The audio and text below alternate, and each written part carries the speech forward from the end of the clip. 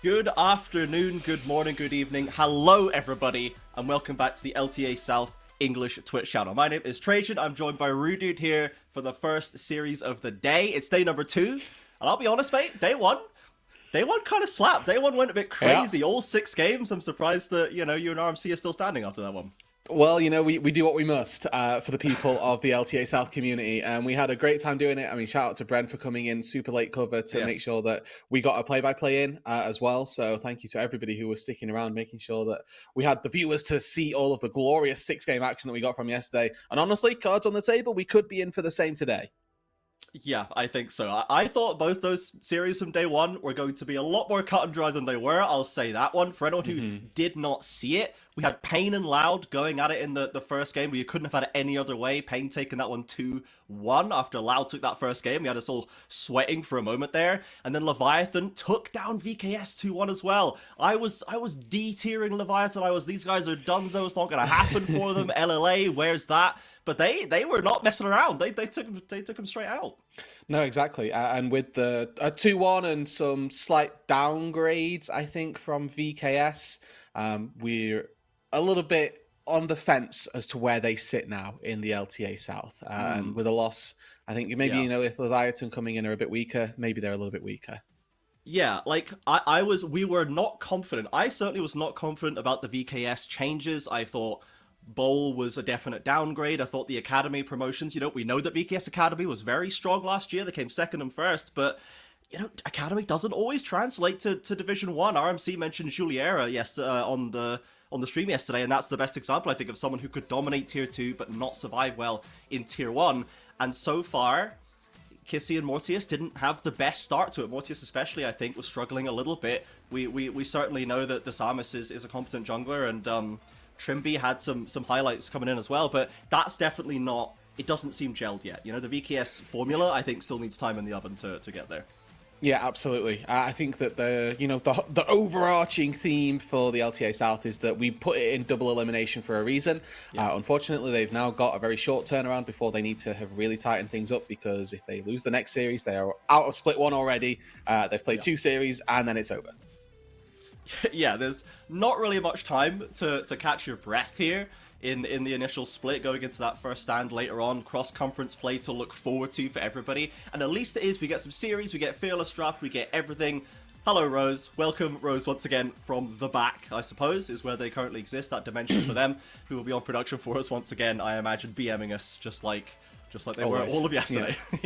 Yeah, and well, I mean, it's nice to see that they've made it from the basement and have made it to the back, wherever that, like you said, ethereal plane ends up being. Above ground, I think. But could be. It's progress. That's the hope. Yeah, I mean, if we can actually work our producer a little bit here, Rose, could we take a look at today's matchups, at the very least? The bracket, I think, is the format that we've got, so we can move into today's matches that we do have. So we're looking at the top right then of this graphic, and starting us off is Surus Astral versus Furia, and then Red Kalunga versus Fluxu, game number 2, or series number 2, I should say, of the day. And I think that this first series, you think, is going to be a lot closer than the second. Yeah, I'm fairly down on Isurus Astral as well, because this is, again, it's a sort of super team vibe with Korean imports, and this is just not a formula that has worked well, in Brazil at least, for a little while. And to be honest, I can't think of a formula where it's worked super well out the gate almost anywhere. I'm thinking of C9 up in the LTA North as well, right? This did not hit the way people wanted it to hit in that first split. They're sticking with it up there, but we need to see if they can improve, and I'm worried that Isurus Astral are going to suffer the same fate, and that's against Furia, which is a project I am very invested in. I think is very well planned, well structured, and has a lot of reasons for me to think that they will overperform, whereas I'm worried that Isurus Astral will perhaps underperform the name values on that team. So what you're saying is that you're biased, is what I'm hearing here, towards a project. No comment, Your Honor. I cannot confirm or deny. The IU Jojo, Jojo maybe has a little bit of precedence behind it. Yeah, and Daddy Tuts does it for me as well, I'll be honest. So yeah, that's true. Yeah. I for one just see this Isurus Astral roster, and maybe I too am biased. I think that this will be a quite swift series. If I'm completely honest, I think there are some minor region legends coming out into this roster. Snaker and Ackerman, I will be honest, I'm not as familiar with, but I obviously know Miru Birdle and Jose Diodo. That topside trio, I think, is going to have the chops to be able to take it to Gigo, Tatu, Tuts. That is a topside trio that should be feared, but I think that this one for Isurus Estral is actually going to be quite scary also.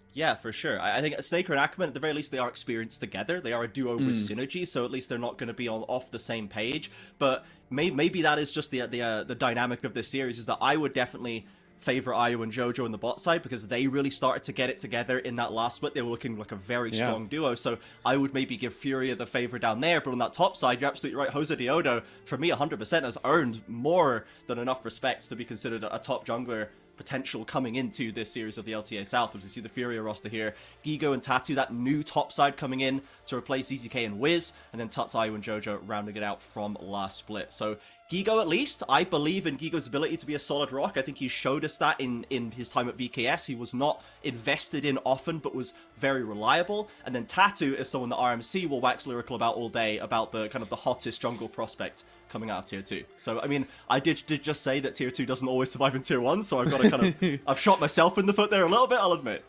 No. Tatu will be the exception that proves the rule, is the saying, right? Which I never understood, but I'll take it. Yeah. I'm giving you the out here. Don't try and discard it. I mean, a full Brazilian roster for Furia as well. So diehard fans of the CBLOL will be happy to see that there's a good amount of representation here. And the same to be said, in fairness, for Isurus Estral, the LLA getting largely represented with 3 Argentinian players, Jose, Snaker, and Ackerman, all there. Obviously, the double imports in their solo lanes. A tried philosophy is to get those solo laners imported, and I think that seems like the safest bet, more so than anything. Individual area of the map, not necessarily as reliant on communication as, let's say, support or the jungle role. But even still, when you've got 3 pieces, a nice core that Isurus have built up from, they've got a good little foundation to be working with also. Yeah, absolutely. We have seen the kind of supports imported at times, especially into the CBLOL's history, and that not worked out. Curry is maybe the best example of it working, but I can't really think of another example that did. And Curry took a couple go-arounds. We had the red year that didn't really work, and then some other time, and then he was back. So certainly some risk coming into those heavy kind of sort of on-rift leadership positions, as they end up being more often than not. So we'll see how Isurus gels. And for Furia, I'm expecting them to gel decently well. Like you say, full Brazilian, a lot of those cores are still together.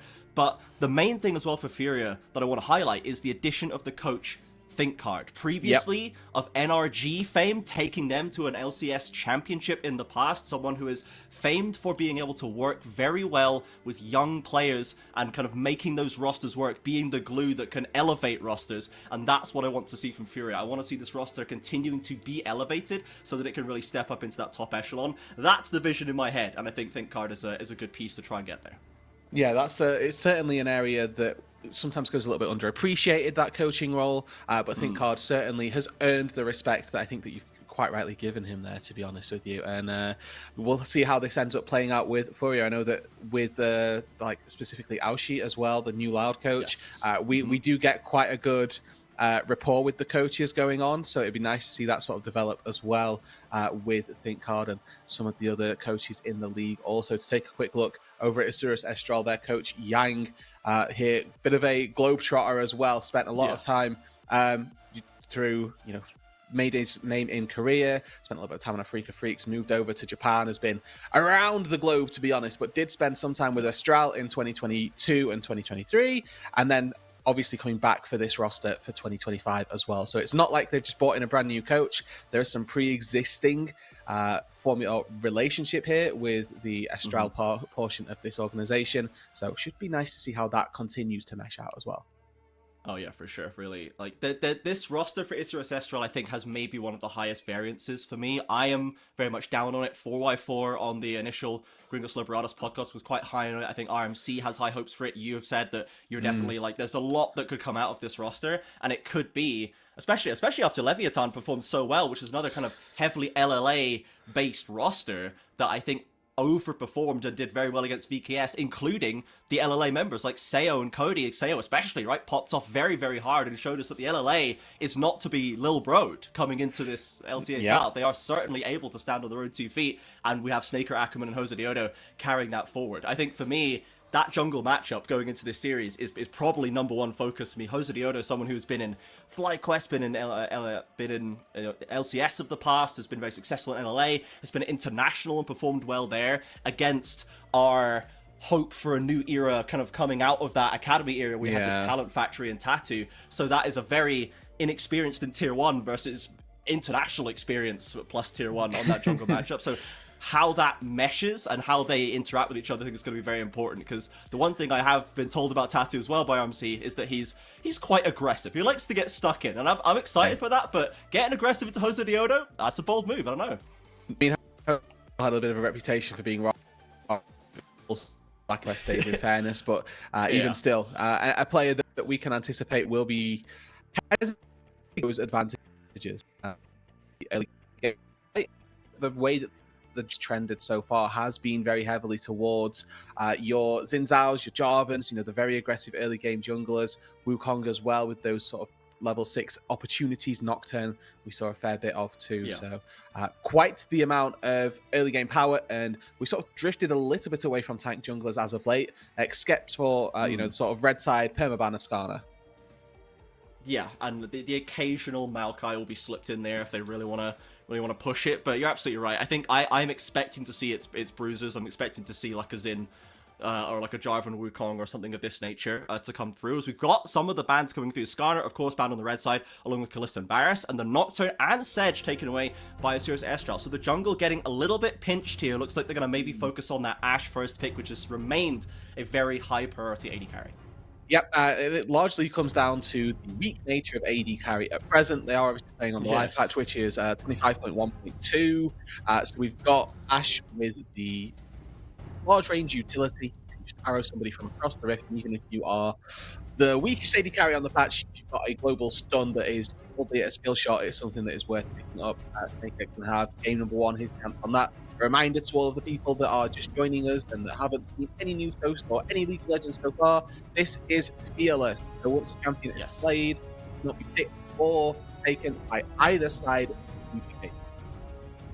Okay, now this is interesting. We've got the Jace and the Cassante here. Normally we see one or the other being picked into that top side off the classic Jace tank build that we're seeing. So we are now assuming we are going to have a Jace mid here.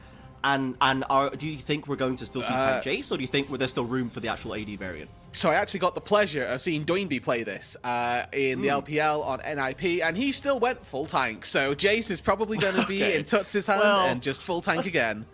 That's Doinby though, right? Like, surely we can't expect Doinby to be normal at any stage. That's also true. So we'll see if Tuts wants to go down it, because I would have expected him to go the damage route. This is more of a classical mid laner, mages with the Jace as well, likes to get stuck in, likes to do damage. As the other half for Asura's Estral in this first round, the Vi coming in, as then very, very common. Despite how rough of a time AD carries are having it, they still also have to deal with Vi in the meta, which is grim for them. And then the Aurora coming in for Mirror. Oh, so we get to see a difference in jungle style for Furia then versus Isurus. We've now got the Zyra locked in, which gives a very different identity to these two junglers, right? The Vi wants to go in, wants to do quite a significant amount of damage, CCing targets. The Zyra just wants to be pumping out that DPS, right? You lay down the Stranglethorns, create a zone that makes it really difficult for Asurus to try and enter through, especially versus a Vi. That's something that's going to be very, very difficult to deal with. Now, Asurus have this choice. Do they want to pivot away from this diving Vi style that they've opted into, or are they going to double down and attempt to find another way to punish this backline? See the supports being focused in the bans right now. I was making a point of picking up Ayu and Jojo as a potential strong point for Furia as a 2v2, that if they can get an advantage they can play through. Obviously finding a 2v2 advantage into an Ashe is easier said than done, so we'll see what the option's going to be there. But the Rumble taken away as well. I think it is interesting how similar the champion meta has been from 2024 end to 2025 start, given the entire rebalancing of the game state with the turrets and Atakan and the feats and all this. It seems like the champions we're seeing, even down to the Zyra jungle, right, which seemed like it would be a very meta-specific thing, has retained value across that year. Absolutely, and that's the sort of I'll agree with you. Moderately strange part about these changes. However, though, moving into the second phase of the bans, the Corki ban was something that I'm really happy with from Isurus. You talked about how difficult it is to find advantages into Ashe lanes. One of the few champions that can do that is Corki. He's a very powerful early laning champion. The other option for Fury, if they wanted to double down on that, would have been to go for the Misfortune. Instead, they opt into this third hybrid style of utility come damage AD carry in the Jhin. Through early and mid game, you don't anticipate him pumping out masses of DPS, but if you get to the late game, you will just walk around and two-shot people.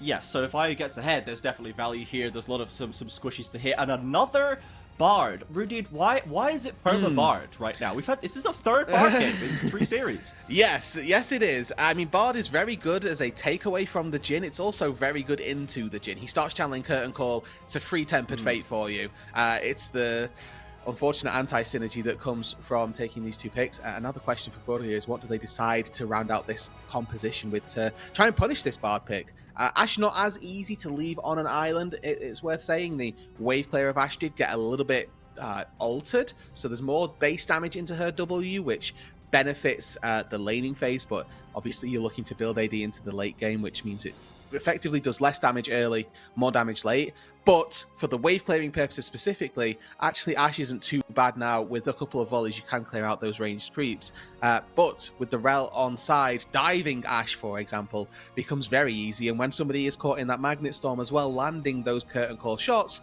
does become incredibly simple.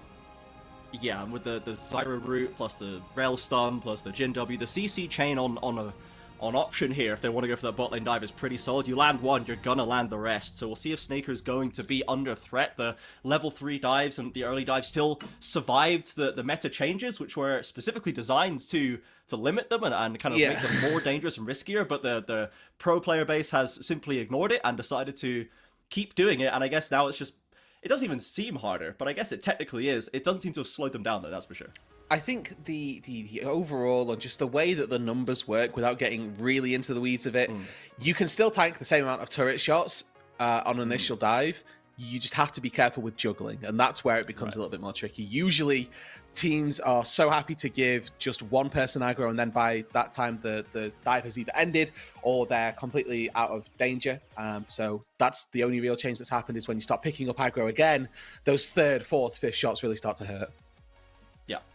Now we see the full rosters in front of us here, and given what you had said about your expectations for maybe a good way for Isurus Estral to maximize their value, to play to their strengths, that imported top side, I think this is pretty solid for them, right? They've got utility on the bot side, Bard ult, Ashe ult, they can roam heavily. It doesn't matter necessarily if Snaker gets kind of pushed around in the early stage. Instead, you can play for a strong Nara lane, you can play for an Aurora, and they can really kind of index into that top side. So I think that Isurus Estral certainly seems to know what side of the bread is buttered, and they're going to play for it. And then for me, it's can Furia pick up where they left off? Because they reached the point where they were almost beating Loud twice in the playoffs last year. They got, reverse swept once and lost in another 5-game series in the lower bracket. If this top side is going to set them back a little bit, if they're going to have to work to re-enter that kind of echelon of almost being there, or if this is going to straight up elevate them out the gate. All eyes then on Furia and how well they do pick up then, as you've mentioned, from the back half of last split. I do want to highlight this top matchup and continue the point that you made, really, from where Isurus have put a lot of the eggs for this drafting basket, and that this Gnar really should have a favourable time versus the Cassante. We're expecting an advantage to come out of that top lane. The mid lane as well, wouldn't anticipate that the Jace, in fairness, that looks to have gone into this more AD route to begin with. No Grasp of the Undying is a little bit indicative of going for the poke build, right? With the phase rush here, that should be anticipated, but we'll see what Tuts ends up building a little bit later on. Either way, Miru should still be able to find some semblance of an advantage. Wave clear on Aurora is just far too simple and far too easy. And it looks like it's actually Isurus who's looking to try and augment the laning phases as the Ashe and the Bard move up to this top side, and really not too certain of why we've done this. Maybe they're sort of anticipating this having happened by Furia, but this time round, they're not looking for the 2 versus 2 dominance, nor the 1 versus 1 dominance, and this might end up costing Birdle more than it does Snaker, let's say.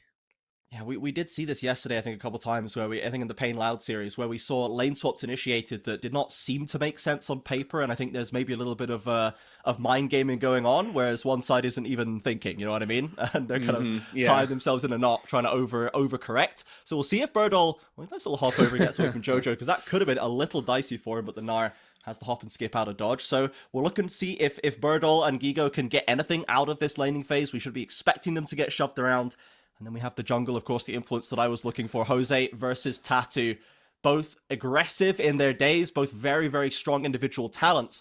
And we'll see if experience can trump the raw talent here today. Yeah, and it's an XP rat race, really, is what you're looking for from your top laners. The way that the minions got changed as well, so the minions are now a lot weaker. You know, so that's a big chunk. The way that the minions got changed, they now take less, or they take less time to die in the wave. So crashing third wave, crashing fourth wave is a lot more difficult to try and set up because the minions just die a little bit too quickly. So your junglers frequently aren't there for the first initial crash, which means that these laners are just going to be picking up the XP. Diving them has become a lot more tricky in that aspect as well, because diving a level 3 Cassante is completely different to diving a level 1 Cassante, which is frequently how you would have seen people try to go about those dives.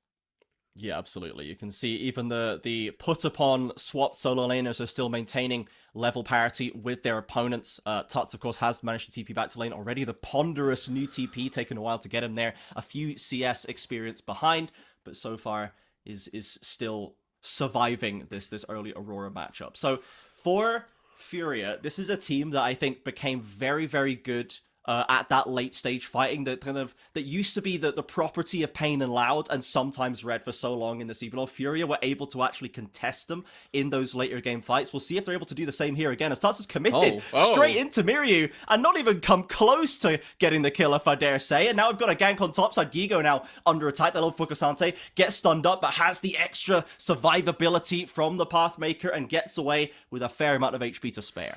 Yeah, I mean, force the flash as well from Jose Diodo. So a decent win on the top side there for Furia. Gigo not going down is exactly how he needs to play. That catches all the experience as well. Even is able to trade flash with the jungler. So nothing ventured, nothing learned is the expression. You try something and you get something. Maybe, but if you don't try anything, then you're never going to get anything either. And the fact that Birdall is able to interrupt that recall, not the most advantage in the world, but still good to see that he's going to force the teleport from Gigo just a little bit further down, and this will innately slow down how much experience he's able to get. Do you think Tuts learned anything in mid lane from that play? Because he doesn't win. Know quite what's going on. yeah, that's what I learned certainly. From watching that. It's that this may just be the first time that he's played Jason to Aurora, you know, Never and seen it's. We'll see who wins the all in here, and unfortunately for Tuts, that is super devastating because not only was this after he'd already recalled, it's after he'd recalled and teleported, so he didn't have any tools to get back to the lane, meaning, you know, misses out on a ton of experience, a ton of CS, and now Miryu, you know, he's 300 gold from the first blood, but he's also got nearly 300 gold from his CS advantage as well. Yeah, he's looking comfortable in there for the Isra Sestral mid laner, as now Birdall still being hounded by the Furia bot lane duo and zoned off most of that CS. Does have a little bit of a lead to play with right now, as Isra Sestral straight onto that first dragon. This bot lane that we were worried if they were going to be the put upon side of the Isra map is actually now able to get the priority to pick up that first objective, as Tuts in straight away, and this looks a lot better. So maybe he learned something else, I suppose. Maybe he learned that he didn't win at that exact moment, but was confident to take it now. Yeah, I think Miryu must have used the E at some other point, knowing that, and then with that knowledge, Tuts then feels confident to try and jump in. Jumping on an Aurora who's got all of their spells, obviously not the best idea in the world. So uses the E, and Tuts feels like that's the window for him to go in, but with Q still ready, and a couple of more passive procs from Miryu, it's just not even close. So a nice little opening for the Asuras mid laner, and you can see that the coach is there just a little bit happy with how that's already started. Yeah, I love the coach cams, honestly. Always in the CBLOL, coach cams always gave value. I'm glad we still get to see, like, Aoshi coach cam, and now we've got Yang as well popping off Gigo.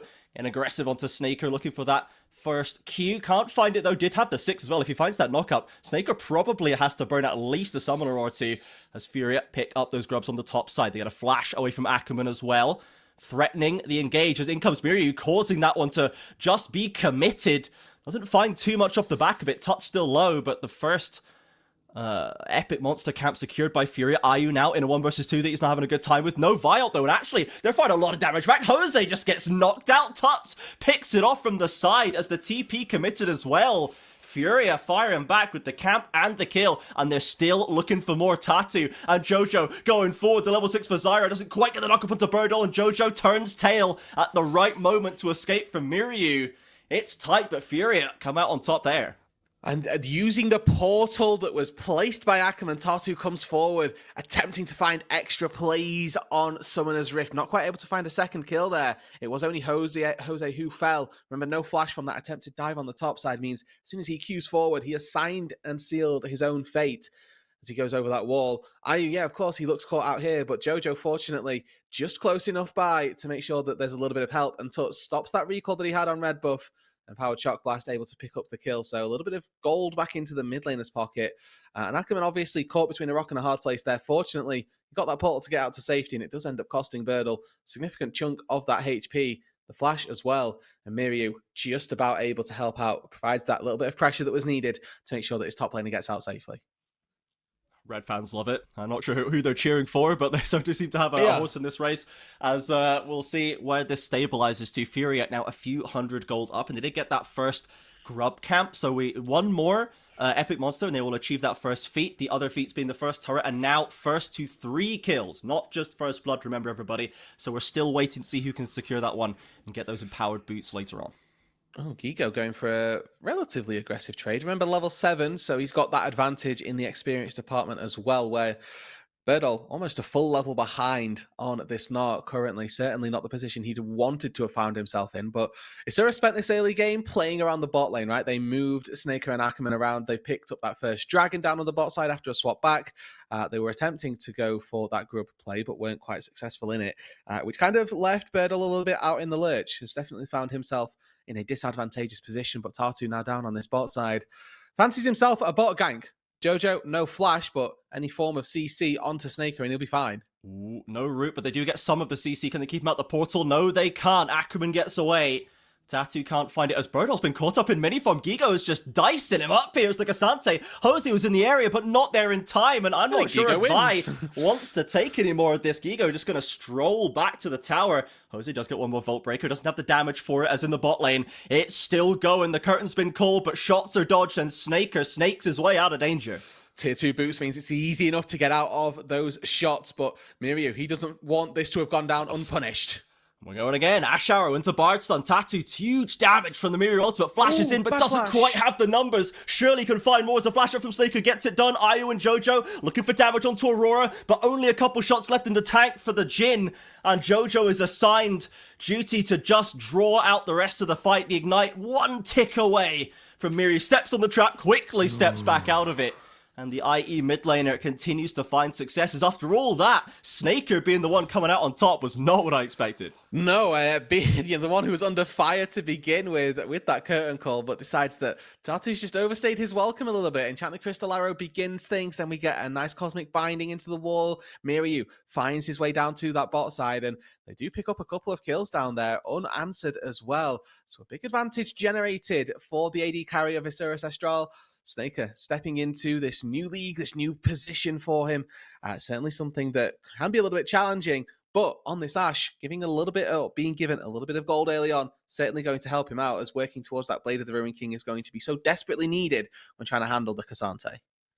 And this game has actually kind of gone the reverse, the way we suspected it might. The bot lane for IE is the one performing well with the lead in their pocket, but it's the top side of Furia that's doing better on the gold charts themselves. So we'll see if that is if they're able to adjust and work with this one for now. And I was going to bring this point up, but sadly Fanglione in the chat beat me to it, that Gigo did have the reputation of being the Korean killer in Brazil and is handling Birdol very well right now. Found that solo kill and dealt with the lane swap pretty well too.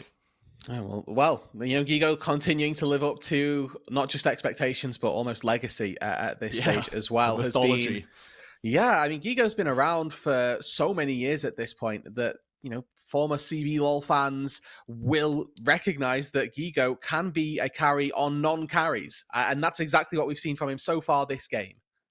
Bardol does not connect. TP coming in from Tuts as well. Everyone's piling into this top side. Only the top laners, in fact, are not present for the Grubs fight, but they're all going to get fully reset. Now, everyone's dropped the summoners. They've arrived here, but it's IE actually starting it up. Jose now kicking it off. I think Furia not quite sure what the IE goal is right now. They'd love to get that second epic monster camp and secure a feat for themselves, but one of them's already gone down, so there's no chance of completing it. They just need to stop it for Isurus Estral, but they don't seem confident. Gigo's getting pushed around. Birdle has all the priority up there. Wow, should be looking to trade it 1-for-1 as Gigo looks to dive forward. Q3 goes wide. A second grub picked up, and it looks like Isurus Estral will just take 3 grubs for themselves. Dragon is alive down on the bot side for Furia to retreat to. So it's not like they're getting nothing out of this exchange, but even saying that, actually a few of them channeling those resets, and that Dragon looks like it's going to be just started. Ash Arrow not going to connect, but Jose's in the area. Gigo, does he have the survivability? Nice time on the W, but locked up under the tower. Another shield, another ultimate. He's still threatening. Does he have the HP? He's got one kill. Gigo in the 1v2 under tower. When will they learn, Roodood? Cassante does not die. He does not get dove, and we can rename the league, but you put a South American Cassante in my games, I'm always going to give them the credit and the respect that they deserve. Gigo comes out on top once again, thwarts yet another dive from Jose Diodo. This time comes away with a kill onto Birdall. Massive, and Furia securing the Dragon on the bot side, so they now are still, I thought they would have the epic monster camp feat, or they need 3 camps, I think, to complete it, to actually get it done. So they only need 1 more. But here's a replay of that top side. Gigo just keeps cool, holds his nerve despite being so low. Oh, and you can see there just a little bit preemptive from Birdall, knowing that he kind of has to go then because his Meganar's about to run out.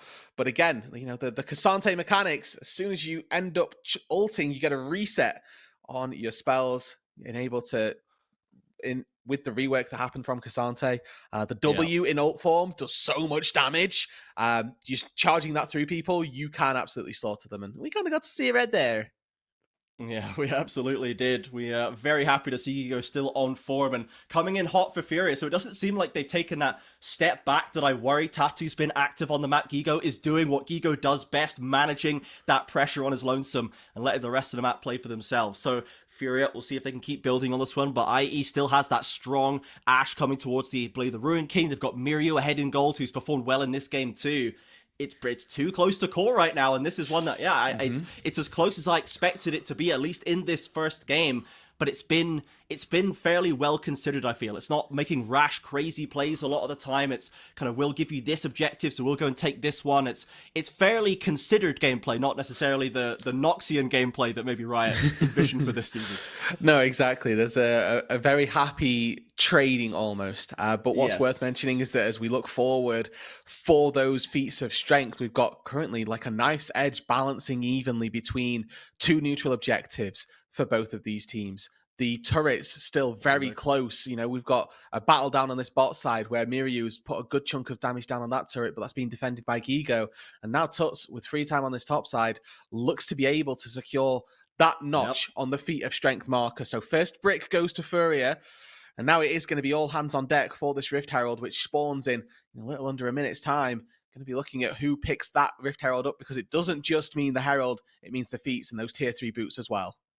Gigo committing to the 2 versus 2. Jojo grabs him up, locks him with the Magnet Storm, and it's another kill for Cassante. They cannot stop him today.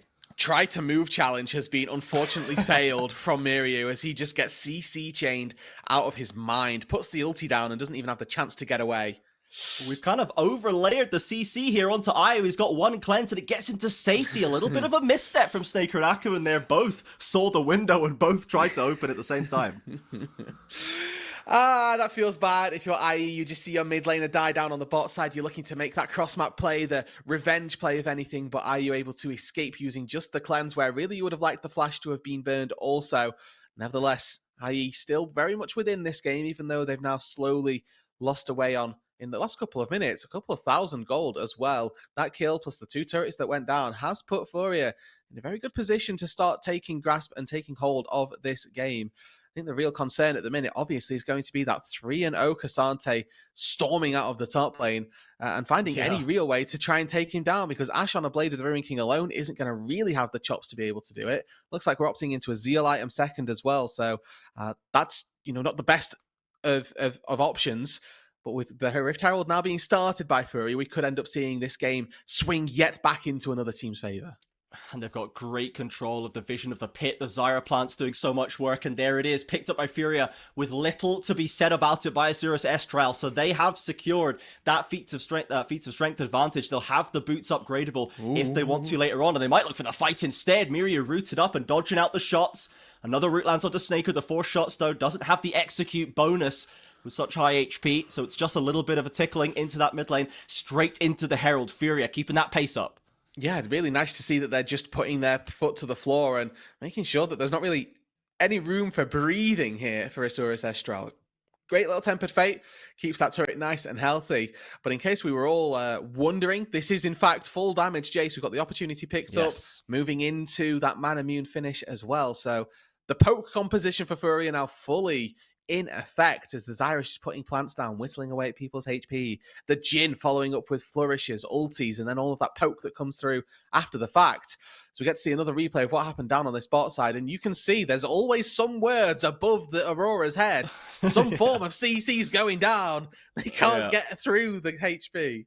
It's reading paragraphs and paragraphs of status effects before it's just watching the screen in despair. The Furia fans absolutely elated to see their team coming out of the game hot against an arguable super team in Azurus Estral. Important to remember, though, this is a best of 3 as well, so even if game 1 does go to Furia, Azurus Estral has plenty of time to try and pull the series back, and we did in fact see a reverse sweep or 2. I think both of them technically were best of 3 reverse sweeps yesterday, so certainly not done until the 3rd Nexus falls.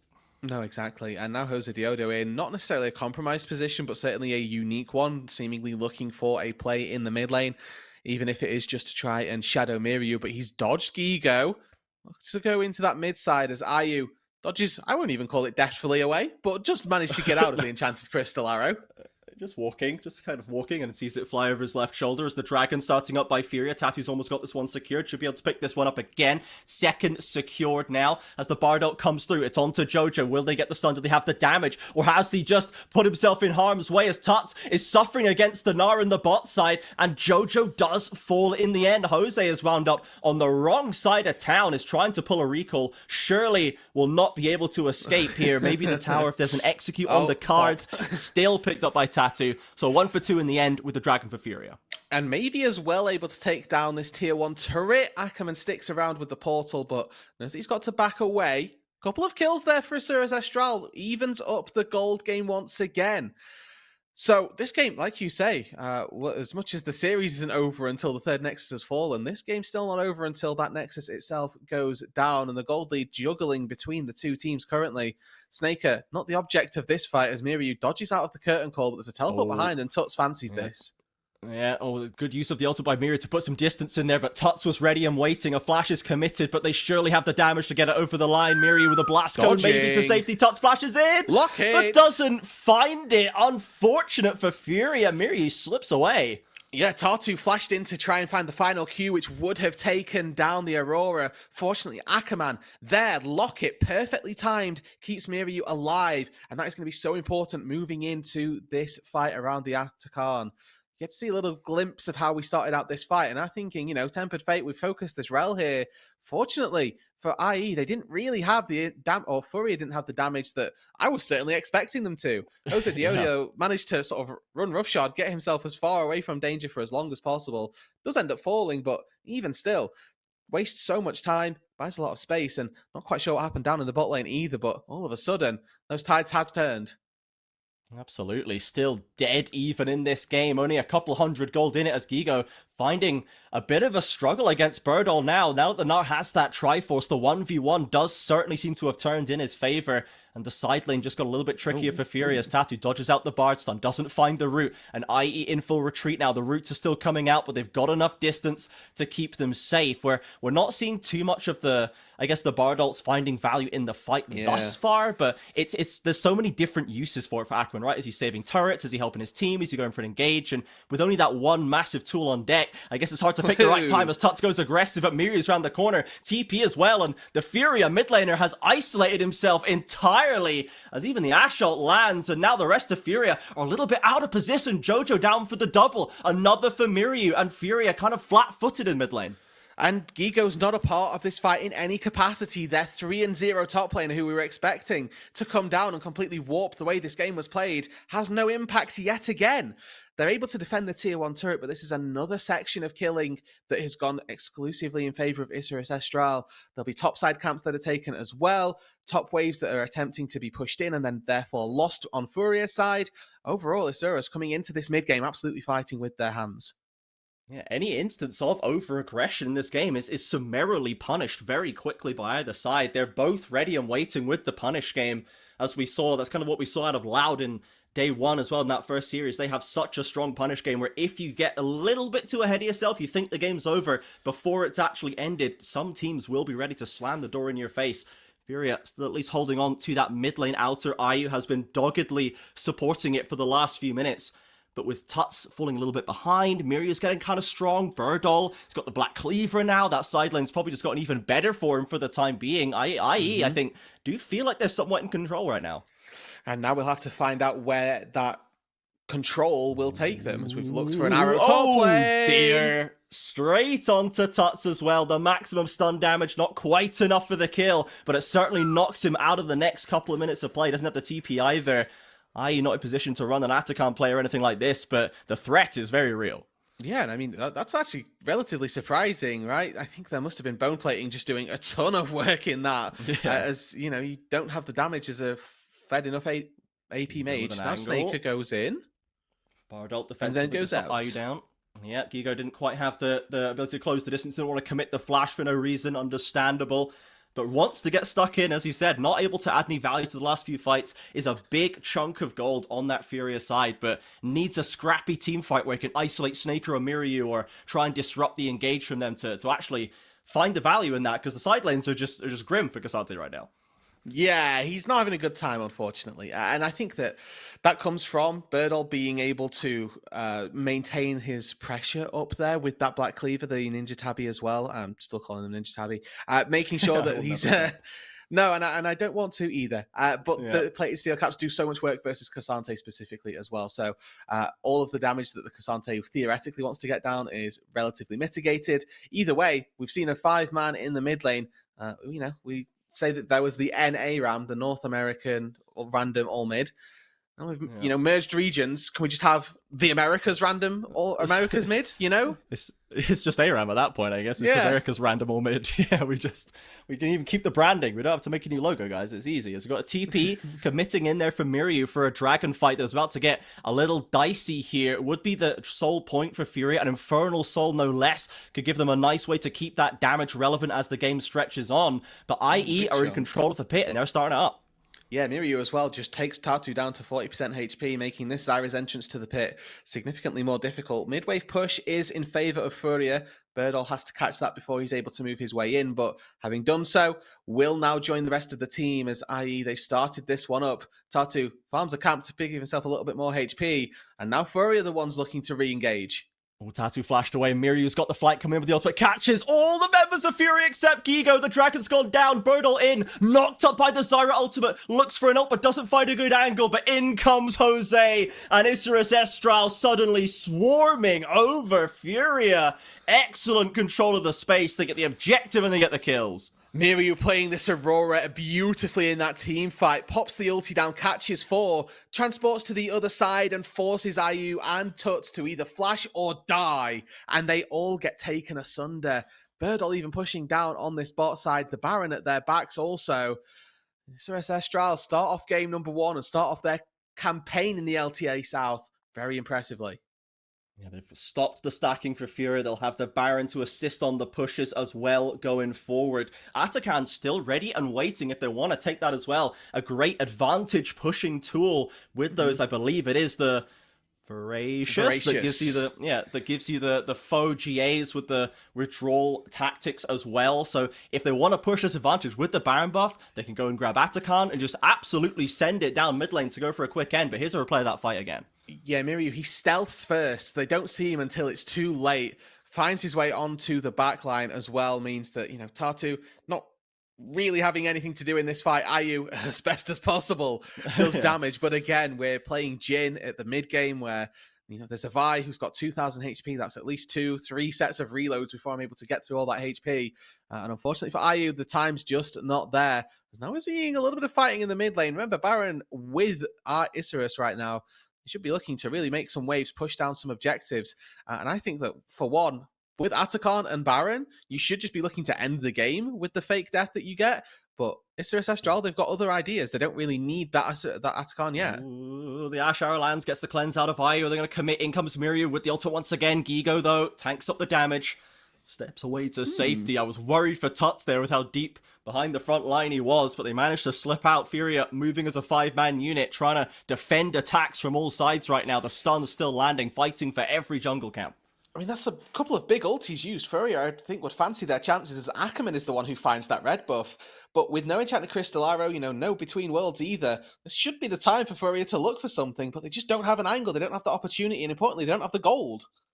Snaker's just been chilling, pushing this top lane the whole time with the Baron buff. Out comes the Jin ultimate, but Gigo dropping so low on the front line, barely slipping away. Jose taken out by the 4-shot. Jojo traded as well as Tatu trying desperately to reach the safety of the turrets. The slows are there. A flash stun from Ackerman, and the damage is going to come raining down. Furia cannot find the... Oh, he flashes in with the 4-shot. Keeps the trade even. Tuts knocking Ackerman from the portal, but cannot quite secure the kill. The W is blocked, and Furia still trying to throw out jabs to keep this one even, but IE pressuring on all sides. Yeah, that was 4 versus 5. As great as it is that Furia and IU in particular are finding those couple of kills, the entire time Birdle is pushing mid lane. He took tier 2 and tier 3 in the mid lane. Now looking as well, working his way up to that tier 2 turret, recognizes his team.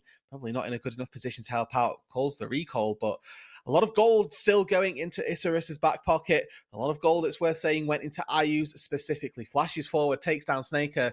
Found a kill onto Jose also. So goes back, finishes off a full rapid fire cannon, which is a big boost for the Jin as well, especially if he's having difficulty finding damage in these fights, as Birdle going to quickly chunk out Jojo. Very confident in the 1 versus 2. Even spotting Tuts doesn't really slow him down at all. It keeps the Baron empowered wave marching forward. As we see IE heading back onto the map right now. Lost a couple of Baron buffs. They don't know how to have the wave extra pushing potential, but they've got the run of the map right here. Pick of the litter as to where they want to push, which objectives to play around, and Furia need to find answers to get their way out here as Gigo walks into a 1 versus 2 in his own jungle. Doesn't get stunned up, doesn't really take that much damage either. But in terms of tools for Furia, we've got poke, yes, but without the gold advantage, it's not hitting quite the same, and finding picks is the job of Jojo or maybe even Tatu or Gigo. It's just not that easy. Well, there's a TP up here as well. Birdle now in trouble. 3v1. Here it is. Well set up the play. The ult's committed and everyone piling onto this Gnar. The Sterax keeps him alive just a little bit longer, but it will not keep him off the grey screen. Well set up by Furia. They've only given away the bot lane control, probably going down anyway, so they're still finding plays, but they've still got to find some more.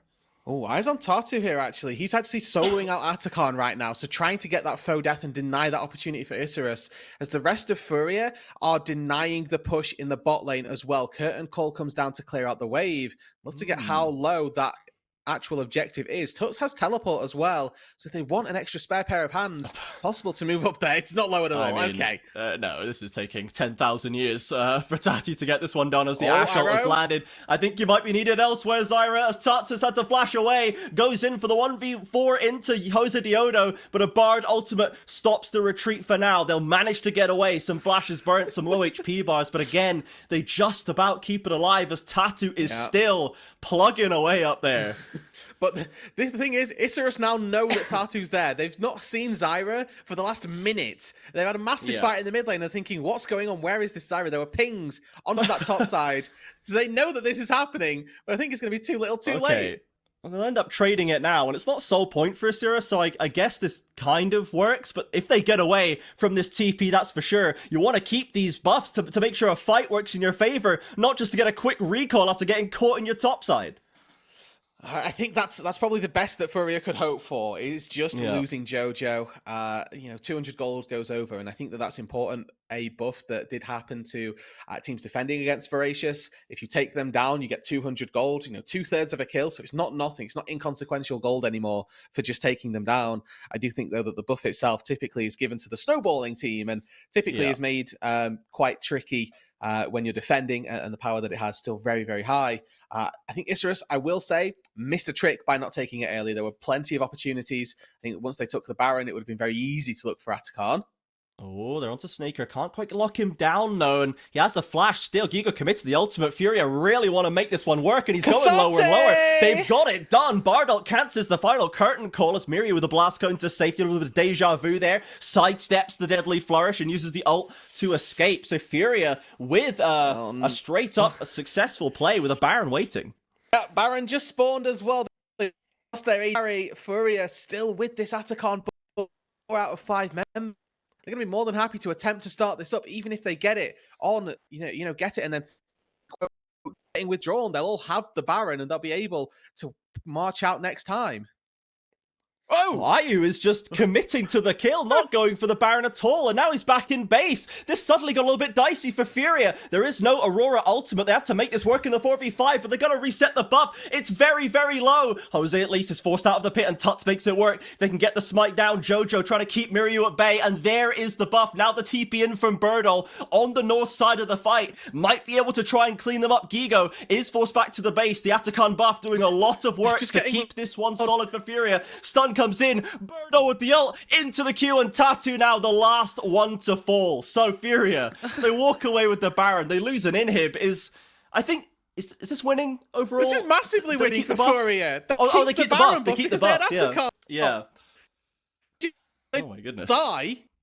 Baron, and now they have 4 people with Baron buff have denied Isurus from getting Baron to close out this game, and it's a massive blunder from Isurus Estral. They could have taken the Atakan many, many minutes ago. Instead, they thought they wouldn't need it to end.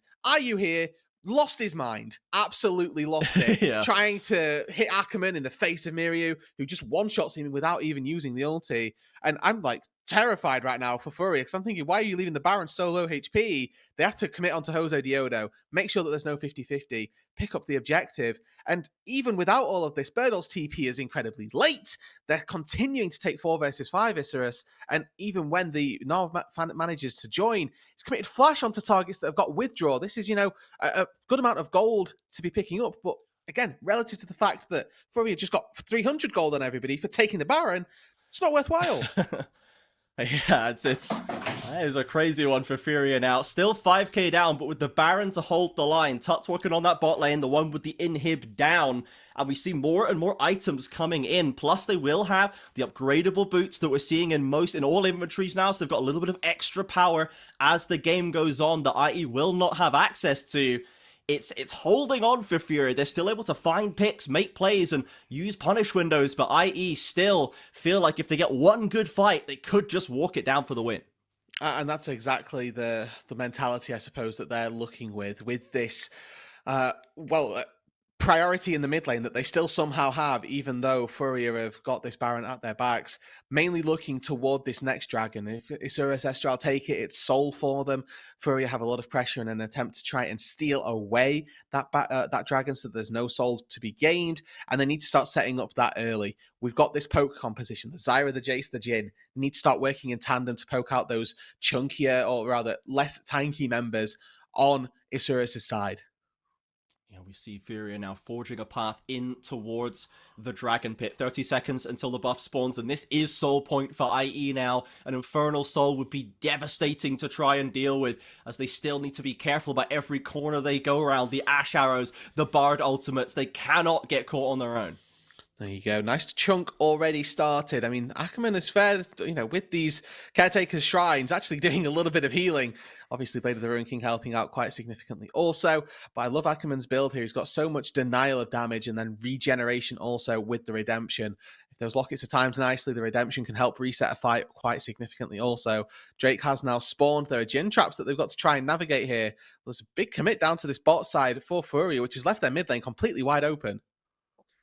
Furia trying to check on the vision right there. Birdalt gonna back away after losing a little bit of HP. The bot lane still very much in hand very for dicey. Furia. I'm just waiting for Snaker and Ackerman to commit right here. Miryu is actually the one leading the charge and goes straight for the mid inhib. Yeah, we're playing a game of chicken, right? See how much we can get. But remember, Furia, they have to get the dragon and get back to base. There's a wave already in there, and IE fancy themselves some turrets. Well, Gigo's in the 1v4 right now. There's not much time left. He's trying desperately to clear the wave. Tuts TP's in. Dragon secured. Gigo is going to fall down, though. The Aurora ult committed. Bardock keeps the turret alive for a little longer, but now it's going to fall as well as the Rel and the Zyra. They just can't find the recalls as the Nexus is exposed. IE trying to break through that last barrier onto Tattoo. Gets an ult to Miri, but they find Tuts, and now they've got control. IU with no defenders, and Rel just could not make it back in time. A very dicey ending, but Isurus Estral, they hold their nerve, and they complete their first win of the split. Yeah, not a game without its chaos, let's say. Welcome to the LTA South, folks. That's the type of stuff that we're here for. That was chaos. Yeah, exactly, right? Like, I don't quite know what either team was thinking for the last 10 minutes, and all sorts of... chaos and weird decisions were ensuing, and I think Furia, the way that they got the Baron in the first place was absolutely wild. Isurus not taking the Atacon made that game far more difficult than it needed to be, so maybe a learning point going forward is if we have Baron and Atacon's up, let's try and take that and, you know, stop the enemy team from having a really weird comeback into the game. I'm a little bit lost for words because that was very atypical for a game of League of Legends, but I think that's what the power of season 25 that they're now calling it is. It certainly was a crazy one. There were, from what started out as such a considered kind of not cautious necessarily, but it was very above board. It was very like we had multiple layers of decision making going on, and it looked quite high level. And then it very much seemed to devolve a little bit as it went on. But ultimately, Isurus Estral, Miryu especially, I think, just really dragged them out of a shaky early game for sure. After the lane swap and some of the kills not going their way, the being down on the feet. But Miryu's Aurora went absolutely dummy in that mid game, doing massive damage, great flanks as well. Yeah, I mean, from finding a solo kill level 1 after by the way, Tuts had already reset, and you know Miryu hadn't, to being able to find consecutive several really positive team fights. Miryu for sure, if they did MVPs for games, would be getting the MVP for this game, and you know, as you say, I think carried them over the line for certain parts of that match. Yeah, so we will have to see if Isurus Estral can secure the first 2-0 of the year in LTA South, or if there will be some comeback for Furia. It certainly looks like it's possible, given the state of game number 1. So don't go anywhere, everyone. We'll be back in just a few minutes as the series continues.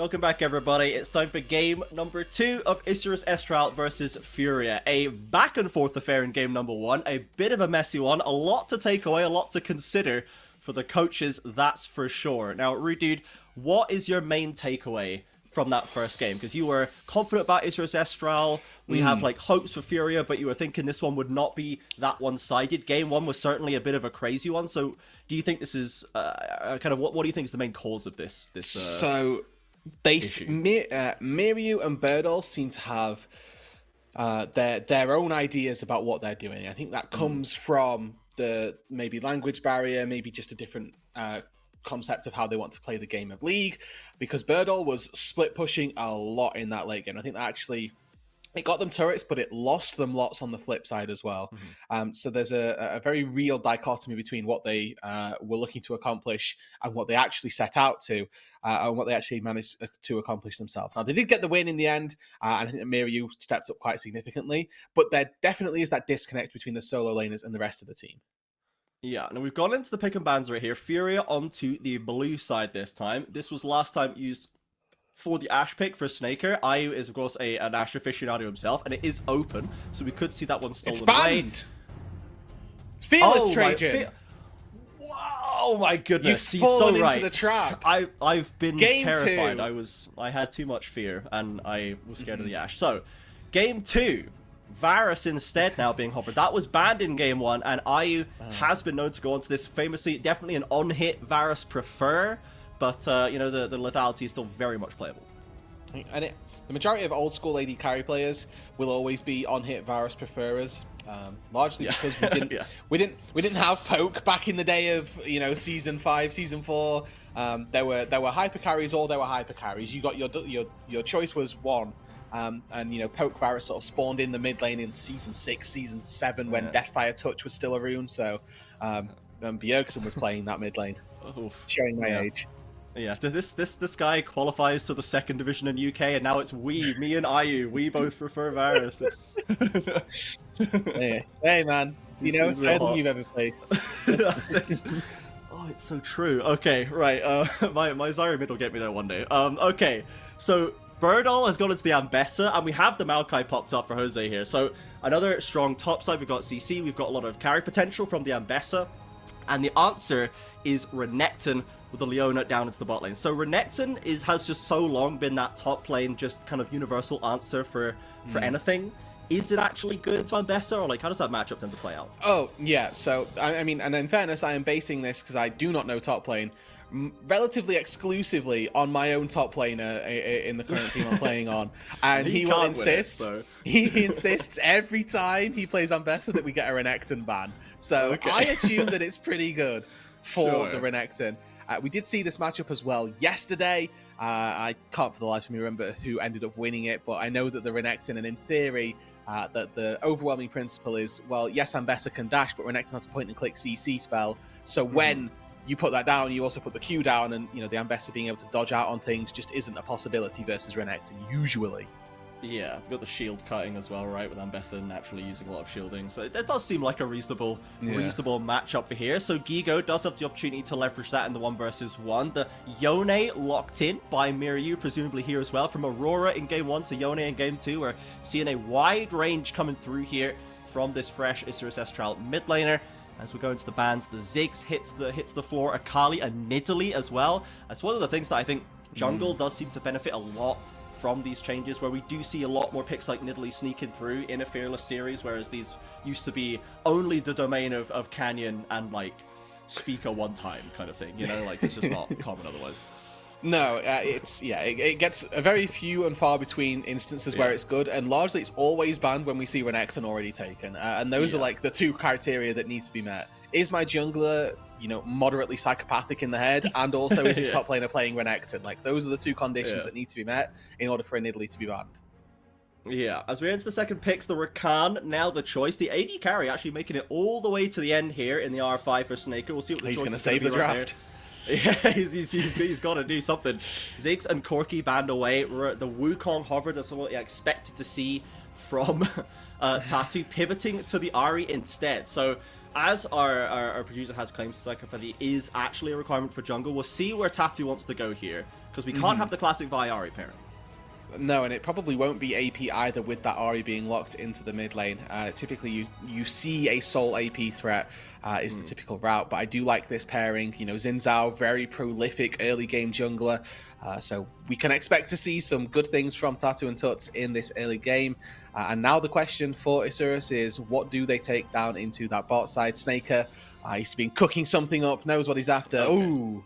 How crazy of him to go Zyra Khan. Oh boy, no one's ever done it. It's never been done. Okay, so we have decent CC combinations on both sides. Leona Varus and Zyra Khan, strong 2v2s, though of course Zyra Khan is normally held as kind of a gold standard there. I don't know how long if that's been true as the #1 for a while, when things like Kalista Renata and even Varus Renata and things have been... I'm down to say that Furia's bot lane will have an advantage in this 2 versus 2. Rakan jumps in, he gets stunned. If Xayah ever tries to auto-attack, Varus has higher auto-attack range. So, the 575 versus 525 of Xayah, 50 range, it's not a lot, but it can be enough. And in super high level League of Legends, right, like Snaker will feel that versus IU, especially if he's trying to fight in the Hail of Arrows slow also. So there's a decent world where I think that Furia's bot lane actually has the chops to be able to take this in a 2v2. Obviously, Zyra Khan's bot lane prowess comes from them both taking W level 1, knocking one person up, and then both having increased attack speed to be able to dish out damage. Yeah, we're getting onto the Rift here for game number 2. Furia looking to right the ship right here. There was plenty to like from them, especially in the early game. They definitely seem to be more in control of that early game. Tatu was doing a lot of work right there, and the lane swap ended up working out pretty well for them in the end. So we'll see if Isrus wants to opt into a normal 2v2 this time, despite what you've said that maybe the Leona Varus matchup could not be ideal. And if they want to keep punishing Gigo, who seemed very comfortable in the lane swap pressurized scenario. Did not seem like the best way to extract value from Gigo, is diving in 2v1. No, I mean, giving him kills also typically not the best way to... Funneling more value into the other side of the map, really. It's just by diving in with more and more people. So we'll see whether or not there's a adaptation, let's say, that comes from Isrus in this second game, end of this first series, because they are going to be looking to 2-0, upset some of your critiques specifically, let's say, from the Gringos Liberados podcast. As either way, right, this is going to hopefully be a 3-game series, and I think that both of these teams have got the opportunity to make that happen, and more so for Furia to close that gap, because they're down a game. They don't want to fall into the lower bracket super early doors, and we'll have to kind of find out if they make their way with this Zyra Khan duo to losing out on that bot side, or if they're having a good time and this Xayah pick was actually 500 IQ and in fact saved the draft. Yeah, exactly. The R5 Xayah could be the answer. We'll see how it pans out in that bottom lane. As a reminder, the winner of this match will go on to the qualification in their side of the bracket, and the loser drops down. We have a double elimination to start. Red and Fluxu7M are the other side of this bracket, so the winners and losers will match up from this series as well. We've got that match coming up later today, as we saw the other bracket resolved yesterday. So on to the Rift here with Furia and Isrus Estral. Last time it was relatively calm at level 1. It was not super high activity, or rather there was not so much action in terms of kills. There was a lot of kind of sensible gameplay going on, but this time got a level 1 invade here. Miryu is watching patiently from that brush. We'll see what Furia can get from here. Yeah, so this is all spotted, and depends how many people start walking at this bush as to how long it takes for Miryu to make his way out to safety. That's a very deep ward that is going to spot the entrance into this bot side jungle whenever Jose Diodo chooses to cross that path.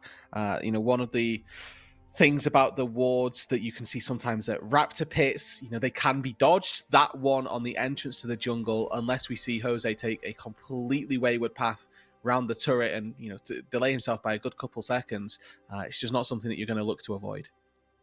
IU and Jojo sitting on a red ward right there for Ackerman and Snake. Remember, if they have Level that W, 1. if they can get a knock up, this could be a great start to them. They're trying to bait them in, as we can see, but minimum damage thrown back and forth. No committal of the grand entrance from Ackerman, or any extra damage. He took Q. Okay, so he's going to get the healing Q instead. level 1. Yes, and I think that, honestly, healing level 1 for Rakan, very, very strong. It's like 60, 70 HP, which, again, at level 1, pretty darn impactful as far as those end up going. As Birdall making a mockery of my top laner, winning a trade in level 1 instance in the Ambassador versus Renekton matchup. Was led to believe this was not possible from the community that we polled beforehand, which is Root's top laner. As we see a late invade here from Tatu, and they've got vision all over the place, looking to put early pressure onto Jose Diodo, just threatening to steal away this grub, maybe to force it to reset. Now commits to the engage. Jojo coming around the corner, and really just ruining Maokai's day. Yeah, and this is having a knock-on effect as well, right? Snaker has to catch the wave under the turret. We've got Ayu and Jojo happy to move out now. There's this little sort of game of chicken. Okay, are we happy? How many minions are we happy to sacrifice? Jose flat out smites, excuse me, that Gromp, and now that means that the blue buff itself is going to be forfeit. Gigo threatening onto Bird. Oh, the shield is there. Has to dash away. Both pretty low with the wave crashing into the Ambessa, but now Roodood's top laner has been redeemed by the last minute of passing play. Haz, if you're watching, I'm so sorry that you're about to get absolutely either mocked or the opposite. Oh, Jojo flashing in straight forward there for the knock-up to Miri. Flashes away and Tuts is going for the kill. Doesn't land the charm and surely would have gotten that first blood if he had, as bot lane the 2v2 breaks out as well. The Varus and Leona making that damage stick, and Furia comes away happy, I think, in both instances.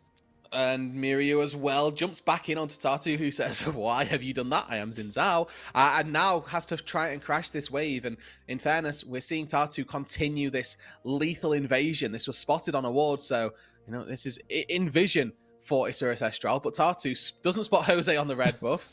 Goes, he's doing something else. More camps for me. Yeah, this is the Tatu that I was expecting right now. Someone who will just spend the whole game up in his opponent's face, regardless of the experience that Jose Diodo has. The Xin Zhao is just such a terror in that early stage. And despite being technically still CS down until he finishes this camp, I assume, it is making a lot of extra effort for Jose Diodo. The stun onto Ackerman completes the recall. Does Ayu, not going to look for any more right there. Just trying to distract and slow them down a little bit, perhaps. So TP comes back into mid lane. There is at least a flash advantage for Miryu right now, as Tuts had to trade it with the jungler. But Ari, notoriously safe, and he should be able to manage this one out. Yeah, nice window of opportunity for IE. IE, though, is still before this Ari hits level 6, and with Miryu having flash, I'd like to see Jose attempt to regank this mid lane, because let's face it, farming hasn't been this Maokai strong suit so far this game, so try and impact a laning phase that you have the small window of opportunity to be able to do so. However, I think that the issue with ganking mid lane as a Maokai is that your range is so small, and unless the mid lane has literally turned off their monitor, it's really tricky to get in behind them and actually find a twisted advance. Yeah, not the easiest of tasks, that's for sure. So we can see all three lanes right here comfortable. Furia, though, with a 500 gold lead extended over the first 5 minutes, certainly managing these lane matchups decently well, as we would expect. We know that they're all very proficient laners. Now a 2v2 developing in the jungle. In fact, Tatu and Jojo squaring up against Akko and Jose, but the 3v2, it becomes Snake around the corner, getting some summoners forced out of the Furia support staff, as Varus was cleaning up that bot lane wave instead. Yeah, now he's going to look to sort of zone Isuris away from making their way back into this bot lane safely. I mean, he has to do this in the face of 3 people. Jojo's here as well. Denying experience from the Xayah is the name of the game right now, and they've already done it for, well, now all of those minions. So that's a wave that's lost from the Xayah, and again, that advantage extends in the bot lane. It's a trade of map resources as Furia are losing out on this top side, but this bot lane is definitely getting that sizable advantage. Yeah, absolutely. They're just managing out these waves well, forcing Isuris Estral to lose time, to struggle to get their basic camps. No lockup secured onto Ayu, but a decent amount of damage traded in. The ults coming in at some stage. Ayu approaching level 6 with the extra time he had on the solo waves. Jojo still lagging behind on 3. As top laners, in fact, do have the ultimates available. Gigo commits it, in fact, goes straight through the answer from Birdle just to get out of dodge, and clearly was not confident in that fight immediately. He wasted no time getting out of there. Yeah, and now transitioning into the grubs as well. Tatu starts off these, and, you know, I'm looking at the map right now. Ackerman, Snaker, and Jose all in base. Jose, he's going to join his Rakan on his way out towards this top side, but it is going to be too little too late, despite Miryu's best efforts at attempting to trade with Tuts and this very small gold advantage that he's got. Not going to have enough chops to be able to walk into that top side and affect those grubs in really any capacity. Tatu mops up the third, and that's going to be the first notch on the feat of strength picked up for Furia. Drake has been live, and sometimes you'll see teams head for Drake first, then look to work their way up to the Void Grubs afterwards. This time around, not the case at all, and that Dragon could very well be the next point of contention for both of these teams. I'm wondering from Isuris Estral's perspective if the Dragon needs to be where we look, where we can use a Maokai ult once Jose's level 6, something like this, because the lanes are just kind of slowly edging away from them as we extend. There's not really a purchase being gained in mid lane, and top and bot are happily exploiting their advantages to slowly build that gold lead. So Acer's Estral, if we're trying to bait in Furia to come to a bad dragon fight and trying to use their ultimates if they can get those down, or if there is some other solution waiting in the wings for them, I suppose. And I do want to look at how this game ends up playing out a little bit later on, especially since, we're seeing this relatively slow-paced game. I do want to credit Snaker for the pick. The Xayah is going to have a lot of power as we move later on into this game. It's got a lot of things that can be invulnerable by the Featherstorm, obviously taking Cleanse as well. Get away from the Renekton stun, which is pretty much, it's useless versus Xayah to try and get away from Renekton if you don't have Cleanse, because you just ulti nothing, and then he stuns you and you land back down. Same to be said for Tartu's knockup also. You just sort of sat there waiting for him to knock you up with that third Talon strike. So the Xayah should have power, and everybody looking on this Furia roster is going to be looking to come into the Xayah. It's 4 divers and a Varus at the end of the day, so pulling those feathers back through should be quite easy. It looks like Fury are going to be the ones asking IE to come to them, as they're the ones starting up this dragon, aware of the power they currently have. Gigo still bullying onto Birdle. Neither of them has TP, so they are not a factor in this lane right now, or in the dragon pit, I should say. As Furia do seem to be using the space relatively conservatively. They've got the threat of Miryu above them, but the dragon already pretty much completed. No way for Israel South to get in. Now, Jojo, can he find the stun? Yes, he can. Is there a way? But the CC chain is massive there. No chance for Ackerman to get away. Had to flash that one preemptively as Miryu has arrived, but the damage already done. Snaps back to his body, and Fury walk away. Dragon and the first blood. Fate sealed there. I was, sort of curious. Are we going to look to find it or not? And Miryu decides, no, not this time around. We'll go a little bit later. Gigo pops Dominus up on this top side. Birdall, does he get one shot from this combo? No. Because the tower instantly starts hitting him. As we'd said, the tower, it ramps up quickly and is, or at least a little quicker, and does not favor the juggling. But Birdall now has support in Ackerman, and there's no ult from Gigo. Flashes away, but he's overstayed his welcome, and Birdall will take the credit.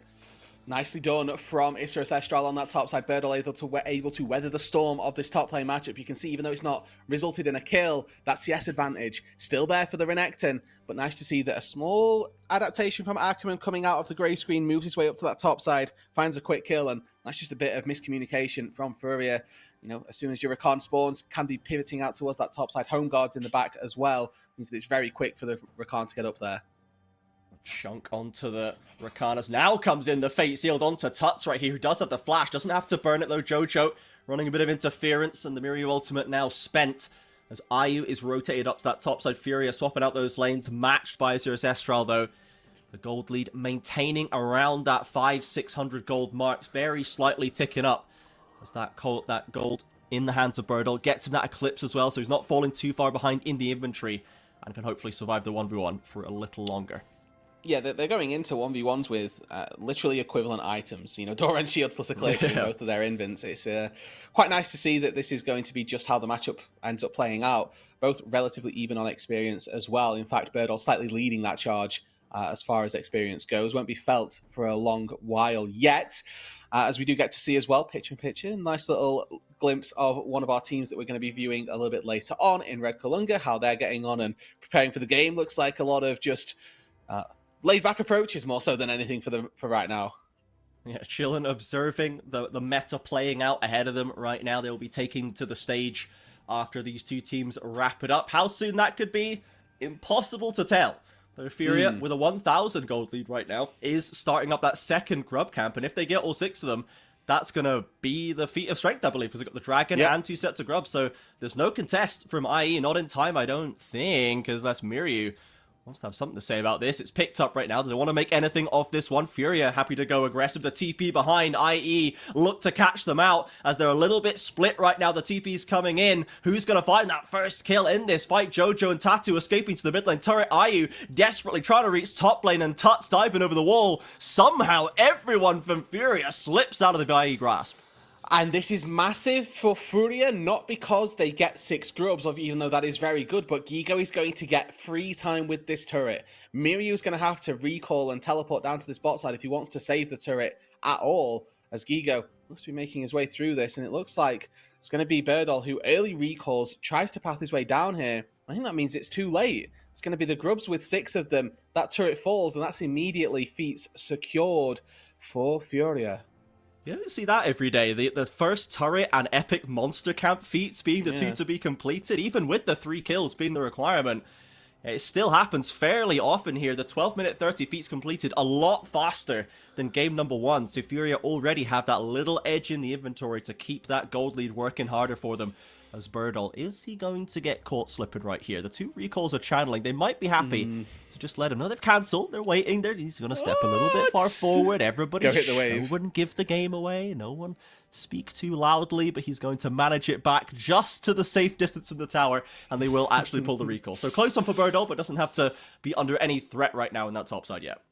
Yeah, and I think that with that small sequence of plays going the way of Furia, the fact that they spend a decent amount of time down on that bot side actually does mess with their tempo just a little bit. We've got Drake spawning in 36 seconds. Ideally, they'd be out on the map and setting up vision for wards with that. Or at least Tatu would have cleared his camps and would now be looking to try and establish vision to make sure that they can take that Drake. Not going to be the case, though, at this time out, right? They spent a little bit of time down in the bot lane. They weren't able to find anything, and that means that as Tatu clears his camps, quite rightly, to the play, which is maybe the bit of reprieve. Looking for an aggressive, well, not necessarily aggressive play, just collecting that wave safely for Snaker to pick up, as we see the amount of damage being done by Birdal in that top side. Very high, but still not necessarily leading to a massive advantage. Tuts instead pulling his weight in that mid lane with the plates falling down on top side. The grubs doing their work too, as we have, thank you very much, Rose. We do have continuing minor issues with Rood's UK internet is suffering somewhat, as Birdal now committing to get some more damage onto Gigo, but this does seem to be playing comfortably into Furia's hands. The lane individual matchups have been what's built them this advantage thus far, and now with a TP into topside, Gigo is done with Ambessa, drops the ultimate, is committing onto Miryu. The wave is completely thinned out, and the Fate Seal will get him a little bit of distance. So they have the damage. Yes, they do. Yeah, the answer is yes, Trajan. We are diving. They just decided that Yone had stepped, too far out from under his turret, I guess. But using the E, I think, is the trigger there that decides, okay, we can actually go for this fight. Doesn't have the tools to be able to keep himself safe. No obligation for them to go for that dragon, right? No mark on the feat of strength that they're looking to try and deny. And this turns into yet another turret going into Gigo's back pocket. Game number 1, he was given Cassante. He was 3-0. Didn't have the impact needed to be able to carry them to a victory. Game number 2, though, sat on this Renekton. Only 1-on-1, but he's got 2 turrets in his back pocket as well. First brick, both side lanes going his way. This could be the difference that he needs. He was 2k up right now. Massive advantage for Gigo in that Renekton Ambessa matchup. Very, very comfortable. Yeah, we'll see if he can translate it better this time. So far, this is really a test to see if Furia can actually manage out this lead better than they did last time, where the game devolved and Isrus Estral's mid game was very, very strong off the back of Miryu and Jose Diodo. Furia now have a much more decisive lead coming out of that laning phase, and if they can do what they used to do last split, was just kind of get the lane lead and just win with it. It was never really in question when they would get those wins.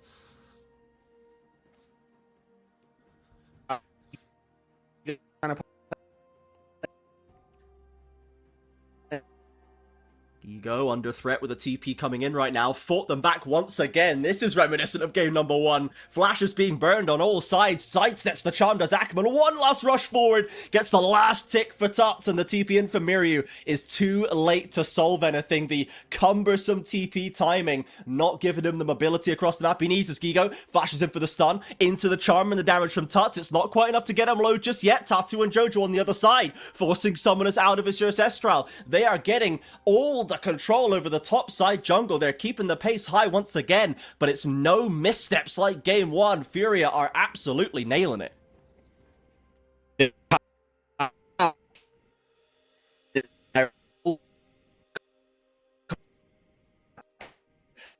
Oh, very.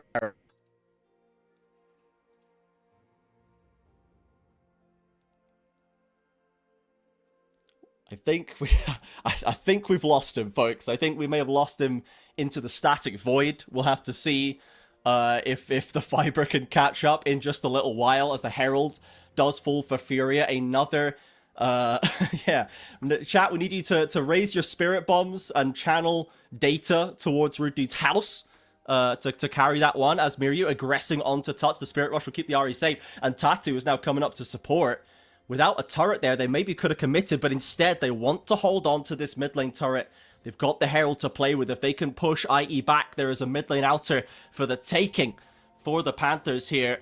And they are just looking so in control across the map. Gigo now finds Birdall extending in that bot side and looks for another 1v1, dashes in with the slice, gets the dice, drops the Dominus, looks for the ultimate as Jojo escaping from IE in the mid lane. It's not necessarily... It's not a steamroll, it's not a disaster for IE, it's just a slow, steady bleeding of value across the map as they look to try and push and get something, try and open up that mid lane to free up that space and let their minion waves push a little further. They will find it first at least. Am I back? I think he emerged screaming from the void. I think we have maybe got Root back in the house. No, it's still bad. I can see the little bars. They are not allowed. My bars are looking bad, guys. It's not looking good on the bars. It's you know, they're looking red and angry and small. Exactly. Yeah. Okay. Well, we will see. We'll wait for the bars, perhaps. And every now and again, I'll leave a little space, and if the bars allow, we'll see if Root jumps into them. As the mid lane turret still barely held onto by Azurus Estral, they are probably going to lose it in the next wave or two, but they've got the Dragon coming up in a minute as well, and they have at least still managed to slow the stacking for Furia, so it's not an entire objective masterclass from Furia right now. They are going to have to wait a little bit before the Soul becomes an option for them, with a Mountain Rift giving them the option of a little bit more survivability. There goes the mid lane turret as well. Okay, we'll do that. Nope. I just need me to sound like a robot Trajan. That's all I need. Okay. Yeah. Like, sure. As soon as something bad happens, just go no, and I'll stop. Yeah, yeah, okay. It's currently somewhat alive, unlike this bot lane turret, which is under a lot of threat from the Herald, as the fight is going crazy right here. They've got the stun onto Snaker, who was abandoned on the front line with summoners up. How that happened, we'll have to let the replay explain it, as Furia are very emboldened by that one. They catch another charm into the kill, as Birdall, the next on the chopping block, towers, kills. Suddenly Furia explode in the bot lane and can turn back for the Dragon if they wish. Yeah, and I mean, exit objectives are exactly what they'd be after here, but they're resetting. Atacon spawns in the top side in 7 seconds time, so they want to be there on spawn.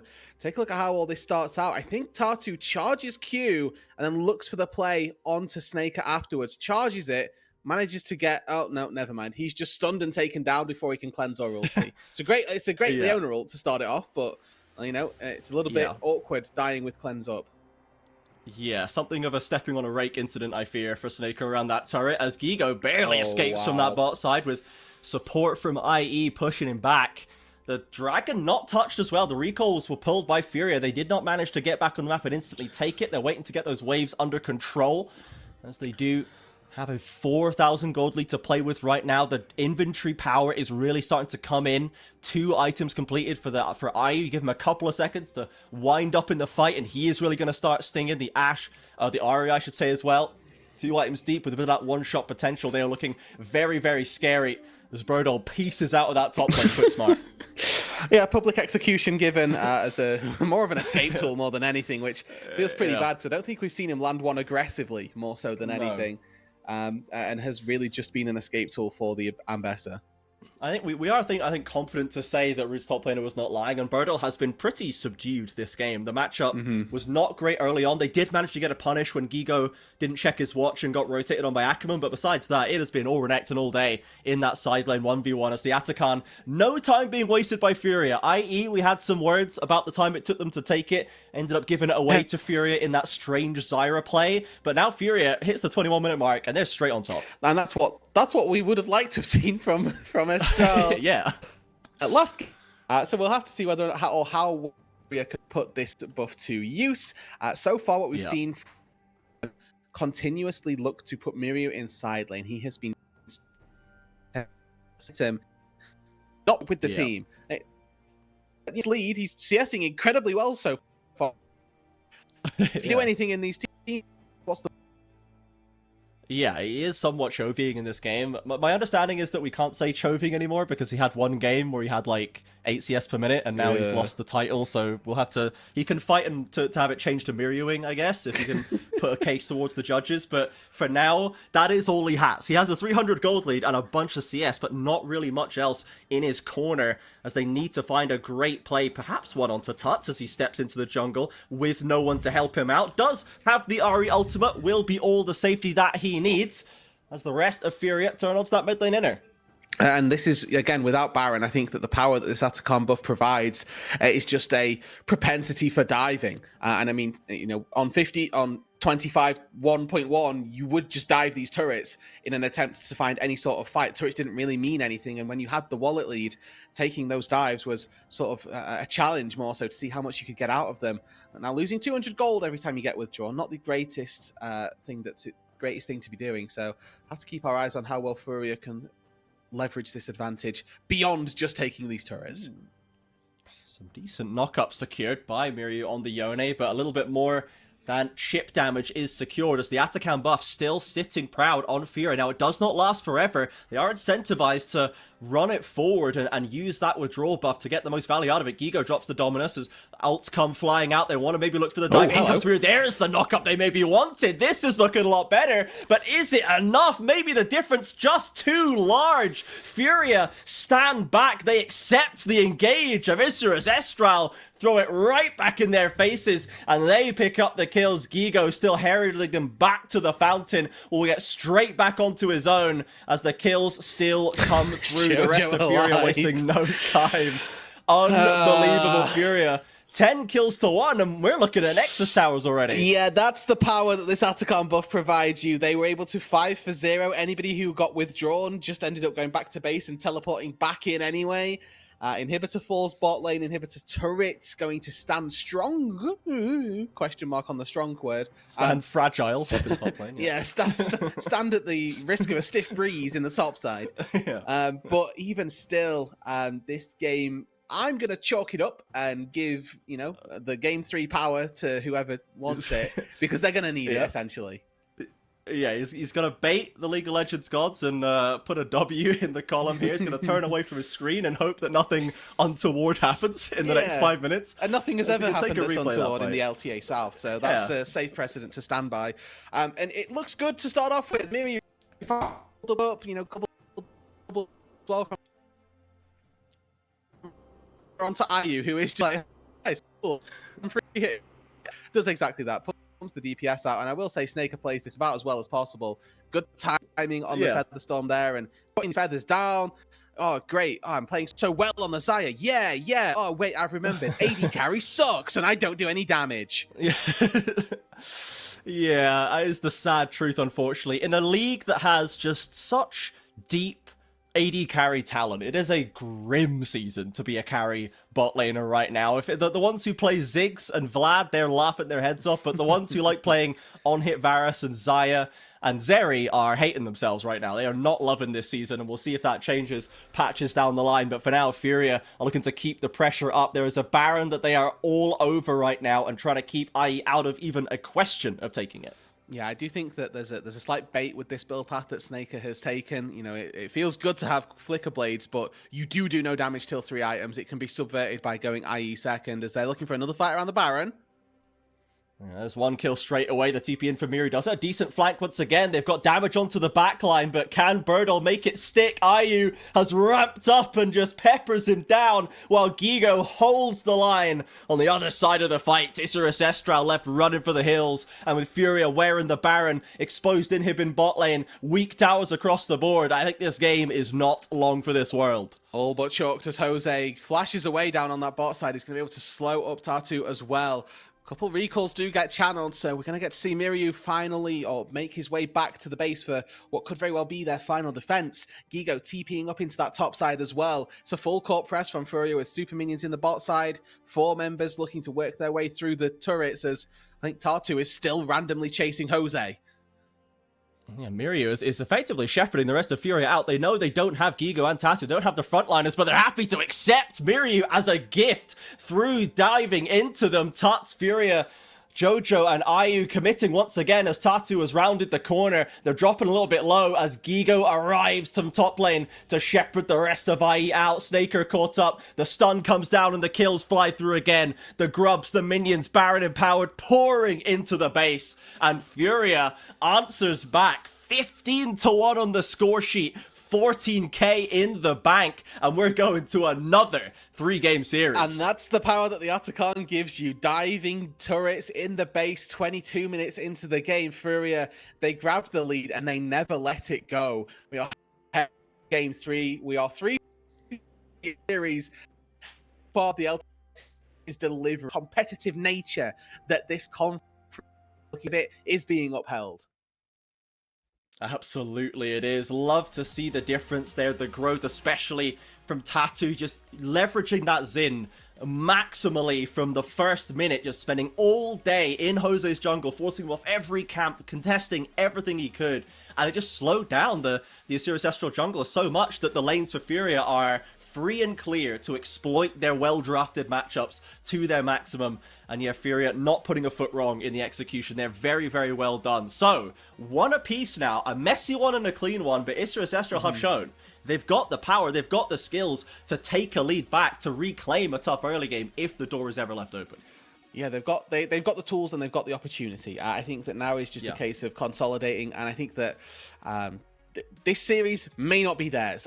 Something just sensing in this game that they don't quite have the chops about it. But what I want is a couple more days, a couple more sort of blocks, some nice development as a unit, because they don't seem like they're all on the same page. There's still a lot of side laning going on when we need to be grouping, and just that breakdown in communication or lack thereof communication is seemingly what's causing them these issues.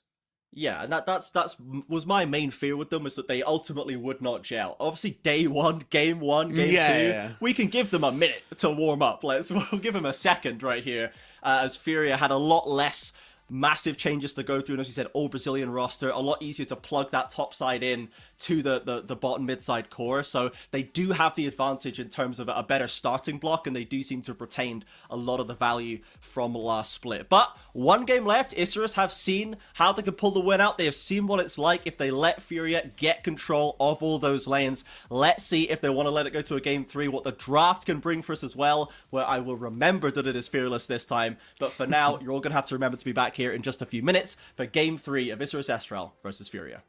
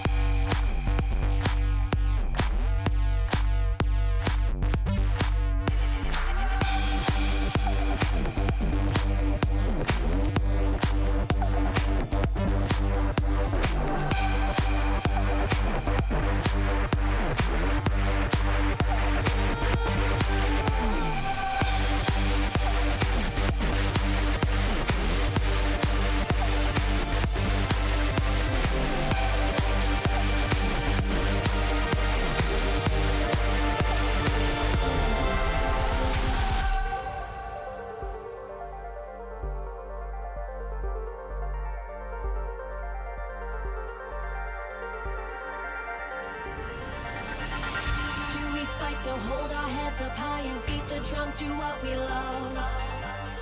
Risk the fall, we have felt it all come true. Welcome back, everybody, to the LTA South English. It is time for a game 3 between Azurus Estral and Furia. We are going to another full 3-game series right here. That's 3 for 3 right now. And Furia certainly, I think, had the momentum going into this last game, Rude. No, they do. Oh, hello. We are in draft. That's our bad. We have that. Wow. Okay. And we have bans of the series, is what I'm assuming bans this series means. So series-wide bans. That's nice to get a little graphic of. We hadn't had those until now. But already well into what has been a interesting draft from what I can see so far. We've got B1 Wukong, which I'm a big fan of. I think that jungler is probably the best on the patch right now, so seeing it get to game 3, certainly surprising. Of the available AD carries, Corki, absolutely S tier, and then taking that especially into an Akali, which they didn't even see at the time, does have some niche effects which are quite positive. The Gatling gun, for example, showing you at least where she is when she's in the Shroud, and especially now it looks like into an Ezreal of all champions should be having the run of the laning phase. Yeah, so it seems like instead Furia, they've gone for just optimum carries on the patch right now that they can lock in right here, instead of the frontline supporting cast, the first of which likely to be the Sejuani, which they're hovering, another common jungle pick that we're seeing right now as we're getting through some of the bruiser options. So now maybe perhaps a less aggressive game for Tatu. We'll need to see him be more of the enabler, more of the supporter to set up these premium carries that they have drafted. And it'll be good to see what that looks like for Tatu, and whether it becomes an identity really for Furia, because if they can only win when Tatu's playing things like Xin Zhao, that might be something that they sort of need to look at as a potential avenue for improvement. However, the Victor getting taken for Tuts gives them an element of safety, an element of late game as well. Moving into that later stage of the game with the Glorious Evolution coming through, you expect this Victor to be able to be absolutely pumping out the damage. Did receive some nerfs on this patch. 10% off of the AP scaling on his ulti is very significant, so the ultimate damage does go is less than it was previously. I think though that the way that this champion was balanced previously, it brings him from being the best champion in the game by far to now just the best mid laner by far. Yeah, a solid downgrade for sure. Only dominating one lane. Yeah. for Victor, so unfortunate for Tuts, but still going to be confident. It's a classic Tuts archetype as well. The mage with range that can dance around the fights is certainly something that he is very proficient at. In the second round of bans, Jax, Camille, top lane focus from IE, trying to limit Gigo somehow, which is a good idea, which they have certainly struggled to do thus far today. Yeah, and I mean, if that's your goal, taking away some really good bruiser champions is the right way to go about it. I'm curious what type of top laner they're looking to set up for. I mean, they're just taking away Gigo's good blinds, sort of knowing that they were going to take Nautilus here on 3, which again, another surprising champion to have made it all the way through to this late stage in Fearless Draft. But it's a really good bot lane that they've already picked up for themselves. Also very good versus your Akali, your Ezreal, those mobile champions. All you need, press R on the target, and they are going to get knocked up. That's just a fact. Yeah, the Alistar coming in here to pair with the Ezreal. Common combination here. We can see the Alistar freed up to roam as an ooh dear coming in from Burdol. We do see this very occasionally, still so far at the start of the year, just as another returning influence on that top lane. So the answer for Gigo now, kind of trying to play into an Udyr that is largely going kind of tanky and wave clearing with the ultimate. It's a relatively uninteractive style. Fiora? Send it, I guess. Yeah, if you want an actual, like, maybe okay lane, Fiora could be it, but it seems that it's going to be the Gwenin locked in for Gigo. A old special, sort of a pick that I definitely associate with Gigo of our former CBLOL top laners more than anything else. I think versus an Udyr probably requires Ghost to be taken for Geeks up there, but you know, it could be a good pick. It's going to definitely try and dice through the Ezreal later on. So we can't call him Geeks anymore, I'm afraid, because there's a another support actual called Geeks. Geeks, isn't there? Yeah. So now we've got a real Geeks. So Geeks has had his nickname stolen away, sadly. It'll have to be Gi Gwen, I suppose, instead, that we see today. Gi Gwen's good. But yeah, but it is again a champion that can do very well in a 1v2 scenario, but it does offer a little bit more carry damage potential. So we shall see if he's able to be a terror in the team fights. And Gigo, I think, has certainly been the standout for me for Furia today. The rest of the team stepping up, especially in that game number 2. So, Birdall, this is a very different aspect to him, right? Because game 1 we had the Gnar, which was a matchup that he was able to exploit a little bit. Game 2 we had the Ambessa, but countered by the Renekton and got limited. Now we've got the Udyr, which seems like a much further down step in terms of kind of 1v1 agency across the... So we're maybe shifting the focus away from Birdall as the day stretches on. Yeah, and that honestly seems appropriate given how well Gigo has performed in this series, I'll say. I don't think that they've really had a dedicated 1 versus 1 against one another yet. So it's difficult to say that in the top lane exclusively, Birdall has been outperformed, but in the team fights, Birdall has been outperformed. And that's just a fact because Gigo has been so present and so reliable for Furia so far. Yeah, as the rest of the map stretches away. Miryu with a very good game 1, struggled a little bit more in game 2. Tuts, I think, just able to be a little bit safer. We saw him getting bullied in game number 1 on the Jace, but the Ahri gave him all the safety he needed to get out of any lane scrapes and then get some value later on. So, the jungle matchup in this game is Wukong Sejuani. Yes. Is this a matchup that Jose can now try and take back a bit more control of his jungle with, at least? That's the hope. You would like to think that a Sejuani invading isn't as prominent as a Xin Zhao invading. So maybe Jose has a couple of chances to just clear his own camps more than anything else. That would be a good start. That would be a good beginning for Jose to start off here in the LTA South. We're going to head on to the Rift in just a few moments for this game number 3. Now, this is... Coming through this tournament right here, you've got 2 series, so you kind of have 1 chance to lose a series, and then you're out, so you really want to get as much time in as possible. You don't want to be dropping into the loser's bracket. You want to get as much value of learning this new season, as much game time as possible. Both of these teams would love to step forward and face the winner of Red or Fluxu W7M, which is playing later on today. But for now... it's going to be another early game. Furia has been in control of the early games today, Root. They have been very much in control of it. Second game, absolutely so. Do you think this is expected in this game as well? I mean, they've got such strong carry drafts, so, across the picks with the Corki, the Victor. Are we expecting to give them the lanes once again? I'd like to think that for the very early stages, Tuts should be looking to at least bully Miryu. I think that Miryu, in fairness, has had sort of the run of Tuts for this series specifically, and with Victor versus Akali, there's a breaking point. Normally it's when the Akali gets her ultimate, and as soon as that happens, Miryu, he ideally wants to start trying to look to trade as Ackerman in trouble. Yeah, finds that Furia squad waiting in the brush as Tut steps around the corner as well. Half HP, chunks down the Alistar, and they get a little bit of vision to step away from as well. No stolen buffs just now, but they will send a little bit of a message into that bot side jungle as the lanes crash as usual. So, and no lane swap this time around, which is a adaptation, let's say, from the norm of this series at the very least. Birdall now going to get his opportunity to see what his counterpart is going to look like. I think that this top matchup, one that I've been quite eager to see. For me, Gigo, one of the best top laners that was coming out of the CBLOL into the LTA South. And now gets a chance to play up against, one of these imported top laners in Birdall, one of the pioneers from, I think Birdall was the Azir top guy back in the LCK, if I'm not mistaken. This is a player with definitely their own different type of reputation coming into the league, and we'll see how well those two end up clashing in this matchup. Yeah, a lot of experience on some very well-known team names over in the Korean system, some time in LPL as well. Birdall has been around for a fair old while and has played against some of the best the game has ever seen in that lane. Gigo happy to step up and has been performing very well today, despite the threat of his opponent. And the rest of the lanes are panning out fairly normally once again, but you can see in this 3-wave split that it is bot lane control for Furia, top lane control for Birdall, for Isurus Estral, but it's kind of the Udyr top guarantee as we're pressing R and we're walking away kind of thing. And we're pushing away. We'll be not taking too much damage and we'll be refusing to elaborate on a lot of things as well. Yeah. Exactly, and there's not much more to be said. Like, it's like, oh my god, I've been outplayed once again on this wave. I'm afraid, guys. There's simply no prior for me. As Jose is the one getting all up in Tattoo's grill this game, pushes the Sejuani out of their topside jungle with barely 200 HP to spare. Okay, so looks to have skipped his own camps and made a move into the topside jungle.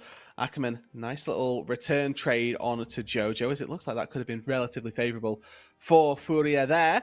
And Gigo now the one potentially under siege. Jose clears out these Krugs, but isn't going to look for a dive on that top side. Do want to highlight that in the mid lane, Tuts has gone for the Grasp of the Undying versus the Akali. I really like this when you're looking at an Akali matchup, right? You're going to be playing against Doran's Shield. You know that you probably don't have kill threat just because your mana bar reduces itself before you're able to get through all of the Akali's health. But what you can do is farm a lot of HP, and that helps you for the side lane later on. It means that it's a lot more difficult for you to get dove in that side as the game progresses. A bit of investment in the future here as Tatu looks to try and steal some camps from Jose, but instead meets the Wukong coming around the corner and is now in a spot of bother, I will say. Tries to get them through, gets all the minions, I believe, but is going to give the first spot away. So questionable value here, and Jose not to be taken for a ride in game number 3. But interestingly, though, Miru did flash. Miru did flash there and didn't actually get anything from that. Flashed in to try and find a Q. Actually was either sidestepped or just dodged or just missed on Tatu's side. Didn't end up losing out on an assist either. So it is just a jungle issue currently, and the Akali not getting a little bit of extra help in that laning phase. Gigo receiving another stacked wave in front of the tower. Tuts happily farming away. You can see the grass proc stacking up one by one, making those trades just hurt a little bit more. But it is a much more comfortable first 5 minutes than last time, i.e. securing that first blood with 1,000 gold in their pocket to work with as well. And now we'll see if Furia can maintain the objective control that has been a hallmark of their early games, both games 1 and 2. Though they were having a bit of a better time in the laning phase before. Jojo does have the flash, doesn't commit it, and will have the hook sidestepped as Miryu hits level 6 as well. Now has the execute threat on deck. Yeah, so flash burn from Jojo, not going to find one onto the Akali. Obviously, just about dinged 6 there, so that break point now has been achieved. Goes back to base, finishes off some Mercury treads as well. Very high value versus this Sejuani, Gwen, Victor topside trio that you've got to be playing up against. And Ayu, being the sole physical damage for this team, they need to try and fit into that quite nicely. Dash into the Shroud. The late swap coming through as Gigo doesn't have 6 yet. Goes very, very low. Does have the flash, but does not have nearly the same survivability as a Cassante does. Really relying on that Hallowed Mist to give him time to buy under the turret. Completes the recall. Doesn't want to play with that 1v2. This Birdle escapes the hook as well once again. Birdle does want to play with that 1v2. Walking in to try and deny Jojo's recall does exactly that. Really nice little play from Birdle down on that bot side, who is currently just a little bit ahead of his Gwen counterpart. And so far, so good for Astralis, for Estral, excuse me, with them having a lead in every single role so far. Again, only small, only minute, but it's still worth mentioning that that has led to a 1,600 gold lead as they managed to move their way up to the top side, steal away a couple of platings, and down on that bot side, looks like Birdle is pushing in the Corki as well, so not really any point of prio currently for this Furia side. Very much a reverse of game number 2. You can see gold leads across the board, all blue from top to bottom on that scoreboard, with even the grubs being picked up. So Furia did at least get themselves a dragon, so they are getting some epic monster stacking of their own, but this is now maybe going to be a test of what Isurus Estral can do with that early lead that Furia got so much value from. And I think we need to see whether or not they can right some of the wrongs from game 1, that yes, they did win, but that they made far trickier than they needed to, let's say. We've so far seen this trade of those neutral objectives, so we're 1 for 1 on those. Feat of Warfare as well, currently 1-0 in favour there of Estral. Sorry, I'm going to get through them, and the Gigo getting through a lot of his own health here. Yeah, coming back with that Spectre's Cowl for Birdle, doing a lot of work in the 1v1 and can simply force Gigo off the wave without too much trouble. The inventory power not in the favour of the Gwen right now, as Jose Dioda, when Ackerman stepping forward into that bot side jungle, stealing away some camps. It really is a remarkable reflection of game number 2 and the way that Isurus are controlling all parts of the map. As Ayu now arrives to see if he can do anything about this. Jose has already got that blue buff secured. Ackerman, without level 6, right? It doesn't have that extra defensive power, but the Cyclone is certainly there. The stuns are coming through. Ezreal crashes over the top, but Tatu secures the kill onto Jose. A little bit of an overstay from Isurus Estral. They get the buff, but die and give it right back. And once again, Miryu wastes one of his tools that he would look to be punishing the Victor with. Perfect Execution goes on cooldown. No real opportunity now to punish that Victor for another few minutes. And with the Victor having now that upgraded laser, you can see just at the top right of their player portrait how many stacks any champion has if they're a stacking champion. The Victor at 6 already. We can see that he's not just got 6 CS, so that means he's already ticked over at least one of those stacks, upgraded one of those spells. And the E is the choice, of course. Going back to base, picking up a relatively late tier as well, 8.5 minutes in. But looks like it's probably going to be 2 Lost Chapter items, which just gives you a ton of mana to work with. Means that your spells are frequently up, absolutely always ready, and you're not going to be finding that that's a difficulty. Yeah. Back to top lane, we see Brodo just running over Giga right here. It is so grim. He just stacks more and more magic resist, and Giga simply cannot handle it. Yeah, and like look at all the damage that the Udi has built. Like it's understandable why all of these. Oh wait, no, he's just built flat resist, and it's not even seeming like a war of attrition, right? It's just strong trades and strong base damages from an Udi. Giga has Conqueror, and he has got a jungler nearby, so maybe they're going to look to make a play, but I do think it's risky. Ackerman commits in with Snaker to follow up in the 2 versus 2. Ayu and Jojo not having a good time right here. The Ezreal Mystic shots flying and chunking them down. Jose now arriving to put some more weight into this topside matchup. Gigo committing the needlework, no longer has that tool to heal himself up and to try and work with this fight if it continues, as Jose is sticking around for long. They're going to get that stun, and Tatu maybe has fended it off. Yeah, I mean, they had that window where, the stacks are coming through, but they fancy Gigo instead. This is very risky. They're still looking for it. Jose clearly doesn't like the look of this one. Bell's just been left out to dry. Left out to dry, sort of hung himself out. That was a little bit of column A and a little bit of column B again. He's certainly dry. That's all we know. He's dry. Yeah, he's definitely dead as well. That's not the way that was supposed to go. And Jojo almost there, but lands the hook under the tower to get the trade back. A clutch play from the Furia bot lane, as top lane they did wind up finding Gigo in the end. Jose Diodo manages to make it work off a flash of his own. A little bit of a mess, but Furia, I think, got that 3rd kill first, so they pick up the feat. Yeah, that's the actual only positive that they should take from this. This is very messy from both sides once again. Yeah. Shades of the ending to game 1. I think credit to Furia for being able to find kills on that top side, and then also to Jojo for finding the return hook. Bird, although forcing Tatu out of the pit, it's nice that they were able to steal away one Furia. It means no feat of strength going to go for that. Well, that's a big hook. Yeah, Jojo gets hooked in past this initial target, then headbutted all the way back out, and Furia get 2 grubs for their trouble. So the grubby's still in the favor of Isurus Estral, but no feats either side. We're still waiting for some more epic monsters to clear that one up. The turret's still relatively undamaged, and now Furia rotating Ayu into the mid lane. This Corki that will be a menace once the items start coming through, has got a kill and assist to his name, decent CS, keeping it relatively even with Snaker's Ezreal. Okay, so it's Ackerman that engages this, and then Snaker that goes just a little bit too aggressive. Actually, is this the... Yeah, it is. Okay, so ulti comes down, and Jojo sees it. 1 HP left, knows that, okay, I've got to go in to try and trade back. Really solid stuff from the Nautilus, knowing that his life is worth the forfeit, as Jose Diodo. Yeah, okay, flash, Q, lovely stuff. Easy. Yeah. Simply closes the gap, catches Gigo trying to go back for the wave as Jojo has to recall out of mid lane as well. But it is still a consistent gold lead being maintained by Isurus Estral, still over 1,000 in their favor. They're still very comfortable right now. And as the items come through for Furia, maybe they can start fighting back, but they've got to be respectful. Miryu maybe catching Tuts a little bit too deep in the wave, but won't be able to get purchase on him. All right, little poke and then they're out. That's all, that was about all that he was after, it looks like, as we've seen Tatu, work his way towards that dragon, is on vision. Jose doesn't have the flash to get in, but still has that Cyclone available, just ticked over to level 9 also. On vision, Tatu needs some help from his team here. Fortunately, Ayu's pushed in that mid wave is going to be moving down, but looking at those items, Snaker, Trinity Force, Wukong, Trinity Force, this is a fight that you would like to see Isurus posture for. Yeah, distinct lack of Trinity Forces on Furia's side. Yeah. And it's just they're everywhere on Isurus, so you don't want to be taking that one. In a 99 stack Archangels.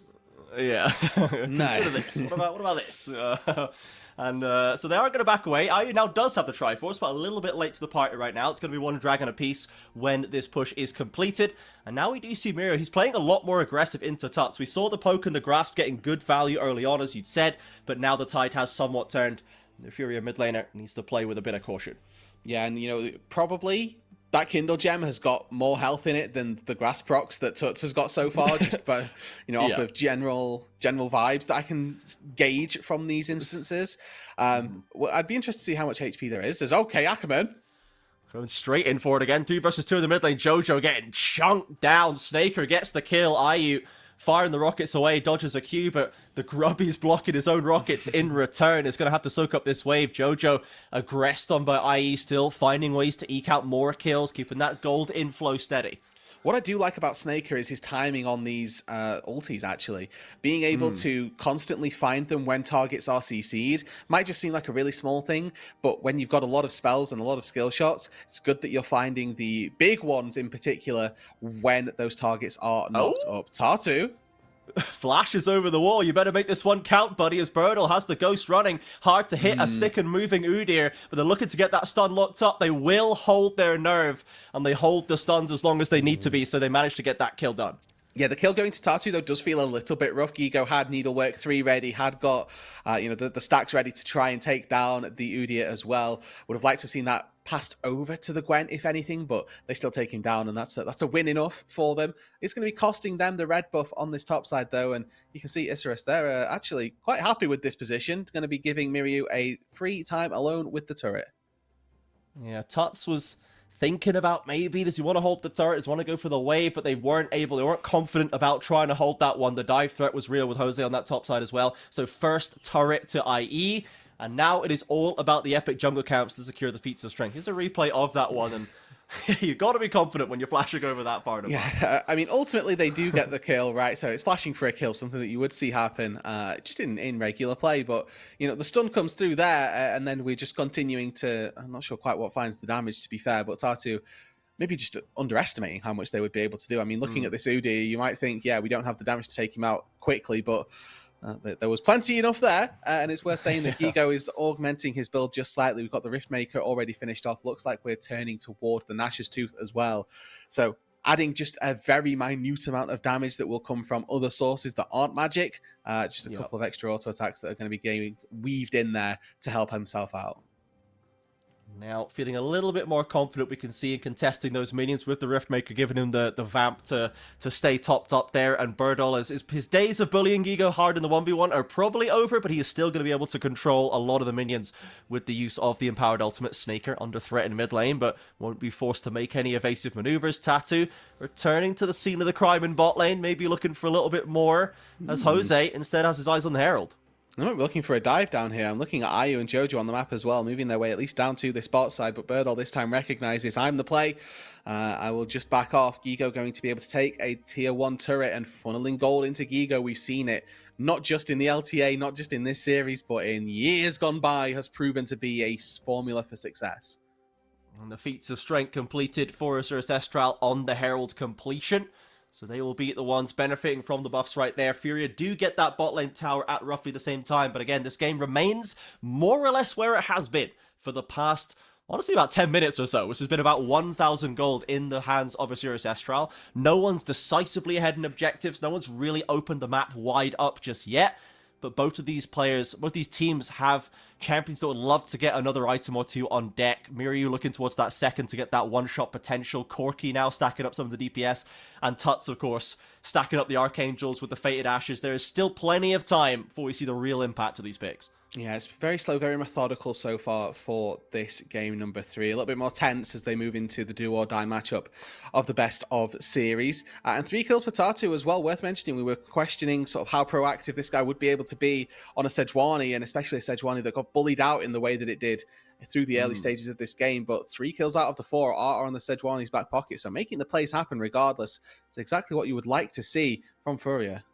Ooh, Tuts barely holding the distance right there, but Birdall gets into range, and this is a long lane to escape through. Tuts with the Chaos Storm down is just gradually losing this one. Has to play around the gravity field. Birdall scapes around it, And Tuts now does manage to survive at the very least, but that mid lane turret's falling down. Gwen TPing in, and the TP out, they cross in the night, both flying across the map as the Herald cracks open mid tower. Yeah, I like the heads-up play from Birdall there. Okay, Victor has no gravity. Well, I think this might be my only way out. And, he's quite right in thinking that. Now, though, you've got this situation where Birdall has no TP. Gigo neither, but Drake has spawned down on that bot side, and there's a little bit of argy-bargy for who fancies the cryo down there. Yeah, it's not clean cut, that's for sure. Taito leading the charge in right now. Miryu on the flank. Remember, devastating flanks in game number 1, and Akali certainly suited to the same type of gameplay, but Tatu is able to soak up all the damage with no trouble. Isurus Estral remaining in control of the river at least, but not starting up the objective just yet, waiting for something better to present itself. I am a fan of this build path as well for Tatu. Frequently, you'll see Sejuani's go for just slightly lower income builds, but getting these 3 kills early doors has facilitated a very tanky Sejuani to open us up with. So making sure that you've got good armor item to begin with, now moving into the MR as well. Dealt with Jose Diodo and Snaker and the damage that they were doing earlier on, but knows that, okay, at a certain stage, Miryu is going to start to look and try and poke me out as well. So building up that Spectre's Cowl going to be quite danky and definitely going to be a champion that is tricky to take out. I have always been a support items on tanks hater, with Oran's buying Locket and Sejuani's buying Zeke's and all this nonsense as the Dragon starts up here. A Hextech Rift here in game number 3, hugely impactful, and IE are going to lead the charge off with 2 Dragons to 1 without a contest from Furia. Once again, happy to sit back, avoid anything that is not a sure thing, and try to keep their carries with the room to scale up. At some point, they're going to have to get the, roll the sleeves up and get stuck in, but it is not just yet. No, and I think that in fairness, Isurus Estral aren't really pushing them that hard either. I think that as we do move later on into the game, right, we're 20 minutes in, and looking at the late game scaling for Furia, for specifically Gigo and Tuts, is something that Isurus probably need to be a little bit fearful of, right? The Miryu can probably take down a target in the backline, but in an ideal world, you perfect execute the Corki, then the Victor starts dealing damage to you, vice versa as well. But Gigo has that consistent DPS and will be a big threat. Ooh. Miryu, there's no hallowed miss for Gigo, needs to be afraid of the execution, wants to get a kill into Birdall, but doesn't quite, flashes forward to secure it as Jojo holding Ackerman and Jose Diodo at arm's length, will give his life for the trouble, and Gigo cannot outmaneuver Miryu forever. 2 for 1 for Isurus Estral as they continue to push forward now. Feeling a little bit more confident in leveraging this one. Tatu now under fire as IU getting aggressed on by Snaker. They need to retreat to that mid lane inner. And another conscious decision from Furia not to teleport Tuts in. Moved down, pushed a couple waves down on the bot side, but wasn't a part of the fight on this top side. Could have had some impact if the time was there, but doesn't even take a turret, just catches a load of waves, and that's really about it. And Gigo, again, showing what happens when you put gold in this guy's back pocket. 2 versus 1 up against Birdall, who's been running the laning phase for the most part, manages to find a kill in this 1 versus 2, even putting Miryu in a little bit of a tricky position as well, dodging out on the Shuriken flip. Really, almost had me a little bit off guard, but not quite the damage, and the Akali fortunately has enough in the tank. Yeah, manages to make him work for it just a little bit longer, that's for sure. And Tuts continuing to just arrive in time to soak up another wave, scaling up on this Victor, despite the fact they're considerably behind in CS and gold over Miryu. This is very Akali favored right now, and we're relying on the late game glorious evolution of Tuts to make this one work, as Ackerman instantly has to pop the ultimate. The ambush from Furia, I don't know if they have enough to burn through. An unbreakable will from the Alistar will step away without much kill threat coming through right here, but yeah, Furia, they're making sure that Isurus knows that they cannot simply do whatever they want on the map, but definitely not in a position where they can confidently strike into the heart or go for an invade or anything kind of moving into Isurus' territory. Yeah, and what you're really looking for with the Nautilus is that if you hook anybody, that type of engage yields better fruit than just forcing the ulti, right? I mean, they do get the flash, but really, if you commit 3 people, that's a lot of people's times, and you would like to try and find a kill in that situation. It really speaks to the deficit that they are at, that they're really struggling to get through Ackerman. It's not like it was close to killing him either through the ultimate. Still 70-80% HP when he managed to evade what Furia had got going on, as Miryu walks forward into the mist and fancies nothing more. Yeah, simply threatening on to keep Gigo out of that one. It was what you were saying earlier about the fact that Miryu is probably going to be in a position to assassinate 1 target in the backline in these fights. There's kind of 3 targets that can carry team fights for Furia. Gigo, Tuts, and IU can all be the game changers if they're in the right position.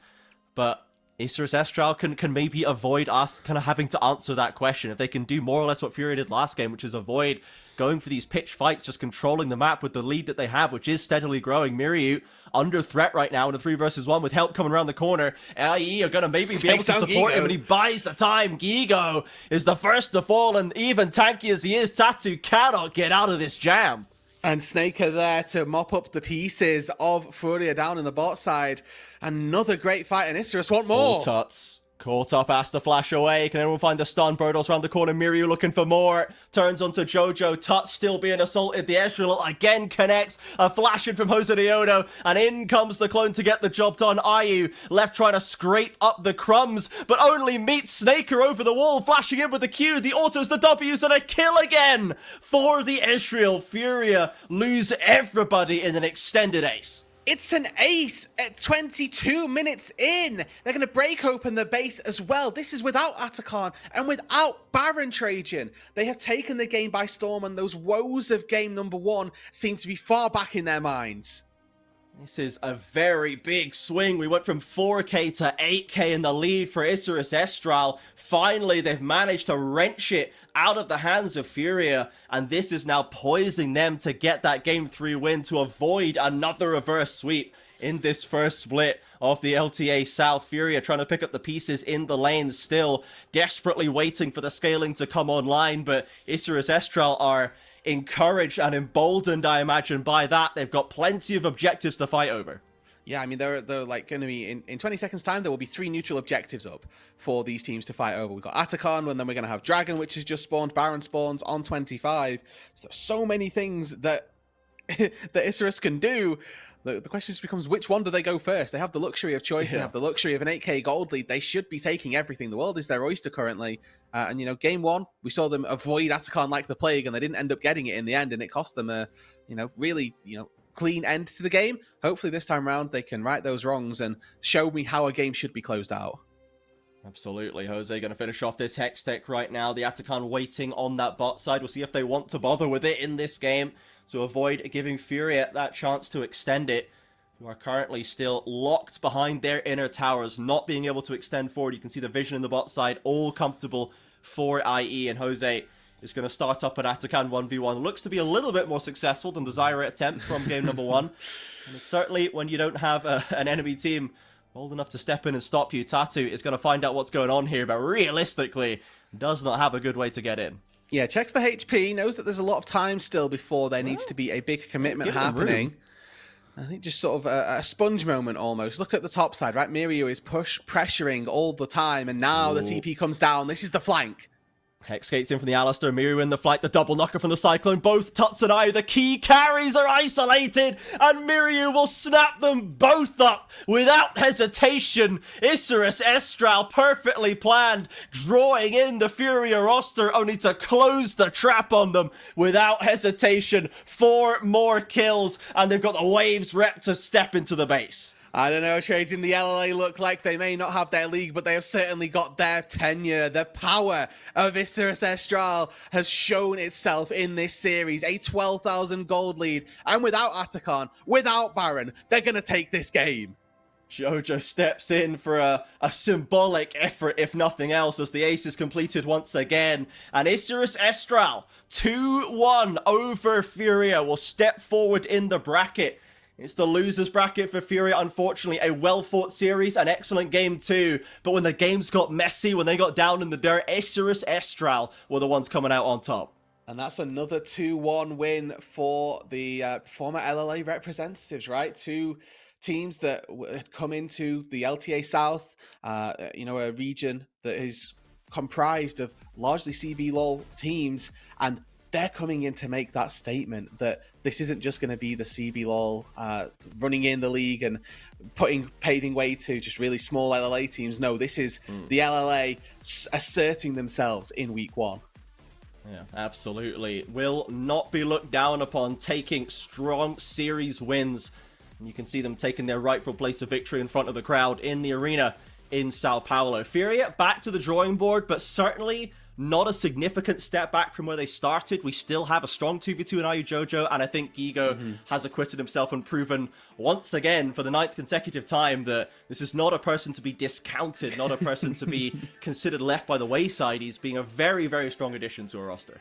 Absolutely. And Tatu, I think, as well, had the Tatu moment that I think RMC had sort of praised and made me expect, is that this guy can be aggressive, can just win a game. I think that we got to see the dichotomy of that, where on the Sejuani, he did exactly what he needed to, given the hands he was dealt, put a lot of resources into the rest of his team, but was losing a lot of resources as well. And we got to see the power of the Wukong in that very final fight. Double knock up onto AD carry and mid laner. Jose heat-seeking missile into the carries and, hard carrying that fight. Yeah, absolutely.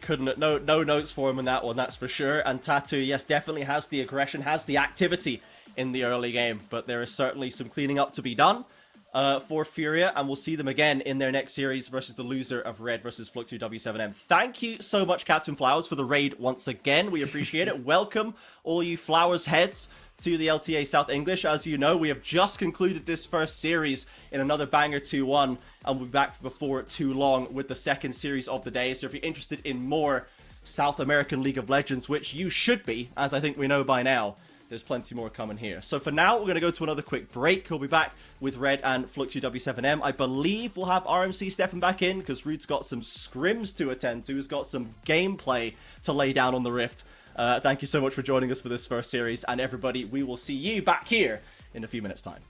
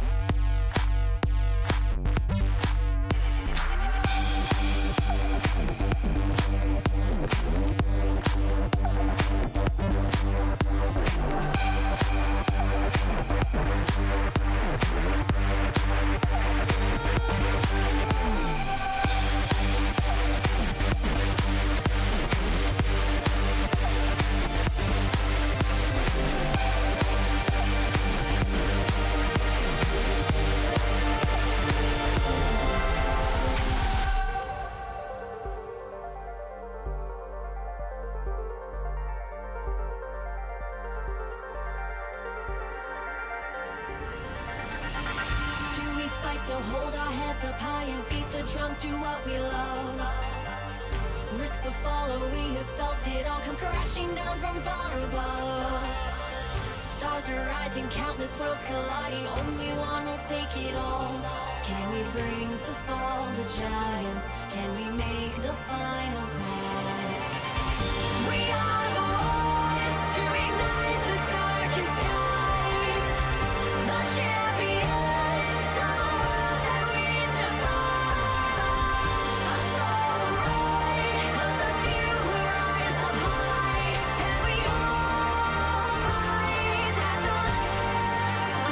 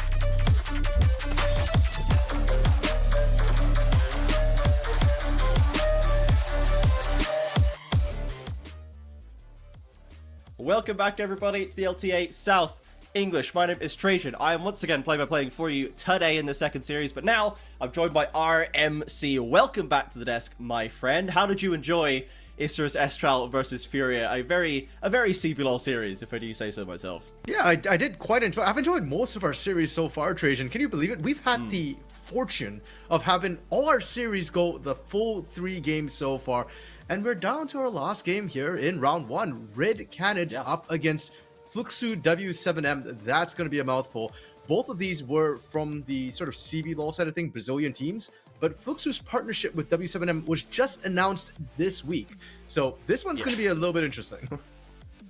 Yeah, it was certainly a little bit of a bit fraught in the off season, if I do say so myself. But this is where we've landed on for Fluxu W7M, and the roster is it's a lot of names that people will know, especially fans of the Pain Gaming Academy team will certainly know a lot of these names very well. Plus, Fu retained in the mid lane from last split's Fluxu roster. So Hedan, Drake Hero, Fu, Marvin, and Geeks is the full squad. Yeah, these teams cannot be more different. Fluxu, as you mentioned, a lot of promotions. Even Fu was promoted last year from sort of the Academy side of things. Drake Hero as well was splitting time with Academy and main roster because of Liberty's experiment, where they were kind of swapping their rosters back and forth and only scrimming internally. But yeah, everybody else here is from Pain Gaming Academy. And if you're not familiar with the Academy scene, let's put it this way. Tatu, who we just saw, who had such great impact last game, he was also part of Pain Gaming Academy. And these guys, they're the winners of the Americas Challengers. They are the best of the best in Tier 2, not just in Brazil,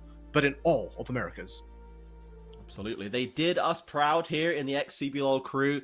On that stage, the international stage in Tier 2 America's Challenges, and RMC was representing us there on the broadcast. We're all very proud. But yeah, we're very happy with how they performed. And Marvin and Geeks especially, we'd seen a little bit of Geeks before. We'd seen about 6 games of Geeks on a previous Kaboom roster that did not really have any future. We didn't see too much out of him there. But Marvin is a little bit newer. We did not see Marvin in Tier 1 before, and it was about Reaper, it was about Kojima, it was about Morteus, and then Marvin kind of popped up after that crop of people and has now arguably kind of outperformed all of them. Yeah, if you look at Marvin, he just showed up last year in Tier 2 in 2024. His first split, he won in CBLOL Academy. So right out the gates in his second split, he won America's Challenger. So this guy's been on sort of a rocket trajectory here, and now he's in to LTA South, starting for this roster. So yeah, a very, very star-studded roster in terms of potential. But if we're talking about the other side, Red Cannons, they are the opposite. They made 0 changes to their roster, and there's experience in every single position. Probably Grethar and Brunsey have the least experience. Oh no, actually Frosty is the newest one who's come up from Tier 2. But even then, he's had experiences, a lot of mechanics here. And if you wanted to see like prototypical, stereotypical South American play, this is the team to do it. Red, I'm going to be honest, I don't understand what they're thinking half the time, but that's fine. I don't have to understand what they're thinking. I just have to enjoy the mechanics they put on display. This is really kind of the spirit of the CBLOL, I think, lives within Red Kalunga. The way they play the game, the way that they the way that they approach situations, I think at this point, especially now that Loud has been is in the process, I imagine, of being tempered a little bit with Wiz and Winsome filling out jungle support, with Aoshi in the supporting cast. Like, I think they are probably less likely to be as Brazil-pilled as they used to be, but Red is the same formula as before. Aegis, very high activity, spearhead jungler, leading the charge, can play the carries. FNB is a 1v1 and 2v2 monster.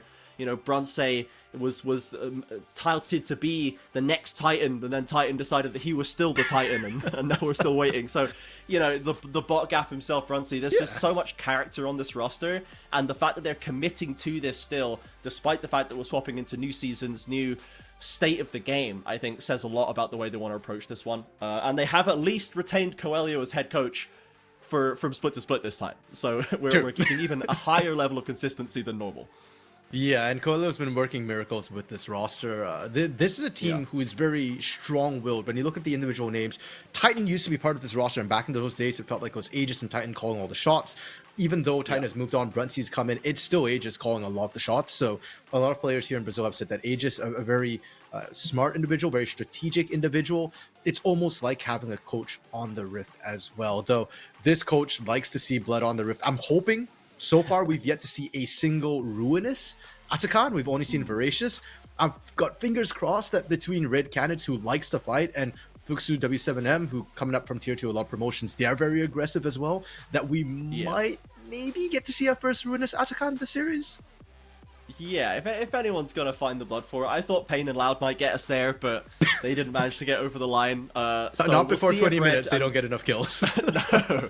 No, not quite. But yeah, I think that if this Fluxu W7M roster is likely to make an impact, they have to play with you know, courage, with boldness, with abandon, as it were, to try and break these games open. You can't sit back. You're unlikely to be able to outmaneuver rosters as experienced as Red, with players like Aegis at the helm and FMB as well, someone who has become so reliable and so proficient up in that top side. So I want to see action, and hopefully the fact that we have this fearless draft means that we might be able to see a little bit of spice in the champion compositions as well, not just from the underdog roster that can use them to advantage, but also from players like Grefthar in the mid lane, who is known for having plenty of off-the-wall picks that are now kind of more incentivized to come out in a series more regularly. Yeah, and I love that you draw attention to the mid lane, Trajan, because today it feels like we've seen a lot of mid-jungle power define these games. Like last game we saw Jose Deodo and Miru really define how IE was playing.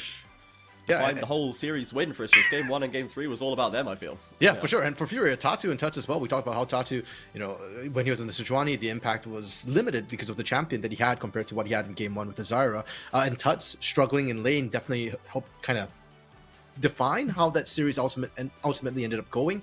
Well, this game as well, between Red and Fluxu, my eyes are also on jungle mid, because as you talk about Aegis Grefthar has been in a very awkward position in Brazil. A lot of criticism from the fans, not necessarily because he's bad, but because he has to make sacrifices to play the way that Aegis likes to play. And Greftar's fine with that. He's a very easygoing partner, I guess, for Aegis, and that's been what has helped Red find success. Look to the other side, though, Drake Hero and Fu, they're a very aggressive duo as well, but they didn't play together. Drake Hero and Liberty kicked off a lot of action, and last year, even before the Liberty experiment really kicked off, Drake Hero was often helping the team find very early leads, and Fu would often be the guy to win out his lane and parlay that into a strong mid game. So now that they're paired together, I have hopes that maybe they can throw a wrench into the plans of the Red Canids, who we get to see on screen as we speak. Yeah, debuting there for the first series of the year. FNB, Aegis, Grefthar, Brunsey, and Frosty. And you're absolutely right about Grefthar. He's a very amiable guy and someone who is very aware that he just needs to do whatever he needs to do for the team to function, for the team to win. And that is often kind of succeeding himself to Aegis or to Brunsey or even to FNB in metas where Gwen and Rumble are meta. FNB can be a game-carrying influence in his own right. Grefthar, we've seen times where he can be on champions like the Victor, something that's very strong right now, or Azir, or things like this, and he can play to do the most damage in the game and win, but it's rarely what is required on this Red roster, as we now see Fluxu W7M heading out to take their spot on the front right there. Hidan, Drake Hero, Fu, Marvin, and Giggs. So I'm wondering where the power is going to come from this roster, because Fu, we know, is proven quality. From last year's Fluxy roster, he was a standout member and was competing with the best mid laners in the league statistically and from the eye test. He was looking very, very strong. And then that bot lane is such a hot pairing coming out of the academy system. We've seen players like Tatu do so well in this season already. We've seen big games out of the academy talent, and we could see that again here today. Yeah, and even though we talk about how Fluxu W7M, they are a less experienced roster, I think it is definitely worth noting that 3 out of 5 of these players, or arguably 3.5, because Giggs had a couple of games in CB LoL. I mean, Hidan, Drake Hero, and Fu have all had prior Tier 1 experience in CB LoL. It's really only Marvin who's fresh out the gate. So Hidan in the past has been a player who has had his struggles, but I think Academy has really tempered him. He's got the versatility now. He can play team fight or weak side champions, as well as the carries he was known for prior to his recent stint in Academy. Drake Hero and Fu have shown they've got nerves of steals for rookie last year when they just absolutely popped off. My big question is going to be about Marvin in this bot lane, and this is really a trial by fire. He's up against Brunsey and Frosty, Mr. Bot Gap himself, who went to international in his rookie year and made his mark. What was that, 2023, I believe, or 2022? And Frosty, as a support, 22, yeah, is one of the most mechanical supports to come out. He's been criticized as maybe not having the best map awareness, the best map rotations, but his laning has never been questioned. And paired with Brunsey, Marvin and Giggs, they're in for a bit of a rough time. Yeah, for sure. The 2v2s down in bot lane, we've been seeing so much bot lane talent on display just today and generally across this whole conference, the LTA South. I think bot lane is so unbelievably stacked, or kind of almost across the board, that Marvin and Giggs are really exciting duo talent coming out of Academy. They're stepping into a crazy pool of threats that they have to try and make an impact against. So if they can, that only speaks even more to their quality, and today is where we can see them against one of the toughest tests we can offer as a game one hurdle to jump in Brunsey and Frosty. So very excited for that. And I appreciate what you said about Hedan as well, that is someone that I have always thought there was massive potential in. Listeners of our podcast will remember when I said that I'd rather take him over Robo at one point, when Robo was in a down, kind of a down period. And that was a time when Hedan was just putting up really competent, value-achieving top lane games on a relatively budget roster. And then Robo was on Loud, absolutely giga-sprinting half of his games on the map. So I think that Hedan certainly has potential to see. This is, once again, not a high-powered roster, but we'll see if he's still able to show us that there is something bubbling on the surface to be extracted, as we are into the picks and bans RMC. Relatively similar presence from earlier today. Aurora, Varus, Skarner on the red side, Rumble, Kalista, Cassante on the blue. Corki priority, but we do have our first Azir of the day now. Yeah, and interesting, the Cassante ban coming out from the side of Red Canids. That was FNB is one of the best Cassantes in all of Brazil. He was one of the first to figure out how to play Cassante when it came to prominence. And with the ban coming through, Fluxu 7M didn't even bother picking the Mbessa. We've seen a lot of times the moment Cassante is banned, Mbessa becomes sort of the pick to go for. So I do feel like Red has got everything they wanted. They've got the Corki, which they can flex into mid or into bot lane. They get the Sejuani, the utility pick. They get the Mbessa, which works so well with the Sejuani. And Fluxu 7M, they're getting comfort picks, sure. They're getting very meta, sort of standard answers to the likes of a Corki. But it does feel like they're a little bit behind the curve, and they're picking up second pick. They're settling for what they can when Red has already stripped the best off the board. Yeah, we have seen already a great demonstration of what Renekton can do into Ambessa. Gigo made great use of it to manhandle Birdol in game number 2 of the Isra Zestral Furia series. So this is now Hedan with an arguable counterpick, but into arguably the best top laner in the region, FNB on Ambessa. So we'll see how that matchup looks in this slightly different dynamic, as the Ezreal and Corki matchups locked in, the Azir in mid lane, and Sejuani once again for Aegis. So despite the fact that Aegis we know can be very, very comfortable on the carries and can very much lead his team to victory and do a lot of damage himself, he's also very, very proficient on the bridges, the Wukong, Sejuanis. So we're absolutely confident in his abilities here. Through the second round of bans, Kai'Sa, Ahri on one side, Ivern and Maokai on the other, leaving Viego as the jungle pick for Drake Hero. Yeah, and one thing to remember about Drake Heroes, he has quite a few pocket picks, things like Belveth, like Zac. He's also played the rare Kindred, which, I mean, it's a bit more standard to come through. So in a best of 3 full fearless, Drake Heroes champ pool could definitely be an advantage for the team if they can leverage it. For now, though, Red looking for support and potentially AD carry or mid. They're holding that Corki flex right to the very end. Yeah, we'll see what the chance is gonna be. Rakan, very confident for Frosty. We know that he likes his engagers, the Rels, the Leonas, the Nautiluses. Rakan can absolutely fulfill that role for him, and has a strong 2v2 presence, as it is gonna be the Victor. So I mentioned, Grevthar's Victor era a few years ago with Red Canids performing decently at MSI, and we're back in now, and Victor has never been stronger than he is right now, I dare say. So a chance for Grevthar to get back and do a little bit of carrying in this year. I think Root mentioned he actually just got nerfed this patch. He did, because he was just so ridiculous that now he's only monstrous as opposed to, impossible. Fair enough, and I think that's a bit of an interesting pick, because it does leave Corki into the Corki Ezreal matchup, which a lot of people have favored the Ezreal for, just because you get more consistent outranging poke. So I think that's a very interesting one. Leona kind of coming through for the Ezreal. You're not picking that for lane, that's for sure. You're picking that more for the potential engage, which I do think this team needs with the likes of the Azir, Renekton, Viego. None of them are necessarily the go guys. They're all great as secondary follow-up, but you needed a primary engager. Yeah, otherwise the Corkis and the Victors of this world will happily just sit back and throw out the poke. They need to have the threat of a Leona ult hanging over their heads to keep them honest in those mid and late game fights, as we do see ultimately Red. It's a fairly similar formula that Furia used in the last game. The Victor Corki, Sejuani core, and then with a slightly different angle from the top and support. But ultimately, Furia struggled to make an impact early on. They were getting pushed around in the lanes, and then they weren't able to really get there for those key carries to get online to start winning the fights through their massive damage. So there is a potential window for Fluxu and 7M to capitalize in the early game, maybe before Brunsey and Grefthar can get to their massive power spike points. But you are going up into Red, a team that is happy to fight you for every inch on the map. And if you're not coming correct, if you're not ready with the right preparation, the right gameplay plans, you might just end up giving up that early game yourself.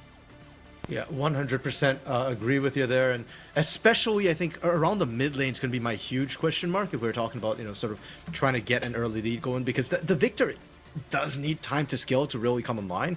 And when we've seen Grefthar pick Victor in the past, he's not really going to be able to help out Aegis quite as much as we're used to seeing. Instead, with that Sejuani and Bessa that we saw come through fairly early in the draft, that's what I'm expecting to be that power point for Red, for Aegis to play towards FNB, get that Mbessa rolling. Maybe you go down to that bot lane a little bit, like you were saying, hey, the Corki's got that early burst before, Marvin and Giggs really fully come online, before Corki starts entering a bit of a power trough himself as well.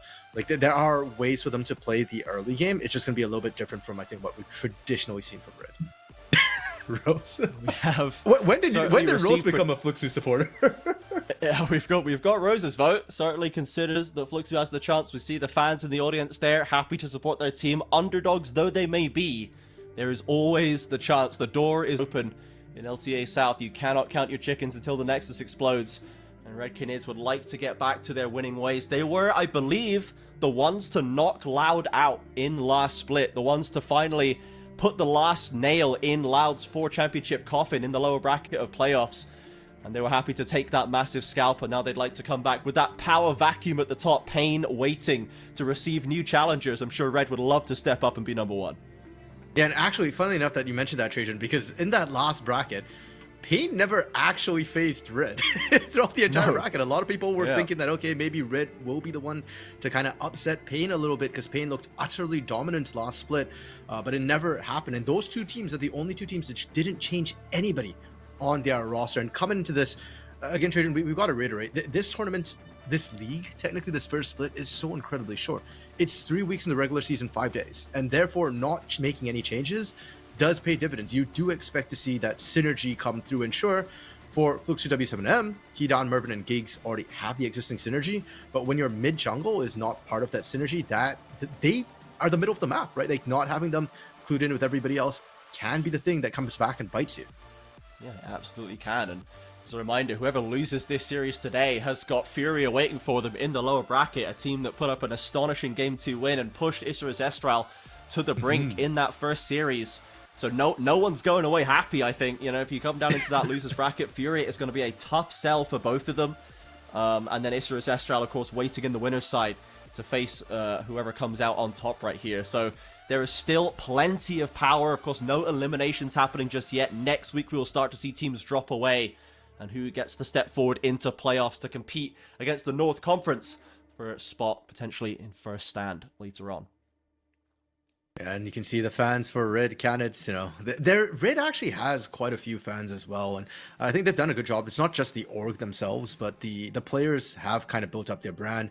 Brunsey internationally is probably one of the more well-known players in LTA South right now, but Aegis and Grefthar locally are incredibly known.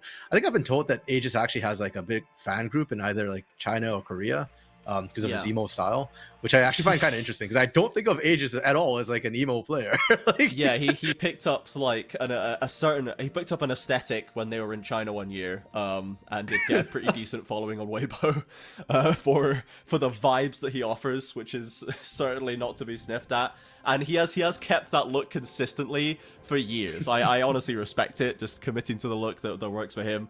As we head onto the Rift right here, Red Kalunga versus Fluxu. I mean, the quad code is FX7M, and having to say Fluxu W7M every single time might drive me a little insane, so we'll see what ends up being the most natural to settle on. But certainly Drake Hero, not wasting any time, making an aggressive maneuver into that topside jungle. You know what, Trajan? I really respect that neither of these teams are even looking at a lane swap. Like, both sides are just assembled. Their top lane is sitting top lane. They're not faking anybody out. We're not seeing lane wards to be able to track if there's a lane swap. It just seems like both teams handshaked and decided, you know what we want. You know, we're playing this traditional Brazilian style. We want to clash and check hands. And in a best of 3, game 1, perfect time to do that. And we can see in the picture-in-picture another interesting element of this Red roster, which is an interview with their new strategic coach, positional coach, a member of their coaching staff, Belzy, who used to be the head coach of Loud. And this is a guy who was on Liberty last split and has definitely expressed an interest in working, I guess, in maybe more structured or interesting coaching positions, was not happy being a head coach and is much more comfortable in this role. And he has a lot of experience. He's got championship winning experience, plus experience in the kind of unique Liberty coaching structure from last split, and does have a lot of value, I think, to add to Red, who are a team that, if we were to mention their biggest flaw, probably it's the fact that they don't really change. They don't evolve very much. Their flaws are always their flaws, as we can see Red and Brunsey and Frosty getting stuck in the 2 versus 1, but I'm hopeful that Belzy might add that extra kind of X factor, that special sauce, to perhaps elevate this roster above where they've been able to land before. But Trajan, they don't need to adapt, and they do what they do oh so well. They're so experienced at just constantly skirmishing, and I do feel like the meta kind of shifted to favor them, right? Like this meta, macro has changed a lot. A lot of the macro is more about lane swaps and kind of answering that in the early game, and then it's just objective after objective after objective. And if you simplify the game down to objectives, Red will be there every time. They'll be happy to fight you every single time, whether or not their comp really is meant for it. Yeah, I don't know if it's potentially going to draw focus away from things like effectively catching side waves, which is something Brazil has historically not been the best at, but it's like, we're dropping the side wave so we can fight Atakan, so we can then fight the Baron, so we can then, you know, there's always something that we can justify dropping this side wave for, guys. There's always an objective going on. To be fair, I don't think Red has ever justified a thing in their life. Like, They've never attempted to justify themselves, no. They just do it. Oh. Hidan on the losing end of a trade. Generally, the way the Renekton and Mbessa matchup is supposed to go, it favors Renekton early, and then Mbessa tends to outskill and have more impact later on. So not ideal for Hidan to be losing that out early, but you are up against FNB, who's generally considered the best top laner, who's never won in Brazil. Yes, it is, in terms of 1v1, sometimes depending on the meta, in terms of team fight, there's just few who can touch him as a gravity well. Just about catches Fu. He'll escape with his life, but bot lane as well, getting stuck in. Stun onto Fluxu Geeks. Brunsey flashing forward. One auto for the first blood, and Drake Hero now left on his own, desperately trying to scrabble to safety, but it's a double for the Corki. One more kill, and it's already a feat on the board for Red. Call Mr. Bot Gap, but this one's a jungle gap. Aegis getting down there and able to body block so much of the damage. Just no running away for Drake Hero. Rose revising their thoughts on this game. Yeah, certainly a bit of a fair weather fan here, Rose, on production. Sees the first 2 kills and is swayed by the argument made by Red Kalunga. It's certainly a compelling one. 2 kills into the Corki early on when Brunsey is your bot laner. That's a pretty good win condition. Yeah, and hey, traded 2 kills in 4 minutes. That's, I think, one of our earlier bloody games to start. Maybe we actually do get to see Ruinous. We are seeing rotations come through as well. Oh, here, replay, because we missed out how it began. We're not going to see the beginning again. It looks like just both junglers were there and ready to go, but look at how Aegis is just front and center. He's the tankiest guy. He knows that. And Brunsey, his sense of timing for when to go in as an AD carry is, I think, what really has made him such a international level AD carry, right? Knowing when he can flash forward, that a lot of the damage has come out. Everything's on cooldown.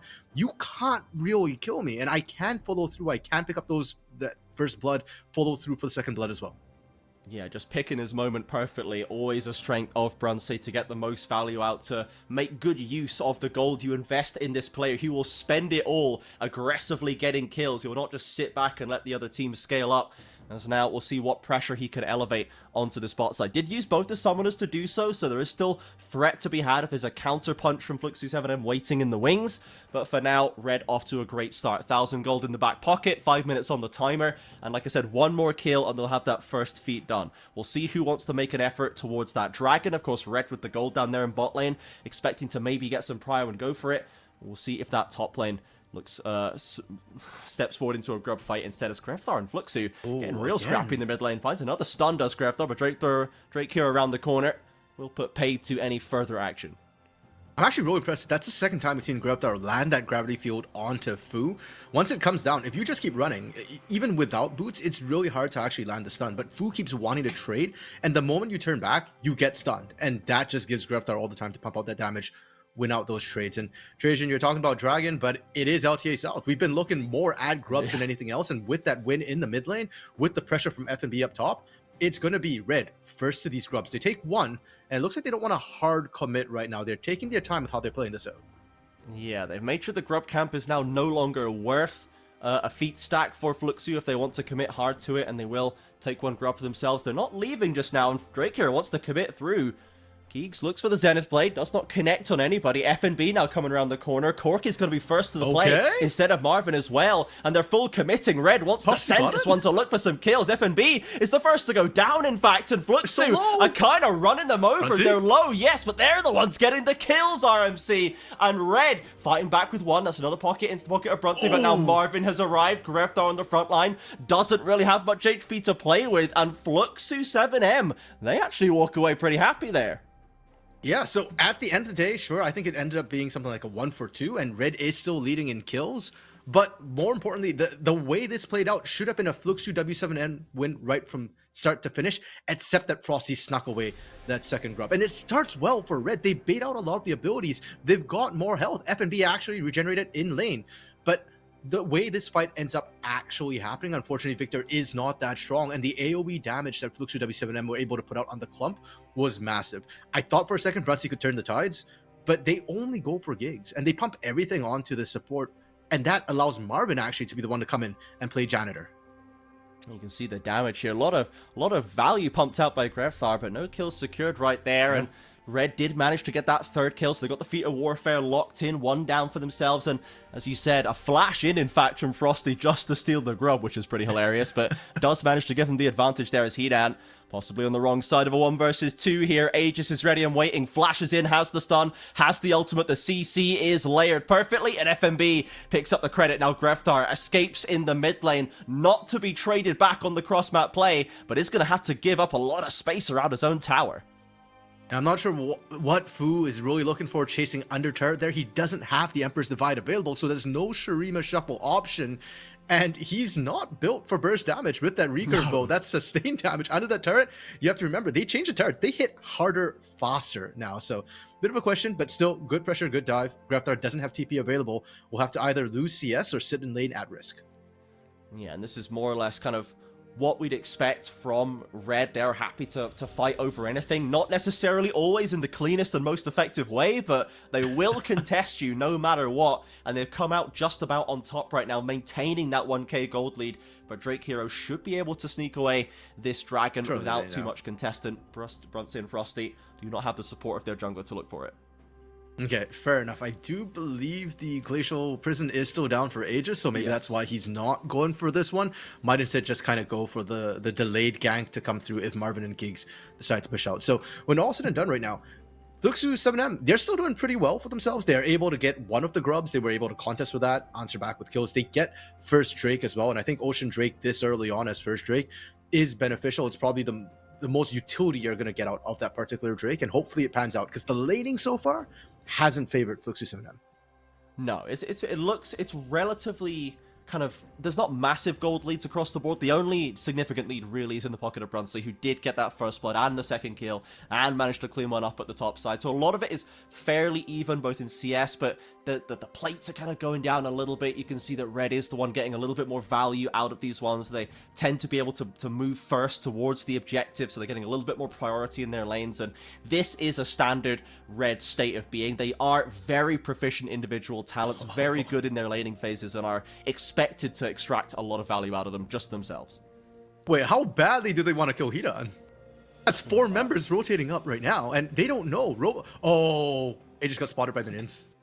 Yeah, Hedan's gonna have time to get away. We see Leona and Viego in the topside jungle kind of lingering, maybe seeing if they need to move up, but Red are not going to overcommit right there. They did invest a lot of time just moving people up there, but to no avail, and they'll head back to mid lane. Are you? Brunsey, of course, picking up those waves with no issue, and has got the Triforce down. So first spike arrived at by the Corki. If they want to get stuck in right now, as long as you can protect Brunsey, you're probably going to be fine. And they want to get stuck in, Trajan. Grubs have spawned. That was exactly what they were playing around. They were looking for the kill on the top lane into Grubs. They couldn't find the kill. Well, they're just going to play for Grubs. And Fluxu7M, they're deciding, hey, we'll just let Fu sit in this bot lane. He's got teleport. He can afford to just do this. We'll call him up when we need him. But remember, the travel time for teleport now is a little bit longer. So by the time he gets there, with the burst damage difference he has that FNB can put down, if they find a squishy, it'll be a 4v5 just to kick things off.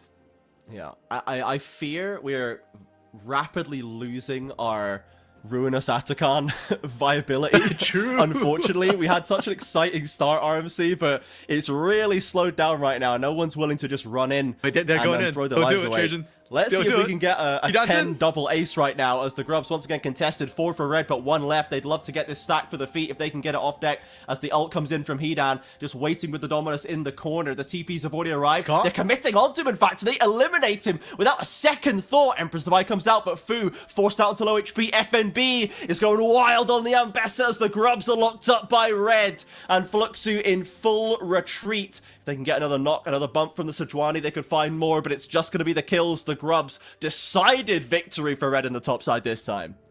You know what? I applaud Fluxu W7M for trying to go for that, but they look so separate. And even the Emperor's Divide that came across, well, you can't divide by 0. And frankly, it kind of did nothing in that fight. Hidan going in and getting separated, I think, was really the crux of the problem, though. We talked about how Azir might be late to the party. No, Fu got there in time. But Hidan, he doesn't have flash. He can't really get over the wall. He pops the Dominus so early that unfortunately they just kind of wait for it. And the moment they see the angle for the Paladin, they take him out. And that 5v4 we were talking about, Fu using the Emperor's Divide, literally just trying to disengage, just isn't enough. And I think they're lucky that they didn't actually lose more members off the back end of it. Yeah, the red fans exploding in the crowd for a simple Grubs fight. This is the energy that the red fans bring to the arena. They are jumping and dancing and screaming at the sight of 3 kills on a Grub camp. They absolutely love it. And that's the energy that we want to have here in the LTA South. We do have some more big items coming through. Drake Kira completing the Triforce Ezreal. Almost there, but Marvin not quite reaching that breakpoint just yet. But now red have a concerted lead that they can play maybe a little bit more aggressively across the map and see if they can snowball a bit. Tell you what, Trajan, you know what my favorite part of that fan cam reaction was? The silence and the pensiveness they had in their face as that fight was kicking off. Like, they looked so concerned for a second. Yeah. And then they exploded into joy. And They to are me, in it's like, deep okay. focus. Yeah, absolutely like locked in. That's a red fan's life, though. Like, you don't know which way that team's going to coin flip sometimes. But to be fair, they executed that flawlessly. And I think, given that's what we saw at that point, red fans can breathe a sigh of relief, right? They expect to see more of that coming through from the red candidates. Their rotations have been on point, sometimes a little bit early, but they're always ready for the scrap. FNB dodges out the Emperor's Divide. Lovely play from the Ambessa. Can't quite secure the counter kill onto Fu, but certainly makes them think twice about trying that one again. I think FNB thought that the turret was actually going to finish off Fu there, but that last shot just felt so incredibly delayed. Thankfully, as you pointed out, it does delay Fu. No TP, will not be able to contest this dragon now. Yep, slows them down, pushing that turret down, which means that red will be able to lock up that first turret feet, and they will secure... Oh, just in time, actually. That was a lot closer than I thought it was going to be, honestly, but red will secure the advantage in feats and the upgradable boots, and Aegis is already on to the next thing. The dragon's been started up. Yeah, and with those first 3 Void Grubs, okay, so I don't think it will be enough to get to 3rd feat. Yeah. But still, they're in a really good position to be able to get that next feat. They just need to get one more epic monster. The Fuxu W7M, though, getting the topside turret, they're still answering pound for pound for red candidates. They're not really falling too far behind right now. It's just small increments keep going red's way. Yeah, it is, I believe, another voracious Atakan. I'm afraid we have failed to achieve enough bloodiness for the Ruinous, and the dragon buffs will remain unbuffed, unfortunately. But we will get to see potentially either an underdog scrappy squad or literally red Canids get given a just run in and 5v5 with no consequences buff, which is probably pretty fun for the gameplay quality going forward, as Hidan is going to get caught in the bot side, just pushing well beyond his means. Unfortunately, he was indeed done. Very well done by the side of red. Great collapse coming through. They add to the kill total. Still not quite enough to proc a Ruinous. But yeah, Hidan, this was one of the problems Hidan had prior when he's on champions that he's able to duel on very well is he does tend to overextend quite a bit. And okay, to be fair, there's a lot of top laners here in South America who like to overextend, like such as Robo, but FNB is not one of them, and Red's really good at punishing that. Oh, Frosty commits the ultimate Drake hero, does get himself to safety with a defensive Heartbreaker. Fu has arrived, doing pretty decent damage actually. Goes in for the shuffle, commits, but drops himself into the entire red squad. And A just simply walks away. Hedan TPing into the backside. Decent damage pumped out by Marvin and Hedan. They'll get the trade back, and the front line has weakened for Red. Frosty and Brunsey on their own, trying to escape from a chasing Drake hero. Doesn't have the ult anymore, has to be careful with his own life.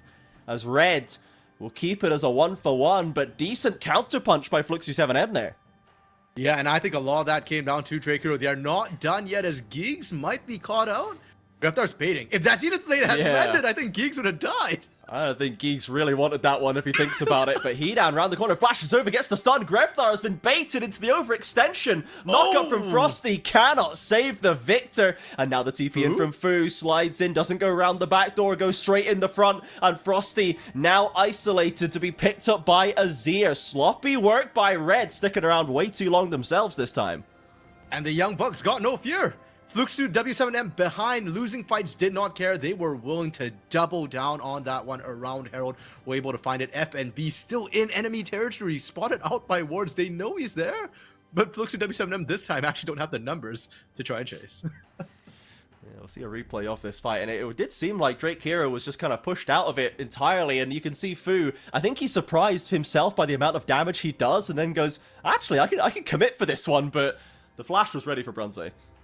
Yeah, and once again, keep in mind, Fu's not building burst. He's building sustained damage. He needs to play safe. This part was where it all turned, because Drake Hero actually managed to pick up the Sejuani. He ended up buying so much space for the team. The CC that he provided to give Marvin the free space to fire was, I think, what really forced Red to back off. And Red here, this is just a little bit of overconfidence from them. They feel like they're stronger. They decide to stick around. They decide to try and make plays. And it baits not just Grevdar, but even Frosty to an extra kill, an extra death going over to Fluxu W7M. Red have returned to the Herald Pit, and they'll pick up that buff for themselves without too much of a contest. FNB clearing out that mid wave. The entirety of both teams still hanging out around the mid lane, but no one is able to find a trigger-pulling opportunity. No fights to be had. They will simply step away to pick up some more waves. We can see if we check in on the inventories, there is still a general advantage for Red. They've got the pickaxe advantage top side, 2 items done, almost stacked up the Mermana for Corki as well. Still waiting on Victor getting that second item done, but it's a slight advantage for Red, but we can see that if they do get overconfident, if they don't respect their opponents, Fluxu are not afraid of tripping them up and offering a punish of their own. Yeah, and it almost feels like the item lead they have is a little bit smaller than what we'd have expected, considering that Red has had such dominance around objectives. Hedan gets spotted out, but dodges the first knockup. No, Frosty does not manage to land the W. They're still chasing forward a little bit more. Geek's ult slows them even further, and Hedan will walk away still pretty darn healthy. So Red come away with a swing and a miss on the bot side, still going back to shoving in the waves. Well played from both supports to just trade their ultimates, one to engage, one to keep them alive, but the weight of their ultimates are not the same. For Frosty, yes, it's a great engage tool, but they have backup. Aegis can be the primary engage for them, whereas for Fluxu W7M, their primary engage is all on gigs. Whenever that solar flare is down, they're going to struggle to find the engages outside of flanks. And with the dragon coming up soon enough in about just, I believe, 10 seconds there, not having that solar flare does make this a little bit more complicated for Fluxu W7M. It's a Hextech Rift again, once again, so they want to fight over these dragons. They'd love to get those ones locked up. Brunsey, especially 4-0-2, is fed out of his mind on this Corki, wants to get even more buffs to unleash him in these fights. Herald dropped in the mid lane, will secure that outer turret with no contest. Fluxu still rotate over to collect it, but now Red are trying to forge away into the river. A little bit hesitant though, FNB TP's in. No one's still maintaining real control over that dragon pit just yet. It feels like almost an early TP from FNB, considering they did have a ward in a flank position behind them. But I do think the Herald did its job already, which was force Fluxu W7M out of their defensive position around Dragon. They had to go respond for that. Greftar is just free pushing topside as well, and that does allow Red into the Dragon Pit. They managed to start it up, and Greftar now with the freedom to TP down if he wishes. He's already gotten his target secured on topside with that top turret, but Fluxu once again given control of the TPs Dragon. are coming in. TP's now coming in into that flank position you mentioned. They've got pincers in for red. Oh! Out comes the Sejuani ultimate, but Fu trying to keep Brunsei out. Who's going to be the first one to get purchased? Both junglers fight, smite fight, and Sejuani takes it in the straight 50-50. Aegis, without his E, holds the flash, and the rest of Fluxu just can't find a commitment onto anyone. Red are scattered around the world, not really under threat. Greftar and FNB now trying to get away. They might have overstayed a little bit too close to this tower. Geek splashes over, gets onto the Victor. That will be one casualty, and now Red, 4 men strong, choose to back away. One for the Dragon in the end. And Trajan, I can't tell who's flanking who in these situations. Both teams just want to fight, so they just keep rotating around each other, Rose. You know what, Rose? I understand the situation you're in. These teams, it's just back and forth, and it keeps flipping as to who's in charge. Now, it is critical to note that Aegis won the smite fight, so when all is said and done, I think Red are going to be happy with that. But this is the re-engage, and the critical thing was that Greftar wasn't here. When the Glacial Prison landed, they were set up. If you could get a Chaos Storm on them, it would have been absolutely beautiful. But Greftar was still in TP. And then at this point, it's like, okay, it looks like Fluxu has been flanked, but Fluxu correctly recognized that if we group up and move together, then we can isolate the flank. And that's why Red, Greftar and FND specifically kind of got out. I love that Giggs had zero hesitation and went in, because that's the difference maker. If you hesitated at all, Greftar was dancing around and maybe he gets out, and then you just lost Dragon for absolutely nothing. Yeah, it was a little bit sketchy on the back half there for Red, giving that kill away, but still maintaining the shutdown on Brunsei, getting that Dragon stacking. Another couple still in to go before they can look for that soul. Now the gold lead's still in their favor, but it has been a slow and gradual process building it up over these 22 minutes. FNB and Hidan going at it in the bot lane. The Ambessa really starting to sting now. Both of them have 2 items done, but FNB is walking away the winner in these trades. And that's what we roughly expected to see. Renekton winning out a little bit earlier, and Ambessa winning out later. The fact that FNB wasn't losing earlier, well, we're seeing sort of the payoff for that right now. The other thing to note is Brunsei's Mirror Mana has been completed. That was a power spike I think Red were really waiting for, and I want to see them take advantage of it. He's aggressively stepping forward onto Sejuani. Frosty in there to support his jungler. Brunsei and Greftar waiting to put the damage down if required, but again, it's more than enough to dissuade Fluxu from getting too excited. Just poking and prodding at the Red front line to see if there's a weakness in the armor right there. But a lot of it is just rotating from lane to lane, getting the waves in and out. But Atakan threatens to offer a different solution for Red. Time to drop those side waves, RMC. There's a fight brewing. Yeah, and there is a ward right on it. So Fluxu W7M have full vision. They know when they can afford to go and when they have to go. And Hidan is running up, though. He has no TP. Oh, the commits onto Geeks instead, well before the kill threshold, and Brunsei popped the main engage of Fluxu. It's basically all on Fu to find a shuffle at this point, and Hidan now has a flank. Maybe this is another way to get through this, but Brunsei is peeled off nice and early. They've got the ult down, Frosty dropping low, FNB not looking in a great position either. Red kind of split. Hidan is dicing up this backline, already took down the Victor, and now Brunsei's isolated, but takes down Drake here in the 1 versus 2. Fu with the defensive ultimate, Frosty dives in deep, gets the flash away, Brunsei back over the wall, Marvin from left field takes down the Rakan as well, and Brunsei just isolated on the front line, doesn't know where to stand. What a mess. Brunsei might have had the bombs, but Fu had the bomb disposal squad, and he was able to. The extra range the soldiers gave him. What a mess is probably the most accurate thing, Trajan, you could have used to describe this. But that's what we're here for. That's the LTA South signature style, and I want to see more of it. This Atakan is just bait for these teams. It's like catnip to cats right now. Both these teams want it, and I wouldn't be surprised if we see them go right back to it and look to try and take it once again. The start of the fight looked really bad for Fluxu because Hidan didn't have TP. And one thing to note too was that Giggs didn't have Solar Flare. So they were just posturing, and unfortunately they got caught out. They got punished for it, but it felt like they blew maybe a little bit too much on the side of Red, and Hidan gets in here. They're distracted. They're not finishing Atakan. Atakan does more damage, by the way. Voracious, the lower health does. So you can see what it did to Greftar and Aegis. Yeah. And by the time Hidan gets in there, the fact that they were split was a massive issue. I do want to say though, Brunsei off screen was doing a ton of work. You're talking about he was in a 1v2 situation. He liked those odds. He was looking for a 1v4.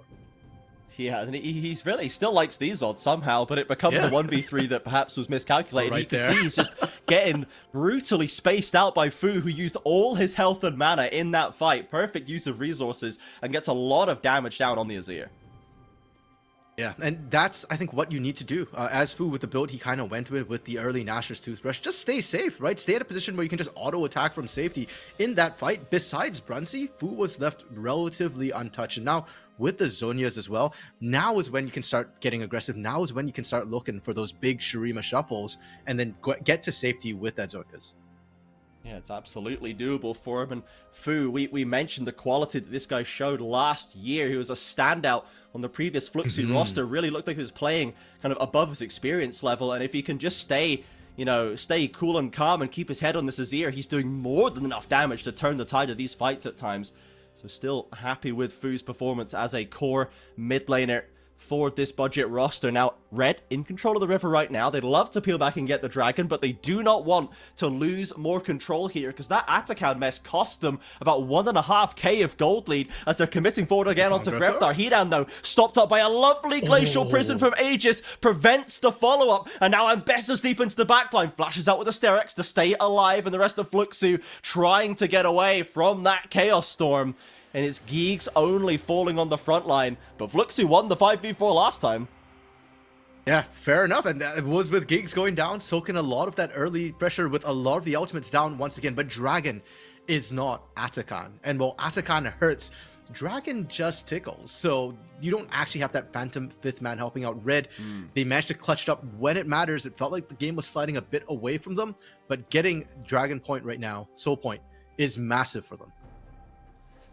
Red with a much cleaner management of that next objective fight, giving them the Hextech Soul Point. That's a lot of capital to use on the map in 5 minutes time when the Soul comes around. Now, you still have control of the turrets as well. 3 down to only 1 from Fluxu 7M. They've got the waves in their advantage, but you can see that gold graph is a little bit of a mountain range. There's a lot of back and forth going on with Red holding on to a consistent lead, at least in the fact that it's theirs, but it has been growing and shrinking pretty wildly based on what's going on. And I think the scale of that graph too, I think the biggest gold lead we saw is probably just sub 2k. So it looks really wild, but actually this game's been really close from start to finish. And Frosty making me clench right there. I do feel like if anybody goes down, that could be a major objective. Baron and Atakan both on the same side of the map as well does mean that whichever team loses, if you lose in that area, could just see an absolute cascade, an absolute snowball start to happen. Yeah, Red now fighting over the vision for Fluxu, trying to forge a path into their side of the jungle to get some confidence pushing up these waves. Of course, they can sit back and wait for a dragon in a few minutes. They can maybe try and find an Atakan angle. We've seen some teams trying to stealth start Atakan multiple times today, but Red, spotting the recall, might just grip it and rip it right now. Greftar is going to push that wave instead, and they're trying to do their homework, trying to make sure there is minimal threat of another 5v5 flip on the cards, but Fluxu not willing to go down easy. And they're trying to bait Brunsey, was waiting in the wings. Hidan, though, losing out in the side lane. That was half his health, Trajan. That's going to be a Dominus pop on the next trade, or he has to back off. That is grim. Hidan does not want to be losing these HP trades with a possible Atakan on the horizon. Pops the Dominus, goes in, commits for the fight. Has just hit 16, but Red fights the angle in mid lane. And down goes Fu, the critical member for Fluxu 7M in these last few minutes, is the first to hit the dirt. What the literal Fu? He just vanished there. And that hurts. Fu even had the Zonia's component, the Seeker's Arm Guard, ready to go, and it just didn't have time. The CC chain was way too fast, way too good. Now, Baron going to be taken right now, and we talked about this. You lose a fight on that top side of the map, there is so much you could lose. The fact they go for Baron, though, does make me think they probably can't go for Atakan after that, especially since it is a Hextech map, and with the gates, people can come out of base really, really quickly. Yeah, Hidan TPing in just to make sure that there's no funny business going on in that Atakan pit, and they will not have to worry about that one just yet, but they will have to worry about the Baron empowered waves coming through as Red, pre-30 minutes, lock up that buff, and this is going to give them so much wave control over the next couple of minutes. Time to set up, perhaps, for a critical Hextech Soul fight in a little bit. Yeah, or maybe we could just pressure Atakan, right? Because we talk about Baron empowered minions, I want to talk about a Baron empowered FNB. Ooh. He was already winning those trades prior, and Hidan was having problems trying to wave. There he goes. I mean, look at that. Hey, he's going straight in for it, and he's got the rest of his team in the back pocket as well. Hedan, a little bit outnumbered, neutralized by Aegis, takes down that first kill, and the TPs are coming in, but it's too little, too late. Hedan was a menace in the teamfights, threatening the backline. Without that Renekton threat, I feel like Brunsey and Grefthar are going to be breathing a lot easier this time around. True shot barrage not quite landing on everybody there. Going false, and the team is trying to get in there. The vision, though, from that ward is so dangerous. Watch for the solar flare from Giggs, as it has to be a miracle one. It only lands on Atakan! Oh no, and Grefthar around the corner can drop the gravity field to slow them through this choke point. FMB is threatening on vision, looking for a flank, maybe even just purposefully, visibly threatening the flank. The rest of Fluxu scatter into the hills.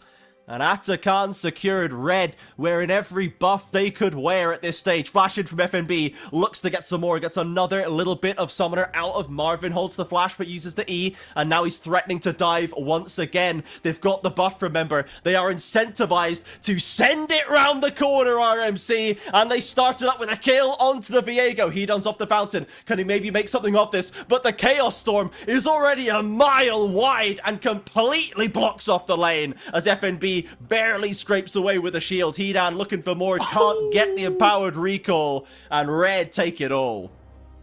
And the kicker is Trajan. Not a single GA was lost on that. Oh, they'll do it all again in 1 minute's time. Yep, they can just group up and push. They've still got Baron buff in their pocket. They've got those GAs ready to go. Mid lane, inner turret is living on a hope and a prayer. They can just split, right? We talked about the FNB split. That is still on the table. That is still an option. Absolutely, with a Hextech Soul now ready to take, Fluxu have to just steel themselves, wipe the sweat from their brows, and get right back into it. You can't really afford to give away buffs like this, but how do you just get in there? How do you make a path into this objective bit? Brunsey is already working on it, and FNB's found his taunt keys. That's how you know that the new season of South American League has truly begun. FNB working it and twerking it, making sure they have full control over that area. Yeah, with Hextech Soul to boot, it's just going to be so hard for Fluxu W7M to make this happen. They've got to look for the miracle engage. And you know what? Let's talk a little bit about their rookie bot lane, or rookie-ish bot lane coming in. Marvin's done a fantastic job. He hasn't died a single time this game, but Geeks Leona has been struggling to find engages. And if he's not finding an engage, then all the weight of the pressure is on Fu. Fu can do a lot, but we said it before. His Azir is better off if he can just auto-attack from safety. If he's the one engaging, there's a lot of DPS that is not coming out. And right now, they need that DPS more than anything else. Yeah, he was managing to get it off in the early parts of the game, but later he's not been able to find the opportunities. The team has been unable to set him up for success in that way as the first mid lane turret falls. Inhib now exposed. Brunsey is going absolutely crazy. He knows that he can simply withdraw, W's into 4 members, and gets blown to high heaven right back to the fountain. So gives away 100 gold. I don't think he needed to do that. I'll be honest. I don't really know what it achieved, but it was pretty funny. The scariest thing to be watching Brunsey do that too was, I didn't have the exact timer of when that GA was wearing off. Yeah. But it was wearing off. So he literally just wanted to use it for the sake of using it. The other thing too is that, sure, you don't die, but it does mean that the push gets stopped when the AD carry just dies like that, when he's so fed. Drake Hero? Ooh, Drake Hero has to get caught already. Even the ult can't save him, and this will be a lot more. The TP behind is now a little bit suspicious.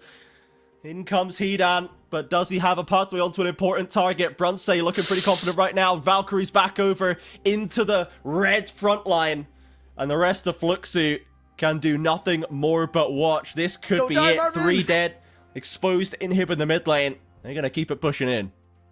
Yeah, that bait was so incredibly good. Drake Hero had no clue what was happening. The last they saw off the red team was that they were running to go for the base reset, but they didn't actually go for it, and now it's going to cost them. With only Fu and Marvin alive, they have carries with no front line.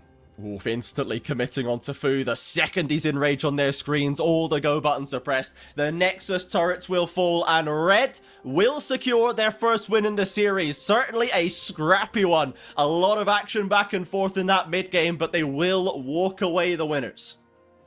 You know what, Trajan? I don't think anybody is particularly shocked or surprised that this was the final outcome of the game. Red was always heavily favored to go in there.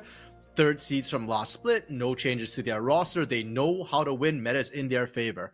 But I'll give Fluxu W7M this. They were scrappy, and they made the beginning of that game look so incredibly close. It really was just that one pick onto Fu near the Baron, where everything started to go wrong at that point. Yeah. Prior to that, they were neck and neck. They landed a couple of really solid punches, absolutely. They were, especially after that first Atakan fight that completely slashed the red gold lead. There was like one more, successful fight around an objective, and Fluxu could have been the ones taking control of Atakan, and then Baron, and then turrets, and then the game. It can just really, the dominoes can start to fall with so many powerful objectives to fight around after that 20-minute mark. So certainly a lot to be happy about for Fluxu 7M right there, but ultimately Red did just show a little bit more of that quality in the important moments, and yeah, they found those key catches they needed. FNB making a much better showing of the Ambessa and Renekton matchup, looked basically even a lot of the time, was able to hold his own, whereas we saw it go a different way earlier. So the base quality for Red is absolutely still there. Yes, they are still a bit messy. Yes, they are kind of flying by the seat of their pants half the time, but you cannot assume that they'll make a silly mistake that you can easily punish, or if you look for a play against them, you've got to be ready for them to come back twice as hard. And what worries me a little bit, Trajan, too, is the fact that we saw K'Sante being banned by Red in Game 1. If they're blue side in Game 2, they could just open that K'Sante up. And we talked about FNB's K'Sante. It's terrifying. You think his Ambessa is scary? His K'Sante is no worse whatsoever. Those two champions do very similar things. K'Sante being a little bit more defensive, Ambessa being a little bit more aggressive. But yeah, it's just terrifying, the draft coming in. And Fluxu W7M, I do think there are some things I'd like to see out of them in draft. I do think Giggs as the only form of engage kind of hurt them a little bit, because Giggs wasn't quite able to find the engage. Despite the fact that Hidan was losing the 1v1s, I actually really liked his flank positionings and what he was able to do in team fights. I'd like to see Hidan on something that can engage. If he's got that sense of flank there and he can pull it off on something like, say, a Kennen, I know it's not very meta, or heck, even with like something like a Rumble or I do think that could be what Fluxu W7M need to be able to bite back and bring us to a game 3.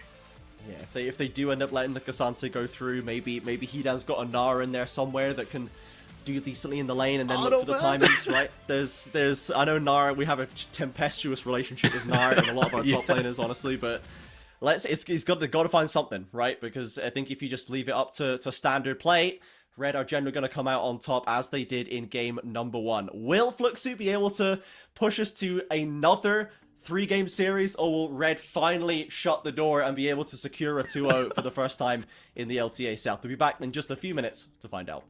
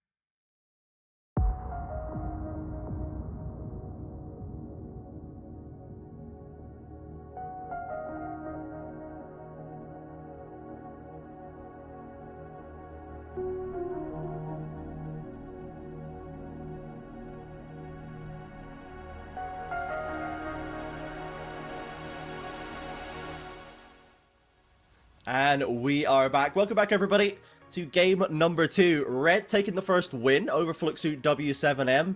And it's maybe the first series that's actually started as we expected. It's actually gone, this is the team we expected to win, and they won the game, and they won it in the manner we expected them to win it, right? It was a little messy, a little rough around the edges, but generally control from Red from start to finish. So what can we take away from Fluxu W7M then? We've already had words of praise for Fu in the mid laner, but is there anything else you think they can build on, anything they can capitalize on to give them a better chance here in game 2? They're scrappy, they've got hands, but they need time to develop. And this split has not been friendly for a lot of these teams that need to develop. Same thing happened to VKS yesterday, right? Like, that's a roster that needs some time to gel together, and they're not being given that time. Now, positively for Fluxu W7M, because they've got so many players who played in Academy, they have experience with Fearless. Not full Fearless, but in best of 3, it doesn't matter. It's the same rules they ran by in Academy. So maybe they can find something in the second game. BP, their coach, was the former Pain Gaming Academy coach as well. So he's very well versed in this Fearless drafting. I'm curious to see if he's got any tricks up his sleeve right now. And we've seen that Red have, or Fluxu have retained the blue side right here. So we don't have necessarily, or switched over to the blue side, I should say. So we don't have a threat of something like a Cassante pick for FNB, but that's largely because Red have banned it again, even on the red side. So they're clearly not wanting to deal with this pick, even, you know, from Hidan, regardless of their own value here. But that leaves a Varus first pick open, something we saw already once today, and this champion is certainly looking very, very powerful with the on-hit build right now. And the other ban that kind of snuck through from game 1 to game 2 was Aurora. She's now available as well, and I'm curious to see if Red actually opt to go for it. Interestingly enough, FNB did not play any Aurora last split when she became a thing towards the end. Grevdar only played 1 game of it, so I don't know if it's necessarily a champion that they are comfortable playing, and if Fluxu W7M did their homework, maybe they know that if they leave that open, they can pick it themselves, or they can force Grevdar into an uncomfortable position where they've got a counter pick. I like to think it's because FMB is an honorable top laner who doesn't play Auroras and Victors. He played Twisted Fate when it came out. Like, he was an abuser of that. I choose not to remember that. So, yeah, it's gonna be the Jace pick with the Vi alongside for Red. So could be mid, could be top, could be a tank Jace, could be a damage Jace mid. We also saw Tuts pull that one out earlier today, so we'll see what the option select's gonna be for Red. As Fluxu's answer likely to be the Wukong in the jungle. Again, we've seen decent success from that one coming back so far. Lots of value from the Cyclone, good aggressive plays you can make with this one. We'll see what Fluxu want to lock in now. They could try and pick up another high priority solo laner. They could find a support, but with the Aurora wide open, it does seem like that's going to be their choice. Yeah, why not? And again, it could flex to either Hidan or to Fu. I don't know that either of them played it much last split, to be fair. But it does feel like a champion that would fit Fu's mechanical prowess, for sure. So, and Hidan also has played quite a few range top laners, things like Kennen, like Twisted Fate quite a bit. Heck, I think he's even played a Tristana top, if I recall correctly, from Summer, because they were playing Fearless. So Aurora, definitely something I think he'd be comfortable with, even if he hasn't necessarily shown it in comp. Yeah, we'll see what Fu can make any damage he can do with this one, or if Hidan wants to take control of it. They do have the options right now as the Ahri locked in for Grevthar, so a classic Vi-Ahri combination. Aegis and Grevthar, the mid-jungle duo of ages here in Brazilian League of Legends, and now into the LTA South. They're going to keep that one rolling. So a top lane Jace for FNB, and we'll see what style of Jace we're expecting up there. Brazilian Jace top is a bit of a meme in itself, and FNB does have potentially can go some way to repairing the reputational damage that pick has here. Hey, if somebody can do it, I believe in FNB. He's one of our best top laners for a reason. It does, however, also tip the hand that for Red, it is going to be a top lane Jace and mid lane Ahri, and they are picking their bot lane. So we're seeing the pinch come through on those AD carries, onto Marvin specifically, and I do feel like with the comps we're seeing, or pardon me, onto Brunsey. Brunsey needs an AD carry who is more mobile, who's a bit more self-reliant, because he has no front line. Even if Frosty goes something tanky, it's not a ton of appeal when the Jace, the Ahri, and the Vi all want to go. So normally, when I think Brunsey, self-reliant, mobile AD carry, I think Zeri. But I didn't love what we saw from Morteus as Zeri in the VKS series, and it didn't seem to have too much impact. It doesn't seem like it's getting a lot of play globally right now, so I'm wondering if there's another option for him. The Ezreal, of course, is no longer available as it was picked earlier in the series, so it does maybe pinch him a little bit further than was comfortable for Red. We'll see what the option's going to be. Paired up with a Rel, so he could just push the whole thing to the side and just go Jhin and just try and outrange and try and sit back. But it's definitely not a champion that I would expect is the best value to get out of Bronze. They could option it as like a poke composition thing with the Jace, so there's a few ways to go. I'm not really sure. Ultimately, I think that Fluxu have done a decent job at limiting some of the potential kind of ultimate carry value that Bronze usually has. Yeah, and I'm really liking the Fluxu W7M draft right now. Granted, they are kind of squishy. Okay, yeah, so they go with the Zeri that you kind of opted for early, Trajan, that you mentioned. I like it. I mean, Bronze has had a really good Zeri in the past. Good at I it. mean, Like, yeah, the meta doesn't favor it right now, but his job is not to necessarily be the biggest carry on this team. This is a pick composition they have, right? With the Vi, with the Ahri. Unquestionably, that's what they're going to be focused on. So your AD carry just needs to be able to survive and pump out damage when he gets the chance to. Whereas for Fluxu W7M, what I really like about them is they have a really strong team fighting composition. And with that Renata pickup as well, it denies a lot of the potential pick, not just through the ultimate with the hostile takeover to stop them from being able to follow up the damage, but also you can bail people out. And if you have such a squishy team, the upside of it is usually if you've got a squishy team, you got lots of damage. And if you got lots of damage, you can secure a kill. If you can secure a kill, you can bail out a dying character. Yeah, absolutely. There's certainly a lot of value here for Fluxu W7M. I really like their team comp, actually. I think they've got great power picks in all three lanes. The Varus, the Aurora, and the Jax are all very strong. Wukong, excellent jungler right now. And the Varus Renata, a really strong 2v2. I like their odds into Zeri Rail, just in that lane matchup. I think they've got a lot of tools that they can use to show us what they can do as a hot new 2v2 duo into Bronze and Frosty, one of our strongest in the region. So I think this draft has gone very well for Fluxu W7M, and it's really going to give them kind of all the tools that they need to take forward to try and bring this to another 3-game series. It is going to be, I think, an issue of Red being simply better on the day if they're able to outperform right here. They did have a good showing in game number 1. They were looking on point in their lane matchups, so Fluxu are going to have to really turn on the afterburners, I think, to get out of lanes good. Yeah, I think it's worth noting as well that I believe we saw the stat. Ahri has a 100% win rate so far here in LTA South. Here in the South, we know how to pick. We know how to find people who are out of position and absolutely punish them. So for Rid as well, I mean, it's a very comfortable draft for them. Grevthar played a lot of Ahri back in Split 1 of 2024. It's a champion that I expect him to be able to use to great effect utility-wise. I'm actually also very curious about FNV. We talk a lot about tank Jace, but I believe earlier today, the Jace we saw was actually a damage Jace that came in. I can't quite recall who played it. It was Tuts Midlane, played the opportunity mirror mana, standard with LTA. Yes. Thank you, yeah. So FNB could just go damage in the top lane, play from range as well. That would facilitate this pick wonderfully. I think, especially with how squishy Fluxu W7M are. Yeah, the poke from a full lethality Jace would do a lot of work here. I like that when they're doing the cinematic shots of the Summoner's Rift, because it is just in-game, you can still see the little 5 gold pop-ups when people are pinging wards. It's like, it cuts a little bit of the grandiosity out of it, I fear. Maybe takes some of the gravity out of it, just like, bing, is 5 gold. I don't know what you're talking about, Trajan. Nothing's grander than gold. That's true, actually. It is value incarnate, you know? There's nothing wrong with that. As an aggressive position taken up by Marvin and Giggs in the bot lane. Sadly, Red are not present in there in any capacity, and it looks like we're once again eschewing the lane swap. Both these teams are returning, rejecting modernity, returning to tradition, and not bothering with any of that nonsense. Part of me just wonders how much of that's from the players, right? Because in Pain Gaming Academy, when Marvin, Giggs, and Hidan were there, they very rarely lane swapped because they were so good in their individual lanes in the tier 2 level that they wanted to opt for the sort of hands check. But now that you're up in tier 1, especially when you're up against FNB and Brunsey and Frosty, I don't know it benefits the side of Fluxu W7M to not lane swap. Like, sure, the lane assignments aren't bad, like the matchups aren't terrible, but I don't feel like Jackson to Jace is an instant winning lane either, nor is Varus Renata a lane that Zeri and Rel can't play into.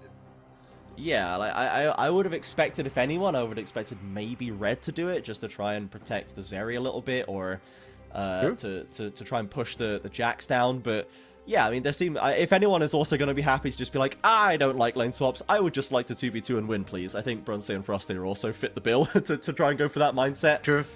So we can see Marvin and Giggs taking control early on with the wave control, hitting that level 2, wasting no time in pushing that advantage.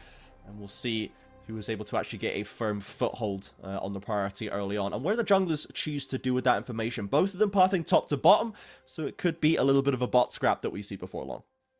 That's I don't know whether Frosty and Brunsey this early on will be able to make anything happen if Marvin and Giggs just ward up and be safe, and they have already dropped the wards in the river. So I'm very curious to actually see which jungler pulls the trigger first, if Aegis even looks to pull the trigger on the bot side, or whether they're just looking to get Scuttle and then go top side, try and secure double Scuttle.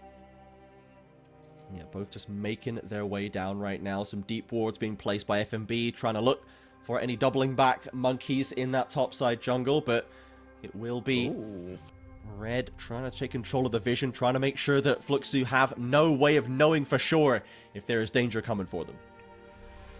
Interesting early sweepers and actually both supports there. So the path is now clear. Everything I was talking about Aegis and maybe not being able to find the gank. If there are no wards, they could look to try and punish Marvin and Giggs, and they did clear that out. Drake Hero rushing down here and will actually be the first one into the bot lane river. Yeah, Aegis pathing around the top side of that wall instead, and more wards being dropped down, so they know that the scuttle is going on, but Aegis pivoting into mid lane, and Fu, flash charm by Grevthar, beautiful, gets the counter flash from Fu, a flash vault breaker from Aegis, and the damage is there, just perfection from the red mid jungle. And you just see that synergy that Aegis and Grevthar have pretty much always had. We think back to when Grevthar first came in. Grevthar's debut into CB LoL, into Tier 1, was very tumultuous. It was Avenger in the mid lane at that point, and then they, in playoffs, decided Avenger wasn't cutting it, so they brought Grevthar in. He started in playoffs. That was his debut, and he just clicked with Aegis right from the get-go. This time, once again, you just see that connection click. Zero fear. They're both willing to flash to secure first blood. I love to see that from our Red Canids, that's for sure. FNB caught up in the counter-strike, and Drake Heroes round the corner. No mana left for FNB. Flash matched by Hedown, but the cooldown on counter-strike, I think maybe slightly too long to find a second. The last auto is enough. Drake Hero! What? Flashes in, but doesn't have the range. And now Aegis coming around the corner to see if there's more work to be done right here. FNB hanging the bait out on the hook, see if they want to take it. But I think Fluxu know better. Oh, very, very good measured play from Fluxu W7M. I'm going to be honest, Trajan, if I was them, I would have gone for that time. Yeah. FNB was so juicy, but I think blowing the flashes early really hurt them. Drake Hero especially. He held his soul late, but by the time he used it, he didn't actually have the kill threat, and he got nothing for his flash. That might come back and bite him, because Aegis, I'm sure, tracked that and might start looking for some invades. Yeah, it's a tough start for Fluxu 7M in this critical second game. Red with a successful play onto mid lane with the Vi Ahri, the quintessential mid-jungle punish combination. And topside FNB is maintaining a solid CS lead himself, 14 CS up on this Jace.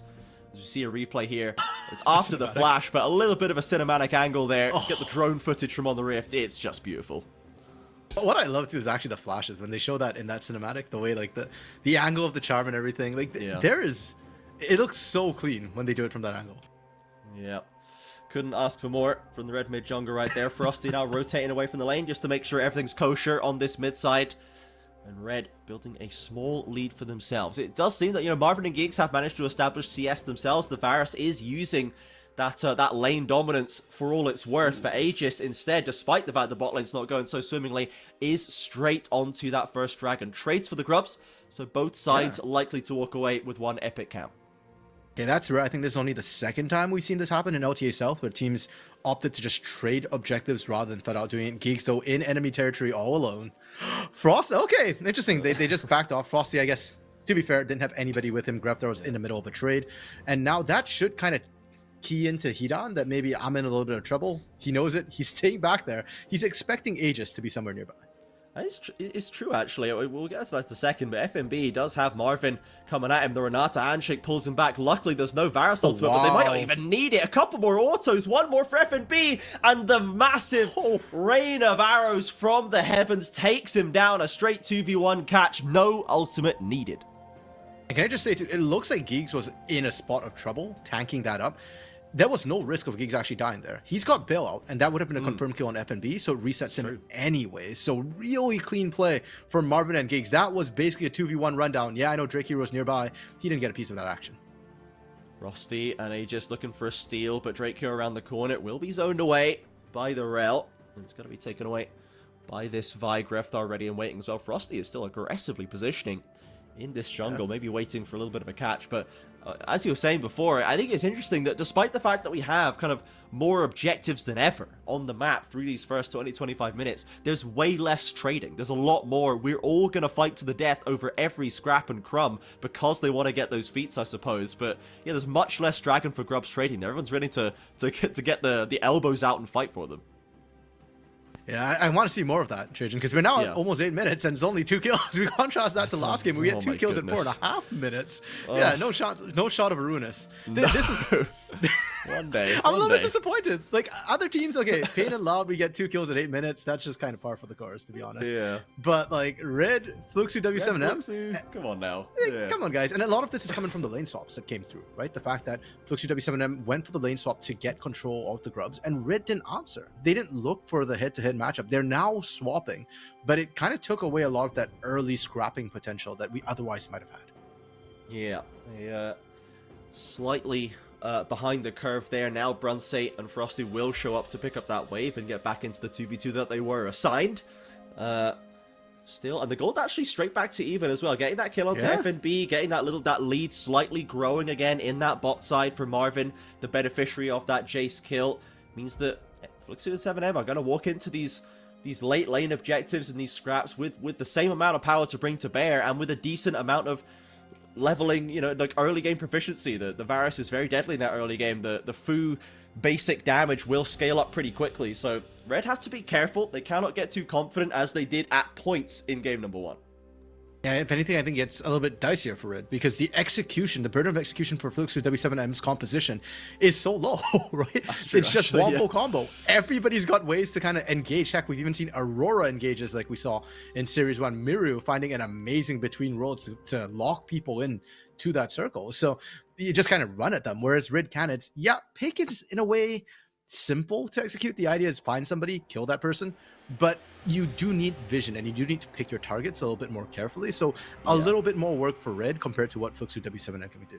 Yeah, we got some footwork needed out of Brunsate. FNB's got to be landing those shock blasts to get the value down. It does seem like he's... I'm not sure what build he's going, actually. Greftar has to pop the ultimate nice and quick as Fluxu blast going onto his head. So the Spirit Rush no longer available. Tries to clear out the wave with it. And Fluxu... What's she stepping up?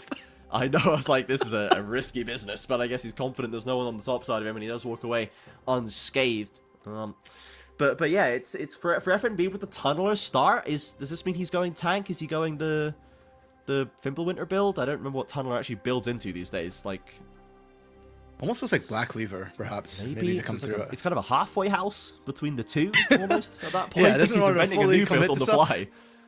But we'll see what it builds into. I'm not sure either. Frosty, Marvin is finding everyone, comes out of left field, and he evaporates as Brunsate's caught up with the Cyclone as well. Has to flash away, but they are doggedly chasing him down. They cannot quite get the Zeryu skates to safety, and Red have effectively peeled back. Another lovely charm from Greftar. Is it enough to get the damage down onto Hedan? Not quite. But it is the critical kill they needed onto Marvin and a second onto Grape Hero. That is the 3rd kill, and that's a feat of strength done. And this is what I mean, Trajan, when I say that I don't understand what Red's thinking a lot of times. Strategically, was that the right call to look for that pick? Honestly, no. You saw for a second that Fluxu W7M almost turned the tides. If they just focused on who they actually could reach, they might have turned that. But the hands from Red, the mechanics just get them out of dangerous situation time and time and time again. Brunsy kites like an absolute madman, and that causes Drake Hero to overextend, not be able to find anything in that fight. And again, that's what I'm talking about with the pick. You need to have vision. They don't know where Hedan is. They don't know where Giggs is. And sure, you get Marvin, all great and good, but there's still so much AoE damage to be able to come through and follow up. If Giggs was 6, this fight's turned, and it was so incredibly close, as is, that Brunsy almost went down. It was almost sort of a 1-for-1 situation. Now, the aftermath of this as well was that Red get the bot side turret, and they go get that set of the Herald or Void Grubs on that top side as well. Oh, it's Void Grubs. So, yeah, it's a huge win for Red. Not only do you get kills, you get objectives, you get your lead, and maybe this is the tipping point. Game 1, it was even till it wasn't, and now Game 2, maybe it's not anymore. Yeah, if they can, so they're not going to get this dragon right here. That's the second. So both of them now sitting on 2 epic camps. The next one to secure it will get that feeder strength, and both the top and bot lane turrets are looking a bit shaky for either side. So there's still a window open for both sides to get that little bit of extra inventory power, but Red did finally open up a decent gold lead. 2,000 now, there's the lead. They got money onto Aegis. It's going to accelerating him into that mid game. It's going to make those targets that he finds with the ultimate way more likely to die at the end of it. And we did, as I say, they didn't manage to get the kill onto Brunsey. So as much as the Zeri is a little bit kind of underpowered right now, it's not feeling like the impactful champ it used to be. It's certainly hard to pin down. That certainly hasn't changed. Yeah, and like we kind of said in draft as well, it's nice if Brunsey gets ahead. He doesn't need to be ahead, right? Like, he'll get his items through farming anyways. He'll still be a force to be reckoned with. And if you can bait Drake Hero or Hedon into diving you time and time again like that, that's a win. If they're focused on you, they're not focused on FNB. They're not focused on Aegis and Greftar, who are threatening the squishies in the backline. Ooh, Frosty finds his way onto Hedon, past the tower as well. FNB looking to get in range for a shock blast. They can go in for the combo afterwards. Aegis commits the ultimate. Hedon almost back to the safety of the turret. They really want to make this one work, but they're struggling to get it down. Finally, they'll make it work, but on the top side, Fluxu had a play of their own. Greftar locked down on the top lane turret and dies to 4 members, but with the control Red has, they should be able to lock down that first turret. Yeah, first turret and second turret. Brunsey is just free farming in the mid lane. Yes. Okay, no, they can't get second turret. I mean, I take that back. He didn't do as much damage as I thought he would. Yeah. Nevertheless, he's going to get a bunch of plates. And it's a difference in what teams had to commit to make that happen. Yes, Red's dive was a lot sloppier, but they only took 3 members. Fluxu W7M took 4 members for a faster dive, and they're not actually going to be able to find that top lane turret. Marvin's been abandoned on his own, and Frosty is out for blood again. No one's... Oh, he gets absolutely ankle so shattered clean. right there. Frosty expected the kite back into the brush. Marvin doesn't even have to flash. Just walks away with that one. Doesn't quite get the turret. We see Brunsey made a good job of getting that mid one down, but here we see that play onto Greftar on top. And it's just such a clean dive to come through as well. All the CC lands, even with the Spirit Rush, Fluxu W7M as a whole just were able to predict where Greftar was going at any given moment. So by the time Marvin shows up, he didn't even get a piece of that, unfortunately. He only gets the plates, didn't even get the turret, and almost had to pay for his life. If he didn't have that quick, beautiful 1-2 step, yeah, it could have gone poorly on the top side. Yeah, absolutely.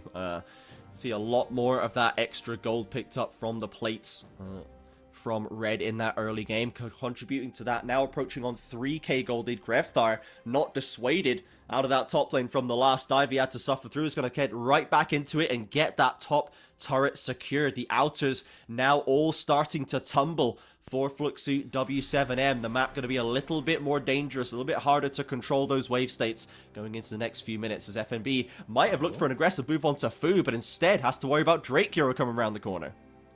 He's just drawing so much attention away, unfortunately. Do they know that Drake Hero is there? Oh, they know now. Aegis here.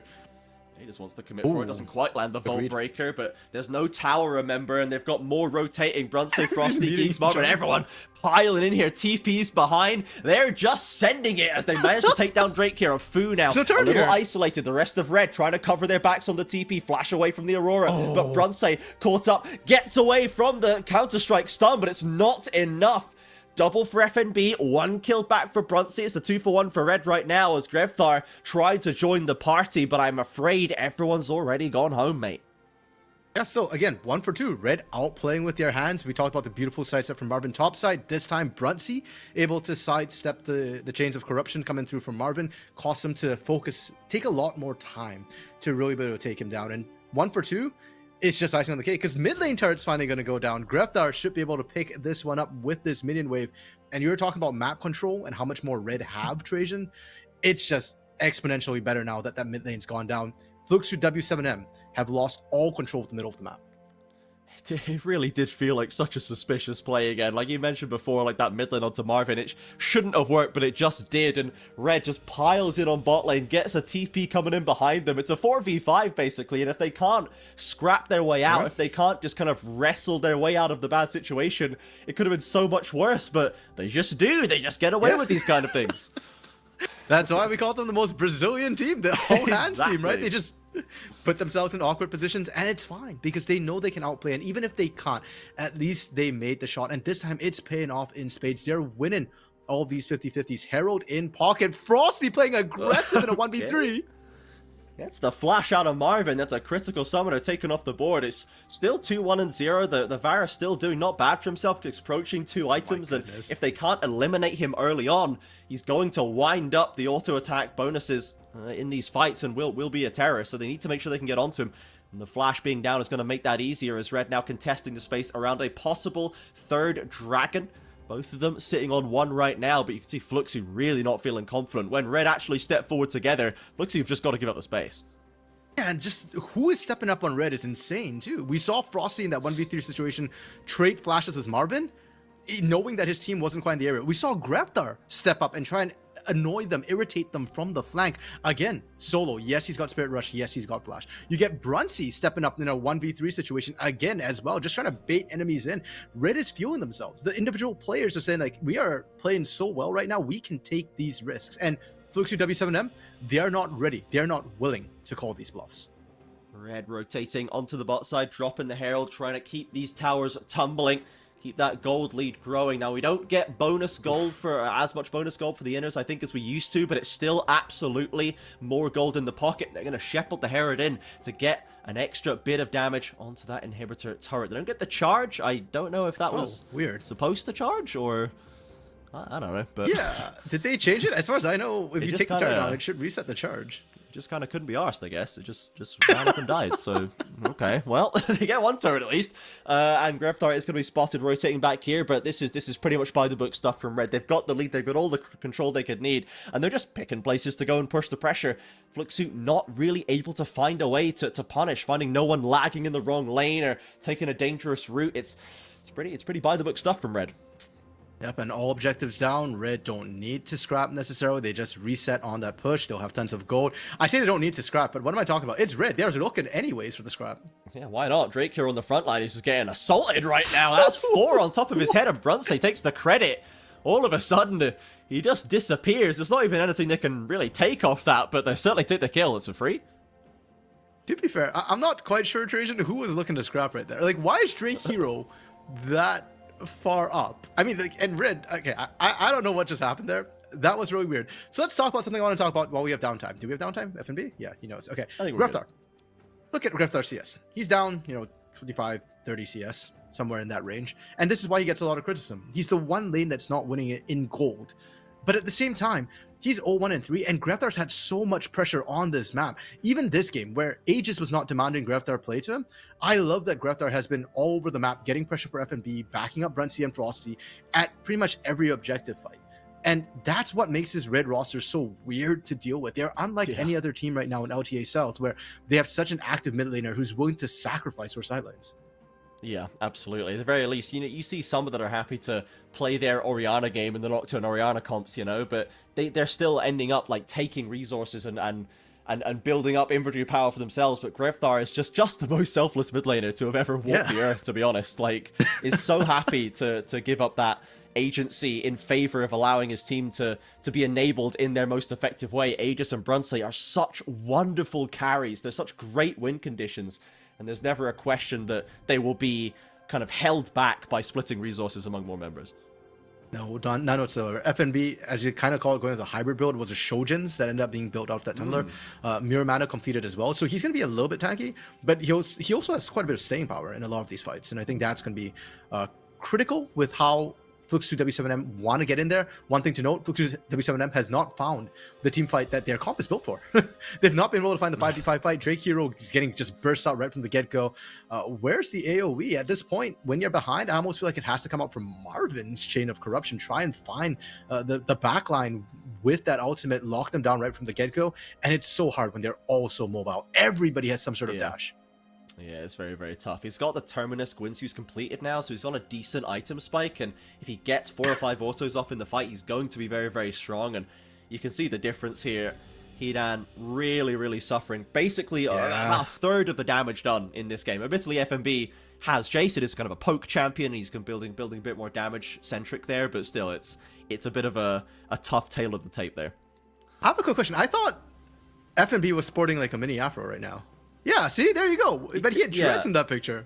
Yeah, it's been through a lot of phases right now, you know. So the many faces of FNB are changing as Fluxu are hard committing into topside. Atakan is ready and waiting. They can find a big win. They get the Aurora ult down, but they're not locking down Brunsei. They just about get him with the Renata ultimate, but it's cleansed away, and they've stretched into this fight and gotten a kill for themselves. But can they turn it into more? There's 2. Now a 3 versus 5 that Red wants every part of. In goes Greftar, but he's right back out. He only gets 1 and suffers the death himself. Overall, Fluxu pretty darn happy with that one. 3 for 3 at the end of the day. I don't even know how the last couple of members of Fluxu died. Maybe the Zeri lightning autos, but that was a desperation punch that ended up getting them some value. Yeah, and great call from Fluxu W7M. They recognize their fall behind. We were just saying that they haven't found the team fight they wanted. Well, they brute forced it. And we just talked about how Aurora is the primary engager we saw earlier today from Miryu. Fu's able to find the engage that they so desperately needed. And if you're able to trade even when you're behind, that's a win. Greftar, I think, hesitated on the side, and I think that was actually what really hurt Red. If he had come in a bit more aggressively, maybe they could have been able to sweep things up. As it stands, he ends up going down when a lot of the cooldowns for his own team are down. They can't follow him up, and he got instantly popped when he was looking. Yeah, you can see, like, almost gets that instant kill onto Marvin. He cleanses and gets another auto 2 off, and then Fu just turn around and kind of blows his head off with the Aurora. So it was like you could see the pentakill in front of his eyes with the Ari resets. Couldn't quite get it. Frosty fails to go over the wall. Greftar suffering in the 1 versus 1. Gets absolutely minced by Fu's Aurora. And Frosty now with nowhere left to run is just going to get chased down. Unfortunate misstep for Red right there, but Fluxu, they've certainly still got power to bring to bear. And FNB now 1v1ing Hidan. How is this one go? I mean, the knockback has bought space for FNB. Yeah, if he can use the range now to get power there. Is this a TP? What's happening here? That's what TP looks like now? That's crazy. I was like, listen, I've never seen this before. Really well played from Hidan, recognizing the CC was down already, and that was why Hidan was looking for the aggression onto FNB. You're just trying to make sure that nobody can even interrupt Atakan being done. And from that, Trajan, we went from like, what, 3-8, 3-9, to now 8-10 with GA in pocket. Yes, they're still down 5,000 gold, but if those dives start coming through, those kills start coming through with Atakan buff, they're going to answer real fast. But this is kind of fine. He's sticking around to get the inner turret, and he's just going to get the withdrawal bonus, and he'll go down, but he's going to get right back on the map. So extra gold secure for the team by Fu in that top side right there. If there's an ensuing fight, he will not have that extra little bit of safety net, but the rest of Fluxu do. And if they can find another wild fight like they just found in that top side with an Atakan buff, that becomes a lot more beneficial for them. Fu still has Seekers too. So as long as his team's with him, sure, he doesn't have GA, but he's got another sort of stopwatch safety ability he can use. Drake Hero getting caught would be very bad though. Oof, that would not be the use of it that we want. The Cyclones comes out, but that comes Fu around the corner again. The damage is huge onto Aegis. The rest of Red piles in, but Frosty, suffering on the front line, manages to get the CC off though, and Marvin knocked down. The timing doesn't work out, and Bailout can't save him. Renata ultimate finds nothing as well, and Brunsei still wants to get stuck in a little bit more, but again, Fluxu, they almost get these good fights, but Red time and again manage to just hands check their way out of it. I feel like a lot of their GAs have been popped now. It's really only Gig still wearing his. I believe Hidan off screen also has his as well. Sure, it looks like Red didn't really find any kills there, but they did get quite a few shutdowns, or not shutdowns, but withdrawal golds there from popping those GAs. And sure, Fluxu W7M get the reset. They're not going to lose any objective off of it. Gigs, please don't die to Baron. But nevertheless, Red feels like they're wresting control back into this game. Oh, that knockback. Lovely knockback by FNB into the tower shot and steals away another Atakan buff. That's not what you want to see. Greftar spirit rushes just to avoid the shotgun from Aurora around the corner. Fu has started to really threaten right now over the last couple of minutes. Yeah, you know, we praise Greftar for being willing to sack resources, but it's coming back to bite him real hard. He's no longer able to 1v1 at all against Fu. I'm actually really curious to see how FNB might stack up against them, because if Fu is that far ahead right now, he could just split push and try and carry the game that way. He's been such a force for this Fluxu W7M team. Last game as well, he was pretty much carrying a lot of the team fights. We saw as soon as he died, that was when everything broke for Fluxu W7M. Great hero getting aggressive onto Frosty. Rest of Red watching, waiting for an opportunity to present itself. As we are getting past out the mid game, stretching towards these later game fights. Red still in control of a 5,000 gold lead. 90 seconds on the clock of the next Mountain Drake where they can play for a potential soul. Try and clean up this game 2-0 to see this season to bed nice and early. But Fluxu, as this game stretches on, they get a little bit more deadly, more threatening in the fights. They're finding more of these kills across the map. Red still have to have their wits about them. And we talked about how their comp is simpler to execute, Trajan. As the game goes on, they're getting stronger. They're being able to burst down. And the game is simplifying around them as well. If they've got the option to split push with Fu, that means Red can't split push. And their comp doesn't really want a 5v5 fight, but what else is there? You kind of just got to go for picks. That's kind of complicated and difficult as the game simplifies. Because you know that, hey, if they're not at the objective, then they're coming for me. And then whoever split push can just TP to the objective, can just back off, can just play it safe. We'll still have yet to see, though, since Fu has yet to match up against FNB.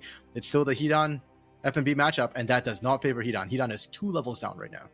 Yes, and FNB, with now the Cerildas completed as well, even more damage on these Shock Blasts. The poke is going to be pretty formidable to deal with for Hidan, who, 2 items deep himself, does have a formidable late game ahead of him if he can get there, if he can last long enough. But right now, FNB kind of running the show right there. Red pulling the recalls, giving up the space in the river as Fluxu will pile in and manage to take control of this river. With just 10 seconds on the objective, Red feel like they're going to be a little bit late to this one, but we'll see what their answer is to get back in there.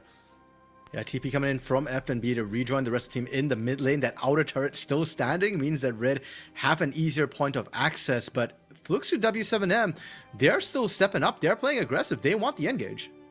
Red now forcing the issue, stepping up aggressively through the jungle. Hidan joins the team. Fu ultimate does not connect with anybody. That's a big button off the table. This Fu damage just got a lot easier to deal with. Drake Hero only finds a note at the front. Renata ultimate only catches onto one, but Aegis is still down. The smite is off the table, and Bronze is getting murdered by Hidan. Gets in there and takes no prisoners. Popped into the bailout. Will fall after a little while. Remember, Fluxu still had the smite advantage, but Geek's dropping low. Grevthar looking for damage onto Marvin. He's got that Jack Show. He's tanky now. Char misses, and Marvin is going to get the autos up. If he can just about stay alive, he can turn this one around, but FNB wants to make sure that can't happen. Another push into bailout. Doesn't get the heal. Frosty steps away with 1 HP. Marvin had to bail himself out of the pit. And FNB coming in late with the clutch to secure this team fight for Red.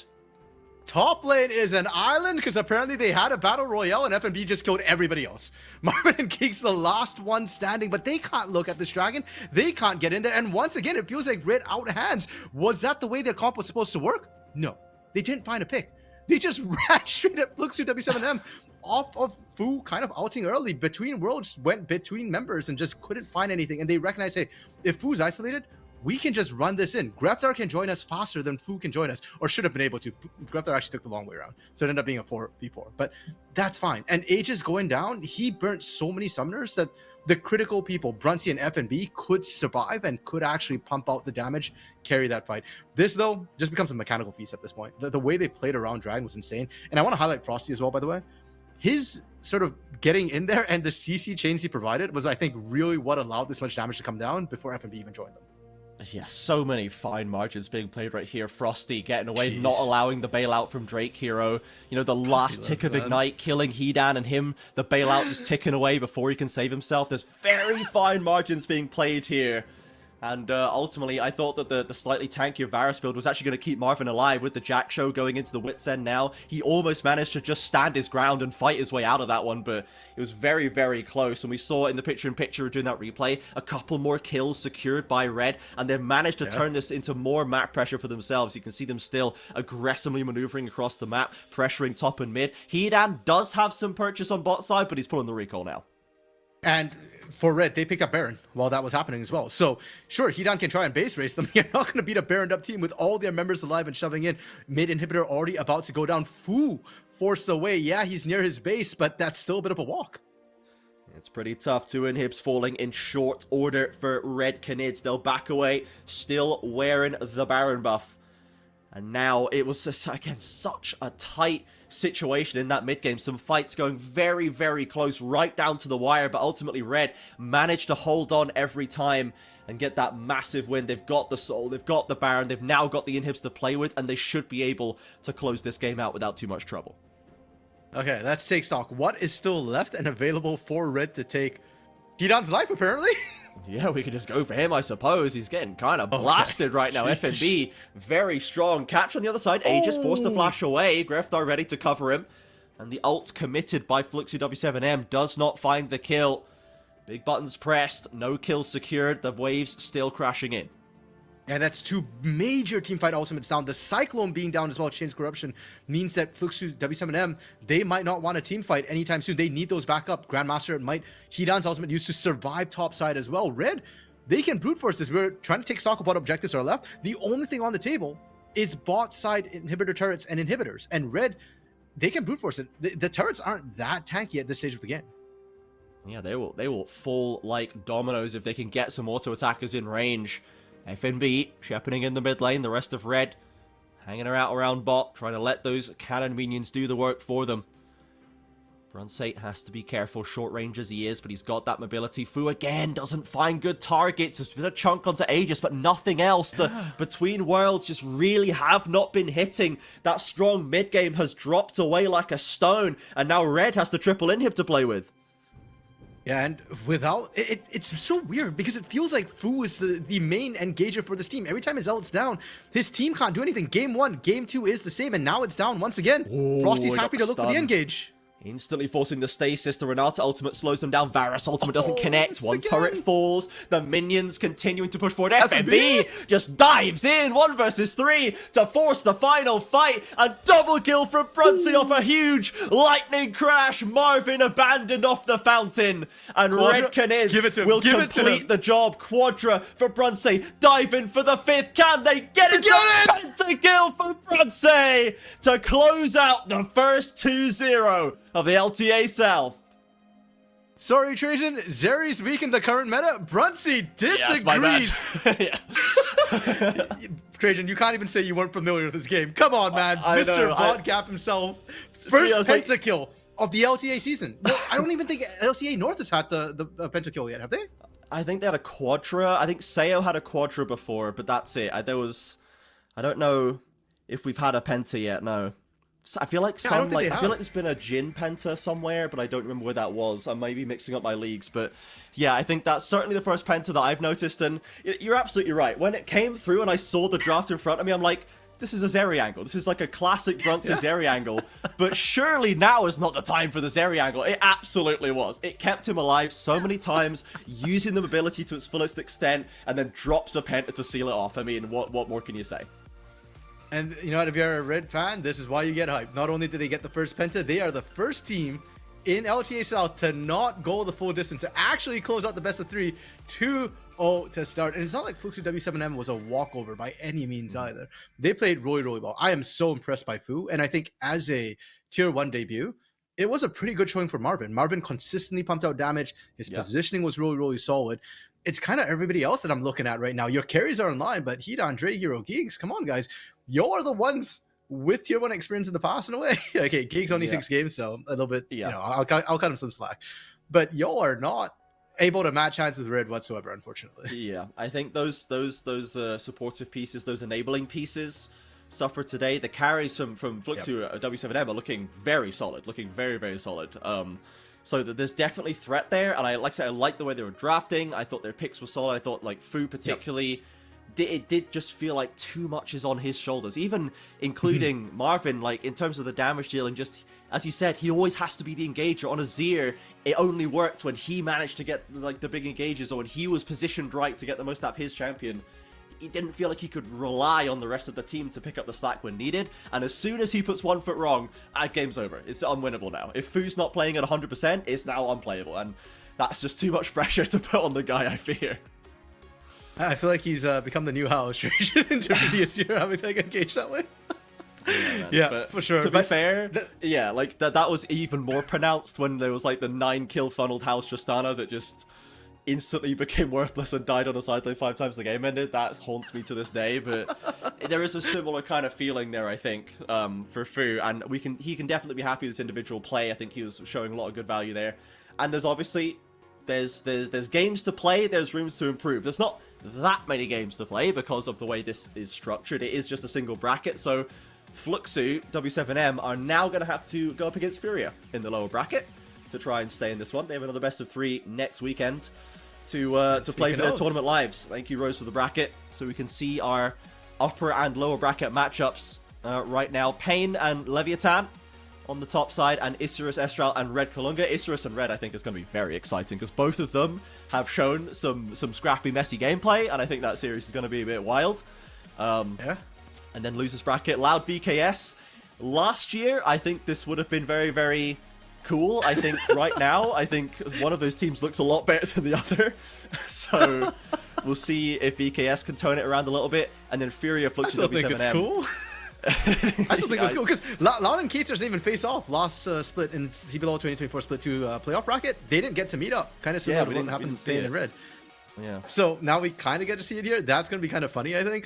Furia Fluxu, I think, is going to be another exciting one. A lot of younger, newer names between both those teams. But I'm actually, my eye is definitely in the top bracket. You talk about Isurus Estral versus Red. Kind of, it's going to be a very spicy one. Pain versus Leviathan. A lot of Leviathan fans, a lot of LA fans were like, they were all over my Twitter yesterday, you know, when they beat Gate Stars as well. Like, I saw a lot of posts. I mean, not that they're coming after me specific. Pain Leviathan, they might after that one. So, you know, Leviathan showing that LA, they deserve to be the partnered LA team. And now they're coming up against the reigning champs as well. Pain did look a little bit shaky up against Loud. So I think that one might be closer than people perhaps might be considering. Yeah, for sure. Like, if Leviathan is ready to punish, like, you know, Prods' Law of X's power is clearly at maximum strength right now, and he's the other X before VKS was Pain. So I mean, it's been 2 years, mate. Get over it.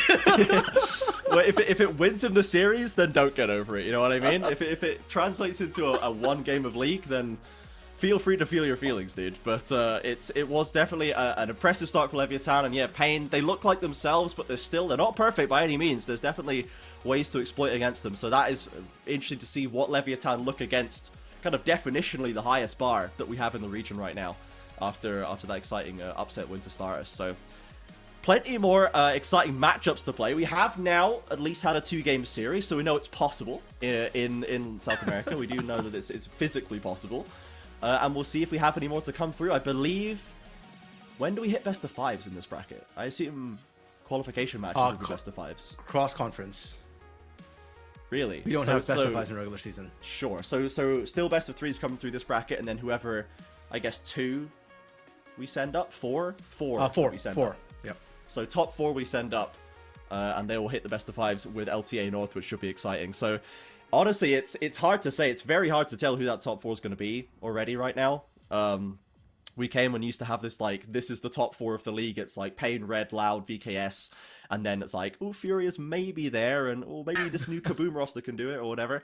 But now, I think it's a lot closer, because Loud has got this big change, and Red is looking really good, but, like, are they going to match up well against Isurus Estral, or who are they going to clean it up? There's a lot of exciting matchups. So going into that one, RMC, I guess, to round us up here, actually, what we could do, because we don't see this on the mainstream anymore, could you give me an MVP suggestion from that series? Oh, that is a tough one. Part of me wants to just straight up say Fu.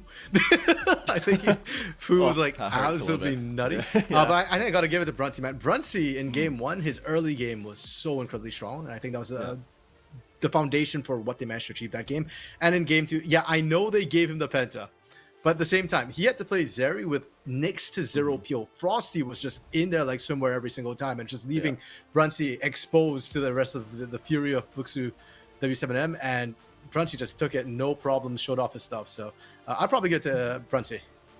Yeah, that sounds like a good pick for me, to be honest. I think FMB's in the conversation, but the game 1, game 2 at least certainly had a lot of impact. I think the Jace hit very hard, and going some way to repair the reputation of BR Jace, doing some field work there for it. But yeah, Brunsey, I think, showed us why he is the win condition player that we see time and time again. So I think with that, we'll just wrap it up. We won't draw this one out too much. It's been a long day as usual, but we will be back. Okay, thanks, Rose. We got some support love from production right there. So we're going to be back same time, same place next weekend, 4 p.m.